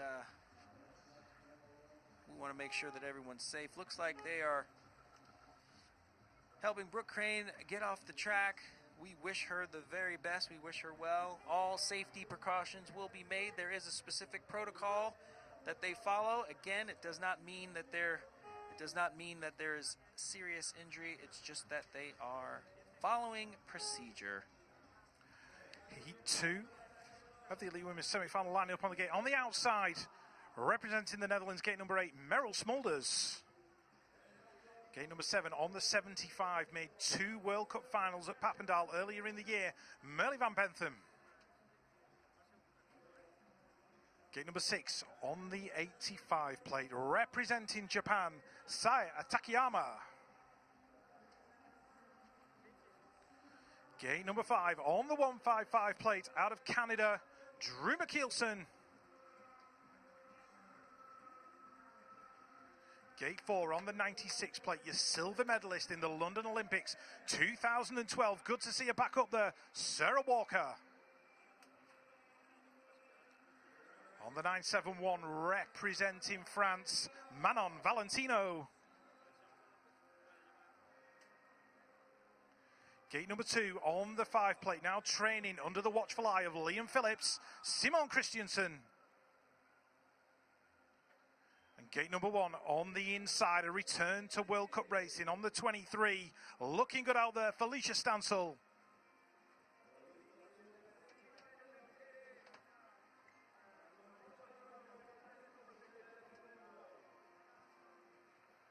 The ladies poised and ready. Semi-final number 2, day number 1, here in Santiago del Estero, Argentina. And we are official.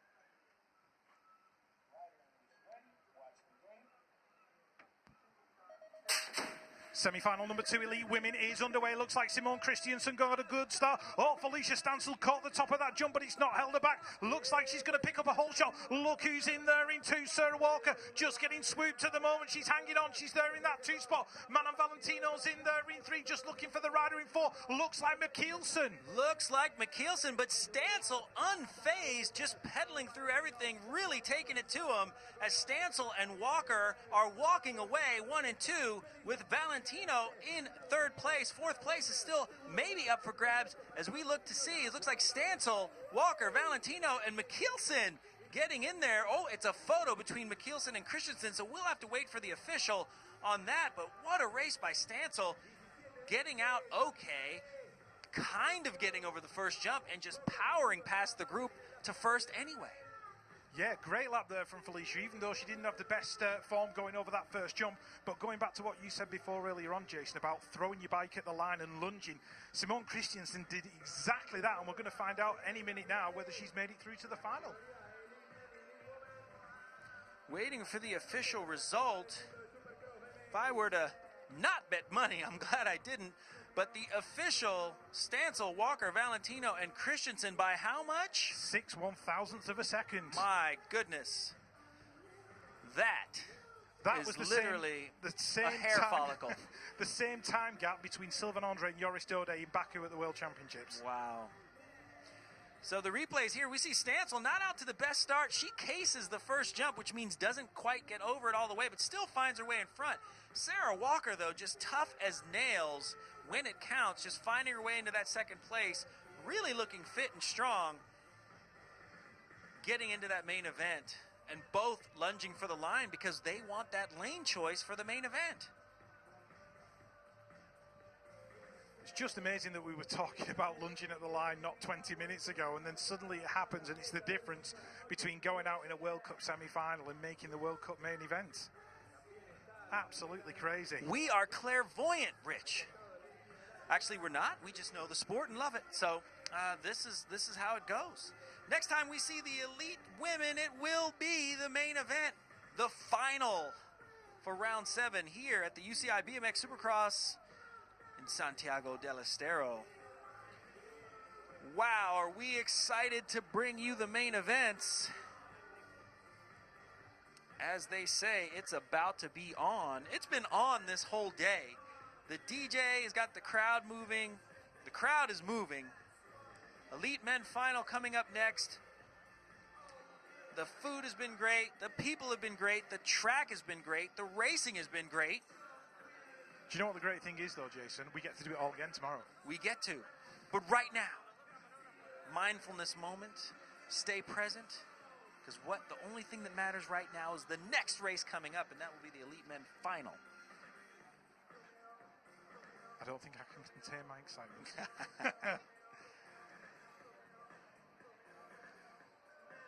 I've also noticed as well, Jason, that the wind is actually starting to pick up a little bit. Do you think that might be a factor come finals time? Well, if I can judge the direction of the wind, it's hard to tell from this vantage point, but if it's a crosswind, it could be a factor. If it's a crosswind blowing across the track, it will be a factor because that could blow someone sideways. If it's a head or tailwind, that might affect the women more than the men, but it depends on the straightaway. It looks like there is a slight headwind on the first straight, which I don't think will affect things too much because that's probably the fastest point of the track. But, you know, coming off of some races like Papendal or Zolder, some of those other venues, which are known to be quite windier. Yeah, Papendal especially. Yeah, this is all the riders can handle this. So I think what's happening when we see some of the crashes is a little bit of, I don't want to say panic, but a little bit of urgency that's being felt, and then a little bit of track that's not there, a little bit of space that's being removed because everyone is going for those same positions, and it just funnels down into those corners and gets tight.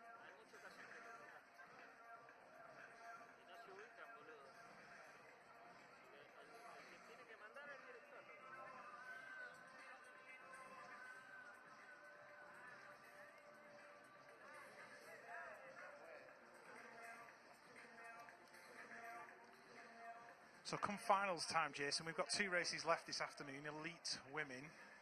Just looking at the start list now on our screen. Have you got a prediction for a win? For a win. Or, I don't have a prediction for a win, but I feel like 2 Americans will be on the podium. Okay, we can go top 3. I feel like 2 Americans will be on the podium, and the third podium person would be someone from the Netherlands. I'll just say it that way. Okay. Based on what I've seen. Yeah. Based on what I've seen so far. That said, anything can happen. Throwing a spanner into the mix, as you do in these situations. I would. You mean a wrench? Yeah, the English call it a spanner. Okay. So, Just being clear for those that don't speak English, the English way. that's very true. Okay. I would love to see Sarah Walker in the top 3. The way she's ridden today, she seems to have had something of a rebirth. It's like she's just come back and become the Sarah Walker of old. Yes. And would that be because she's from New Zealand and they're part of the Commonwealth? I'm just kidding. No, it would be nice to see that because she's, that consummate professional. She is a true champion, and it's nice to see champions rise to the occasion and be in good form. So I'm not going to hate on that if that happens. No, I mean, she's gone through so much these past few years with her injuries and things of that nature. It's almost like redemption to see her back up there, and she's such a positive influence on the sport. She's worked with the IOC and that kind of thing, and she's trying to drive the sport forward not only from the inside as a rider, but from the outside as a representative of the sport. And I think that kind of thing, A, is immensely admirable, but also B as well, there's got to be some reward somewhere down the line. It better be, because doing those jobs can be quite distracting to your everyday training and preparation and enjoyment of actually riding the bike.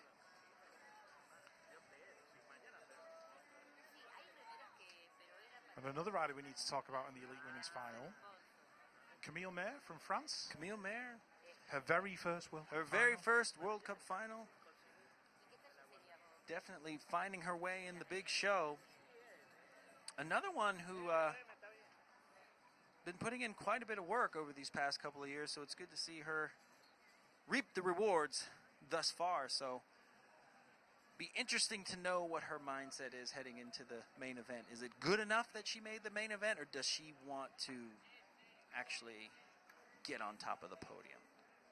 Do you find, Jason, in your role, your sort of mental coaching role, that some riders do have an expectation of getting to a main event and performing to X level, or do you find that some riders have it where they go, all right, I've made the final, that's enough, and can't quite take that next step? Yeah, all the time. Especially when the rider hasn't made a final in a while, hasn't made one yet.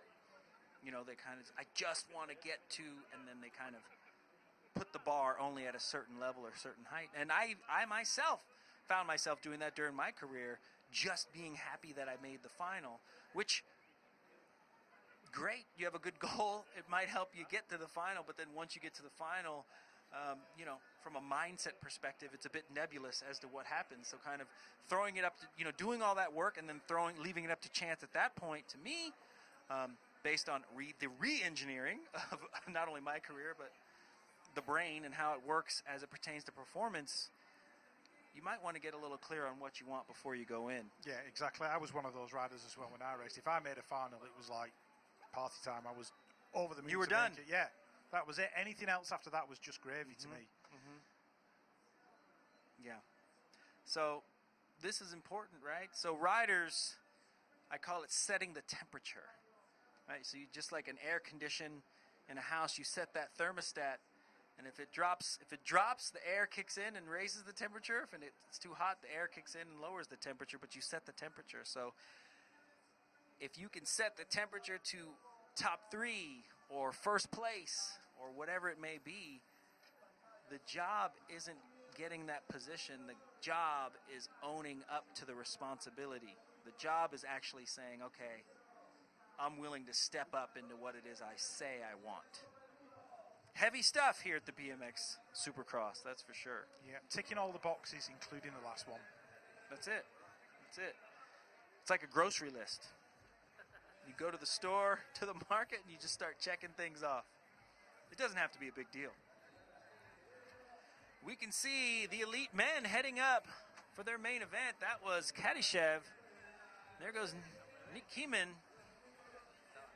making the final walk up the stairs for today. In the final, Renkarel, Rago Richard picking his lane, or what's left of them, on the screen. Kai White, that hair, picking his lane as well, as he's heading up for the elite men's final. We pan across the track. You can see the sun is dipped behind the clouds, so the temperature's dropped just a bit. The lighting has changed just a bit, flattening it out for everyone. We can see the flags just blowing in the wind. Here's your final. Elite men, Shara, Molina, Garcia, Kadyshev, Renkarel, Rago Richard, White, and Kieman. We will take you up close and personal with a formal introduction in just a few moments.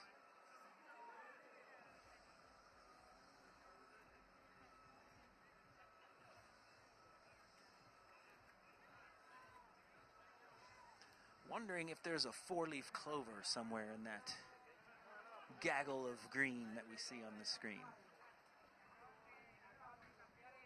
No? I'd be impressed if we could find a 4-leaf clover in northern Argentina.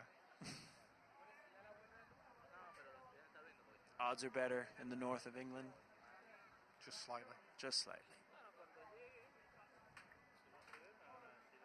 So everyone's getting into place for the final 2 races of this great event here at the UCI BMX Supercross in Santiago del Estero. Everyone is eagerly anticipating both finals. And as a change of course, the men are going first, which I've noticed today. Usually it's the women that end up going first, but lane 8, Nick Kieman, he's won from 8 before. We'll see if he can do it again. In lane 7, Kai White, his work has definitely come out, cut out for him with Nick Kieman in lane 8. You can be sure Nick Kieman's going to be coming over to say hello. Number 161, Rago Richard, the young Frenchman, finding himself in another main event. Possibly his first, I believe. We'll have to fact check that one. Jeremy Renkarel, he'll be coming out of lane 5.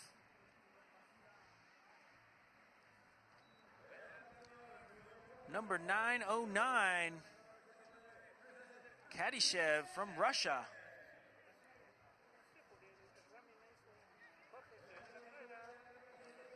The 187 is Jared Garcia. We'll see if he can put it on the podium for the USA today. Gonzalo Molina, crowd favorite, big surprise. He hole-shotted the main event last year, but this time his compatriot will not be here to pass him. Next to him is Corbin Shara from the USA, hailing from Tucson, Arizona.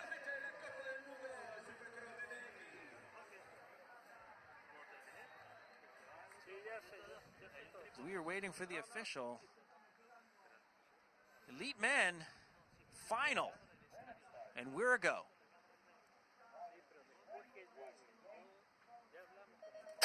Riders ready, watch the lights as they bomb down the hill. Looks like Molina and Shira off to a great start. Shira not giving up any space. Meet Keeman coming from lane 8 to the outside. Molina finding his way into second place. Keeman on the inside. Shira trying to run away with it, but that's not too easy because Molina wants more. Yeah, Molina's all over the back of Corbin Shira. He's trying to work his way in. Look at him, 3 abreast coming through the straight. Nick Keeman in there in that third spot. Jared Garcia in 4. Here comes Molina. Oh, stuck the elbow in. Couldn't quite make it stick. Shira's going to keep hold of it. They're going to take it to the line. Look how close it is. Wow, Shira not giving up any quarter, as you say. Good for Shira, really holding his own against Molina. Molina with a very respectable second place. Garcia causing a ruckus down that last straightaway. You can see right here, Molina and Shira elbow to elbow, wheel to wheel all the way, leaving room for Nick Keeman to stick his nose in there in that second corner, but nobody giving up space. And we see Garcia coming from last to almost third, not giving up any room in the last straightaway. We have to wait for the official on that because we have about 5 guys lunging for the line from second through 6th place. I think if Molina could have just made that last turn move stick, he had to go for it. He had to make the effort, and he put a heavy elbow in, and Corbin Shira, it was completely clean. There's your result. There's your official. Shira taking the win. Molina Garcia's gone through into 3. Keeman in 4. Rago Richard in 5. Katishev, Renkarel, and White. That, Jason, is one of the best finals I've seen this year. That was a great final. Great race by Molina. Garcia finding his way into the top 3, keeping his streak alive. I mean, his last 2 races in the United States found himself on the podium and winning one day. Wow, Keeman coming out of lane 8, getting over enough, but just, I mean, there was a lot of stuff going on down those straightaways. So there's Gonzalo Molina happy with his second place. Corbin Shira, the winner, getting ready to get interviewed by our man, Pete D. He's down in the pits, but Corbin Shira, that's very excited for Corbin. Corbin's kind of a mellow cat, but I know he's pleased. And you know, to be candid, Corbin's not much, we don't see him fight like that all the time. He's not contested too toughly like that. So that is definitely great to see for Corbin. I'm sure he's proud of himself, and everybody watching back home in the USA is happy to see him win. I mean, a USA first and third on the podium is impressive. There goes his teammate Garcia giving him some love. I'm sure the home crowd are going to go home happy this evening as well. Yeah, after their guy Gonzalo comes in Molina in the 2 spot. Getting second here last year as well. So it's something to say about heart and determination. The skill is always there, but what we saw in that race was heart and determination by those top 3 gentlemen for sure. Yeah, and I like the fact that elbows were being thrown in the final turn of a World Cup final. And thrown, and at the same time, none of it was dirty. No. It was just a matter of fact, this is racing. Yeah, Rubbin's racing. Rubbin's racing. It was clean. It was professional. It was a textbook maneuver. You know, I like to see that kind of thing. That's what BMX racing's all about. That's it. Great race, but done by the elite men here in Santiago del Estero. Round number 7 of the UCI BMX Supercross World Cup. Here's Pete. UCI BMX Supercross World Cup. Stop number 7, Corbin. How did the day go for you? We see you win the main, but getting there, how difficult was it in this heat? It was tough. Didn't start the day so well. Didn't feel too good, and just kept believing. Kept moving on every lap after lap, and I don't know. I don't know how I put it together, but I did. And then coming into that final all-out battle on the last turn, a big bump, but you were able to sustain the lead, come home for the victory. How satisfying does it feel after such a long day here in Argentina? Oh, it feels awesome. I wish my wife and my son Grayson could be here, and just all my family, but it feels good to win for them back home, and it feels awesome when you can finish the day on top when it's so hot and so much adversity battling through the heat. It's good. Well, congratulations on the win here today at the UCI BMX Supercross World Cup Tour. Thank you. Great words from Corbin Shira. Just kept believing, and I believe he said his son's name was Grayson. That's kind of cool. My son's named Grayson as well. But, you know, surprisingly, you know, he got hit in that last corner. I'm sure he was even surprised that no one had come around him. But there was just so much traffic and so much going on that it allowed him to stay in front, helped stay in front, allowed him to stay in front. Yeah, there was plenty going on in that final turn, coming down that final straight. Just trying to describe the action as it's going along is difficult enough, but when so many guys are so close together, as they come across that finish line, it makes the job not impossible, but well, it makes it harder because you want to just sit and watch it and you have to talk about it. Completely. More action to come, Jason, with the elite ladies. Yeah, so looking at the times here, Rich, 32:012 for Shira. Molina 32:152, Garcia 32:275, Kiman 32:277. Wow. So everyone in the top 4 were on the same second. And the difference between third and fourth was 2/1000th of a second. Yeah. That's crazy. Actually, 1, 2, 3, 4, 5, 6, 7, 8. Excuse me.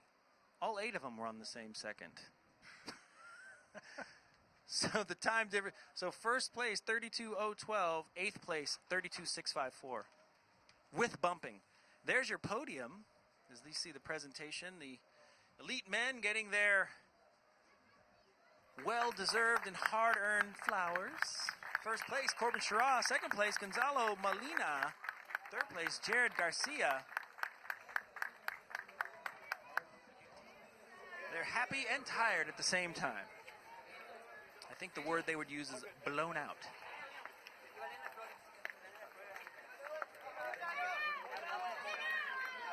Well, the action's still not over because we will be moving across very, very shortly to the elite women final. 8 fast ladies. If the action's anything close to the elite men final, we are in for a treat. And as always, we'll take you up close and personal. We are moving across now to the elite women final. Round number 7 of the UCI Supercross World Cup here in Santiago del Estero, Argentina. And that's your start list. Laura Smulders of the Netherlands, Elise Willoughby of the USA, Felicia Stansel of the USA, Manon Valentino of France, Judy Bow of the Netherlands, Simone Christiansen from Denmark, Camille Mayer from France, and Sarah Walker out of New Zealand.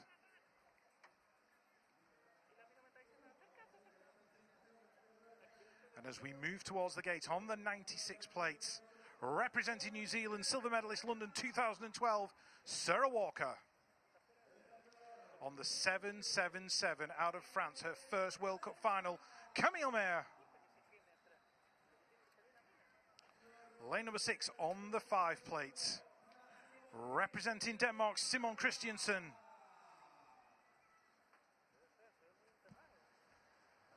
Lane 4 on the 3 plates, made the podium at the World Championships earlier this year in Baku, Judy Bow. Lane 3 on the 971, representing France, Manon Valentino.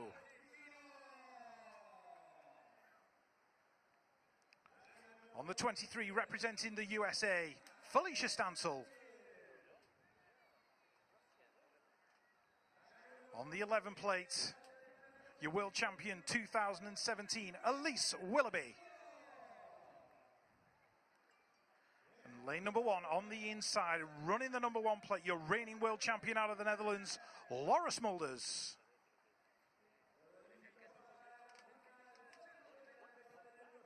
Eight fast ladies up on the gate. The tension almost palpable. Let's see what happens. And we are official.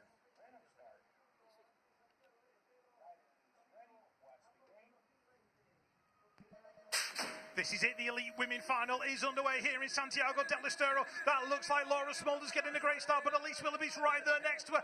Look at Felicia Stansel, she's in there in 3 moves being made at the back of the pack, but it's Smulders, the reigning World Cup champion, the reigning world champion out in front. Elise Willoughby right there with a Stansel in the mix as well, Jason. Wow, Smulders must have been saving that gate for this final, but Elise Willoughby looking to make up some ground. Unfortunately, not going to happen just yet, as Smulders seems to be pulling away. Some riders going down in that 3rd straight. Stansel was one of them. Unfortunately, she was in the top 3, but it's going to be Smulders, Willoughby, Walker, top 3. Mare, Bow, they're going to photo finish, and we are waiting for the rest of the crew to finish the track. Wow, what a great gate by Laura Smulders, straight out to the front. Elise Willoughby getting a little bit too much air over that first jump, finding her way, finding her landing gear and getting down, trying to catch up to Smulders, grabbing those extra pedals in the corner. So we see Stansel safely in third, and then going down. I think her and Valentino got caught up going into that third corner. Willoughby, somewhat of a disappointing second, I'm sure, for her, but nonetheless, hard-fought race. And there's Sarah Walker, a hard-fought and well-deserved third place. She was riding good enough to get on that podium, and she did all day long. So getting her congratulations.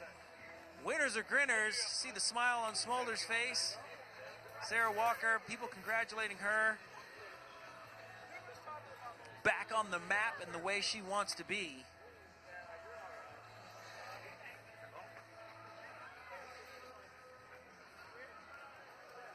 Glad to see one of my little predictions came to fruition, Jason. Mine was almost there. Mine was almost there, and then there was a wreck. But can we say we were both right? No, that's okay. I don't need to be right. We were both half right. We were both reading the lay of the land correctly. It's nice to see that Manon Valentino. Sorry, there's your results. Laura There's your Smulders official. taking the win. Elise Willoughby in 2, Sarah Walker in 3, Camille Meyer. Pretty good World Cup debut with final, going through in 4th with Judy Bow in 5th. Christensen getting that 5th place, or 6th place. Valentino and Stansel still making their way off the track. Valentino is up. You can see the crowd in the last corner. Valentino riding off on her own. Stansel is sitting up on the infield. And they are talking to her. Great rides by both. There goes Sarah Walker, all smiles, I think even some tears, pride and joy. Felicia is stood up on the infield, which is nice to see.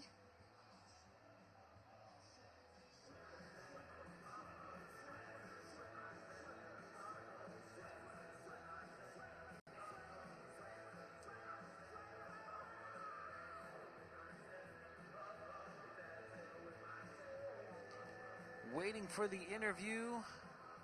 Lots of commotion going on down by the finish line. The first straightaway? Second straightaway? As we tee up Mr. Pete Deluski, who's going to bring us in. But then third straightaway was like... And here's Pete. Laura Smulders, congratulations on another win here on the UCI BMX Supercross World Cup Tour. Take us through that exciting main event. Well, I'm very tired, but first of all, I had a really good gate. I was in lane 1. Good first straight, went out in first in the first turn, and from there I was pretty smooth, but I heard the girls pretty close to me, behind me, so I knew I had to make no mistakes and go on to the finish line, and I did it, and first time I'm winning here, so it feels amazing.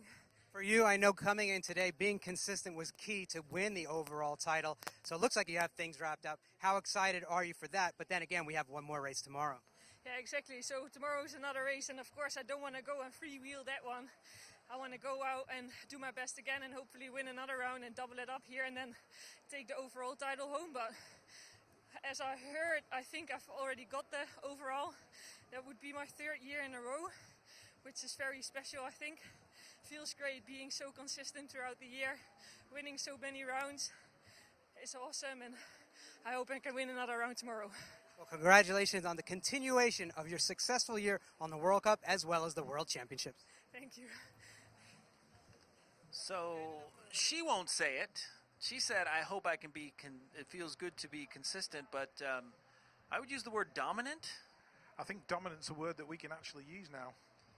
My goodness. And to have the title, the World Cup overall, sewn up mathematically, and to still have the attitude that I want to go out there and do my best, still do my best, and double it up. So no lack of motivation for all of her success. 4 words, mindset of a champion. So now going to head down to the flower ceremony as we see the women of our sport being awarded. There we go. Smiles and hugs. Elise Willoughby with a good job. All happy to get those hard-earned, well-deserved flowers. Laura Smulders, Elise Willoughby, Sarah Walker, 1, 2, and 3. 3 different continents represented on that podium.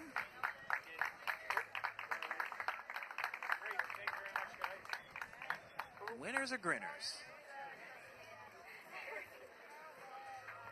That almost wraps it up here in Santiago del Estero for round 7 of the UCI BMX World Cup.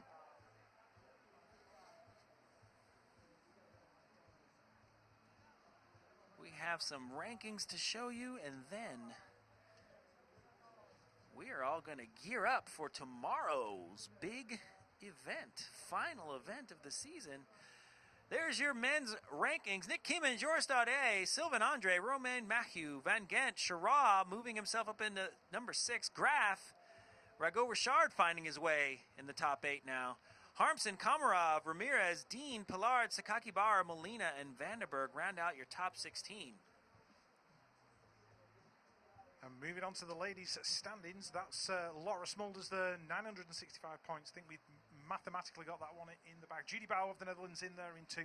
Seiya Sakakibara, even though she took that tumble today, she's in there in 3. Bondarenko in 4. Afremova in 5. Valentino in 6. Willoughby in 7. And Beth Shriver just holding on to that position in the top 8. 9th place, Drew McKeelson. 10th, Vanita Peterson. Melly Van Bentham in 11th. Natalia Suvarova in 12th. Mariana Pajon still within the top 16. She's there in 13 at the moment. Danny George, 14. Elke Van Hoof in 15. And Priscilla Stevo in 16th.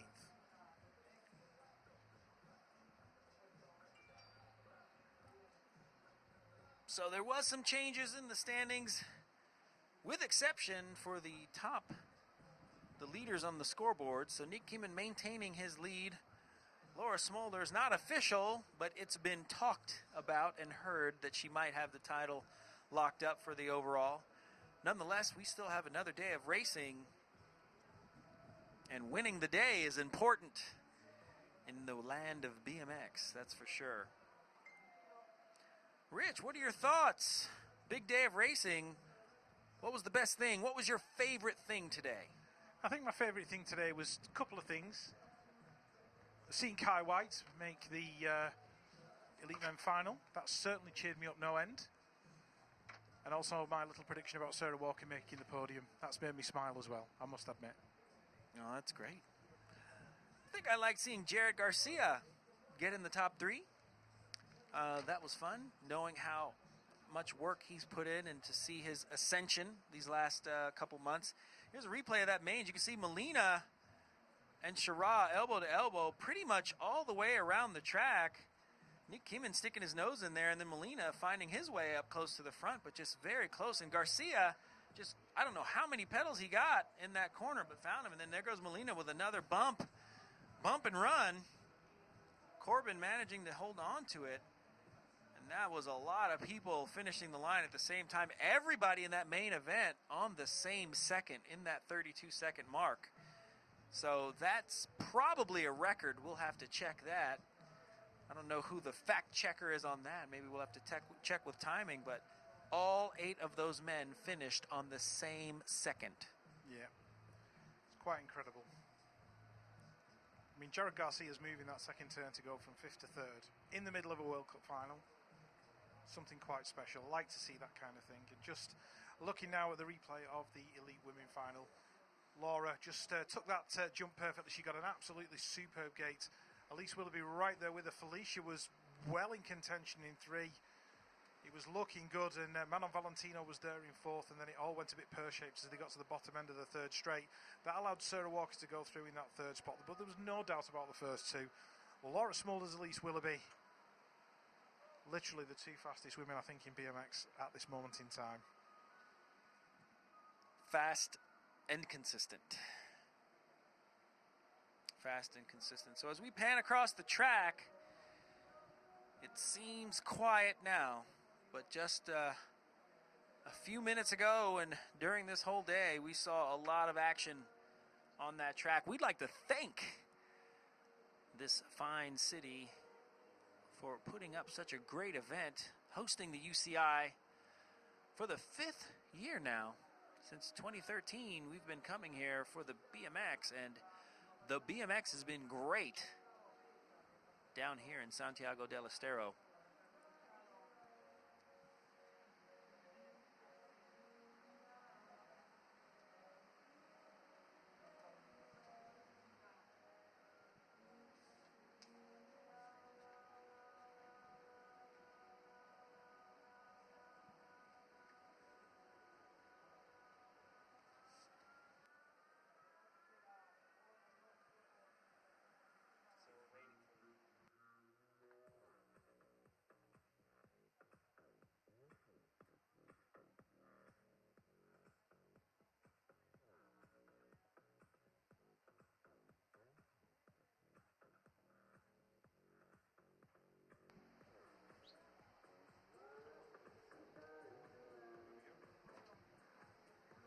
So there is your elite men's podium. Corbin Schirra from the USA, first place. Gonzalo Molina from Argentina, second place. Third place, Jared Garcia from the USA. They will be presented with their awards. Hard-earned and well-deserved.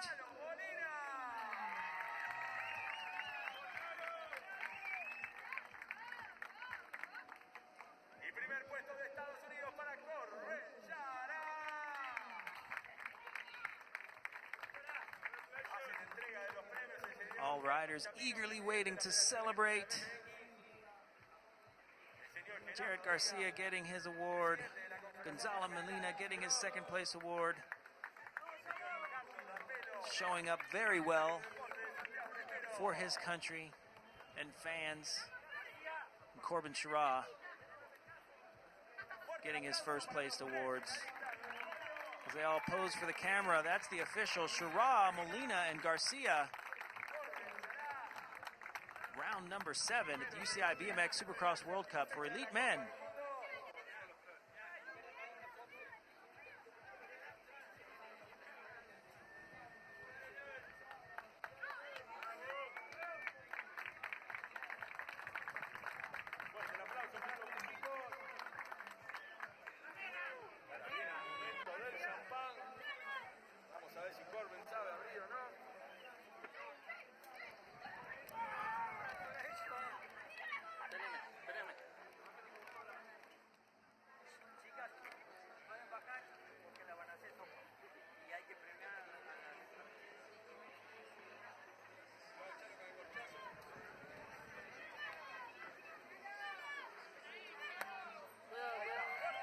There you go.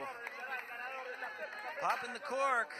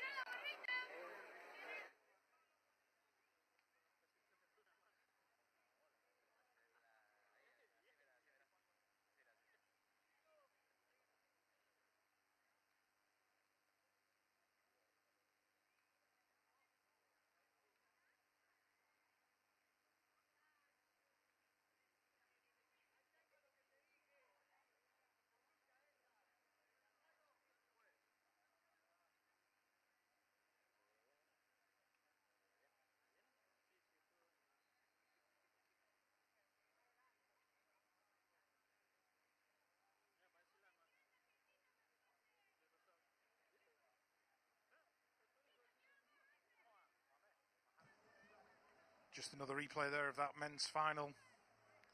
Corbin Sherrar coming under pressure from Nick Kimmon on the inside. Nick had to go a little bit high over that jump into the second turn, which allowed Jared Garcia through. Big move coming through there. And at that point, Jared Garcia was still in fifth and still had to work his way around Nick Kimmon. Pulled it down the outside and just about stole that third position. One of the best finals we've seen for a while. As the ladies make their way to the podium.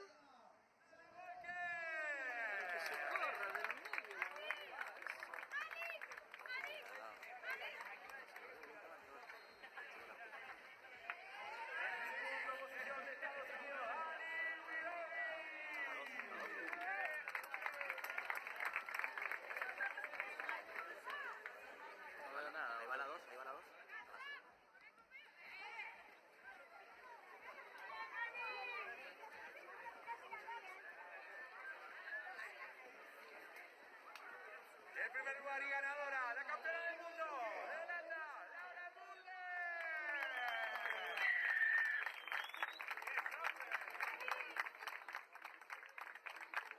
Fuerte aplauso para las tres primeras de la séptima fecha de la Copa del Mundo, Sarah Walker, Alice Willoughby.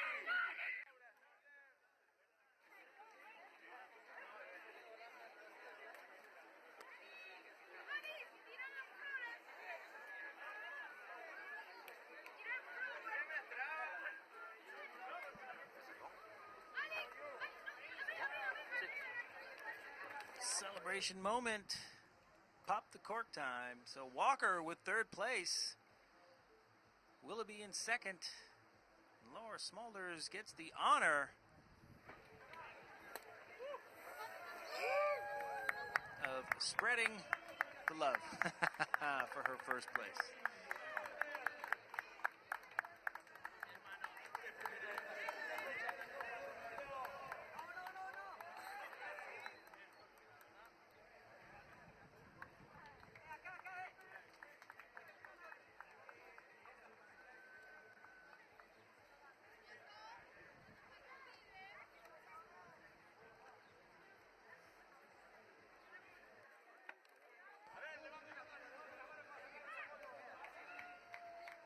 Make sure that they get their selfies as well.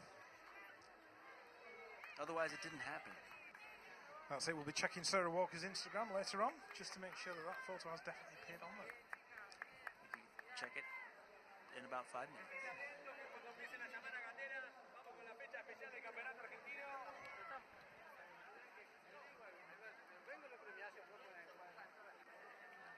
Well, there's the rerun of the Elite Women's Final. As you can see, Laura Smulders off to the front as soon as the gate dropped with Elise Willoughby in tow. Stancil in third as they head into the third straight. They go down. Walker finds herself in third, but Smulders and Willoughby 1 and 2. Walker crossing the line.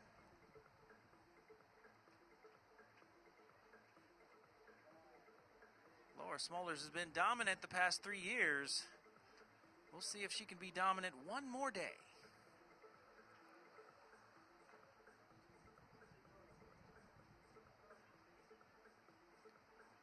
So the next time we see everybody and you will be tomorrow for round 8. Santiago del Estero here in Argentina. The last and final round of the BMX Supercross World Cup Series. Rich, we're going to have to say goodbye after tomorrow. I know. Sad. Well, it's been great here. We look forward to bringing you some more BMX. And until then, this is Dr. Jason Richardson with Rich Eames. We're going to sign off, and we cannot wait. Whoa, there we go. We got the winners up there getting their own podium. I was about to sign off. There we go. We just can't leave just yet.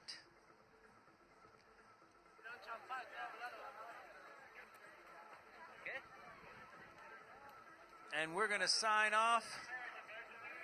We can't wait to bring you some more BMX tomorrow. Until then, have some great BMX dreams. What do you say, Rich? Yeah, have some great BMX dreams. We'll see you tomorrow for more of the same here in Santiago del Estero. Take care.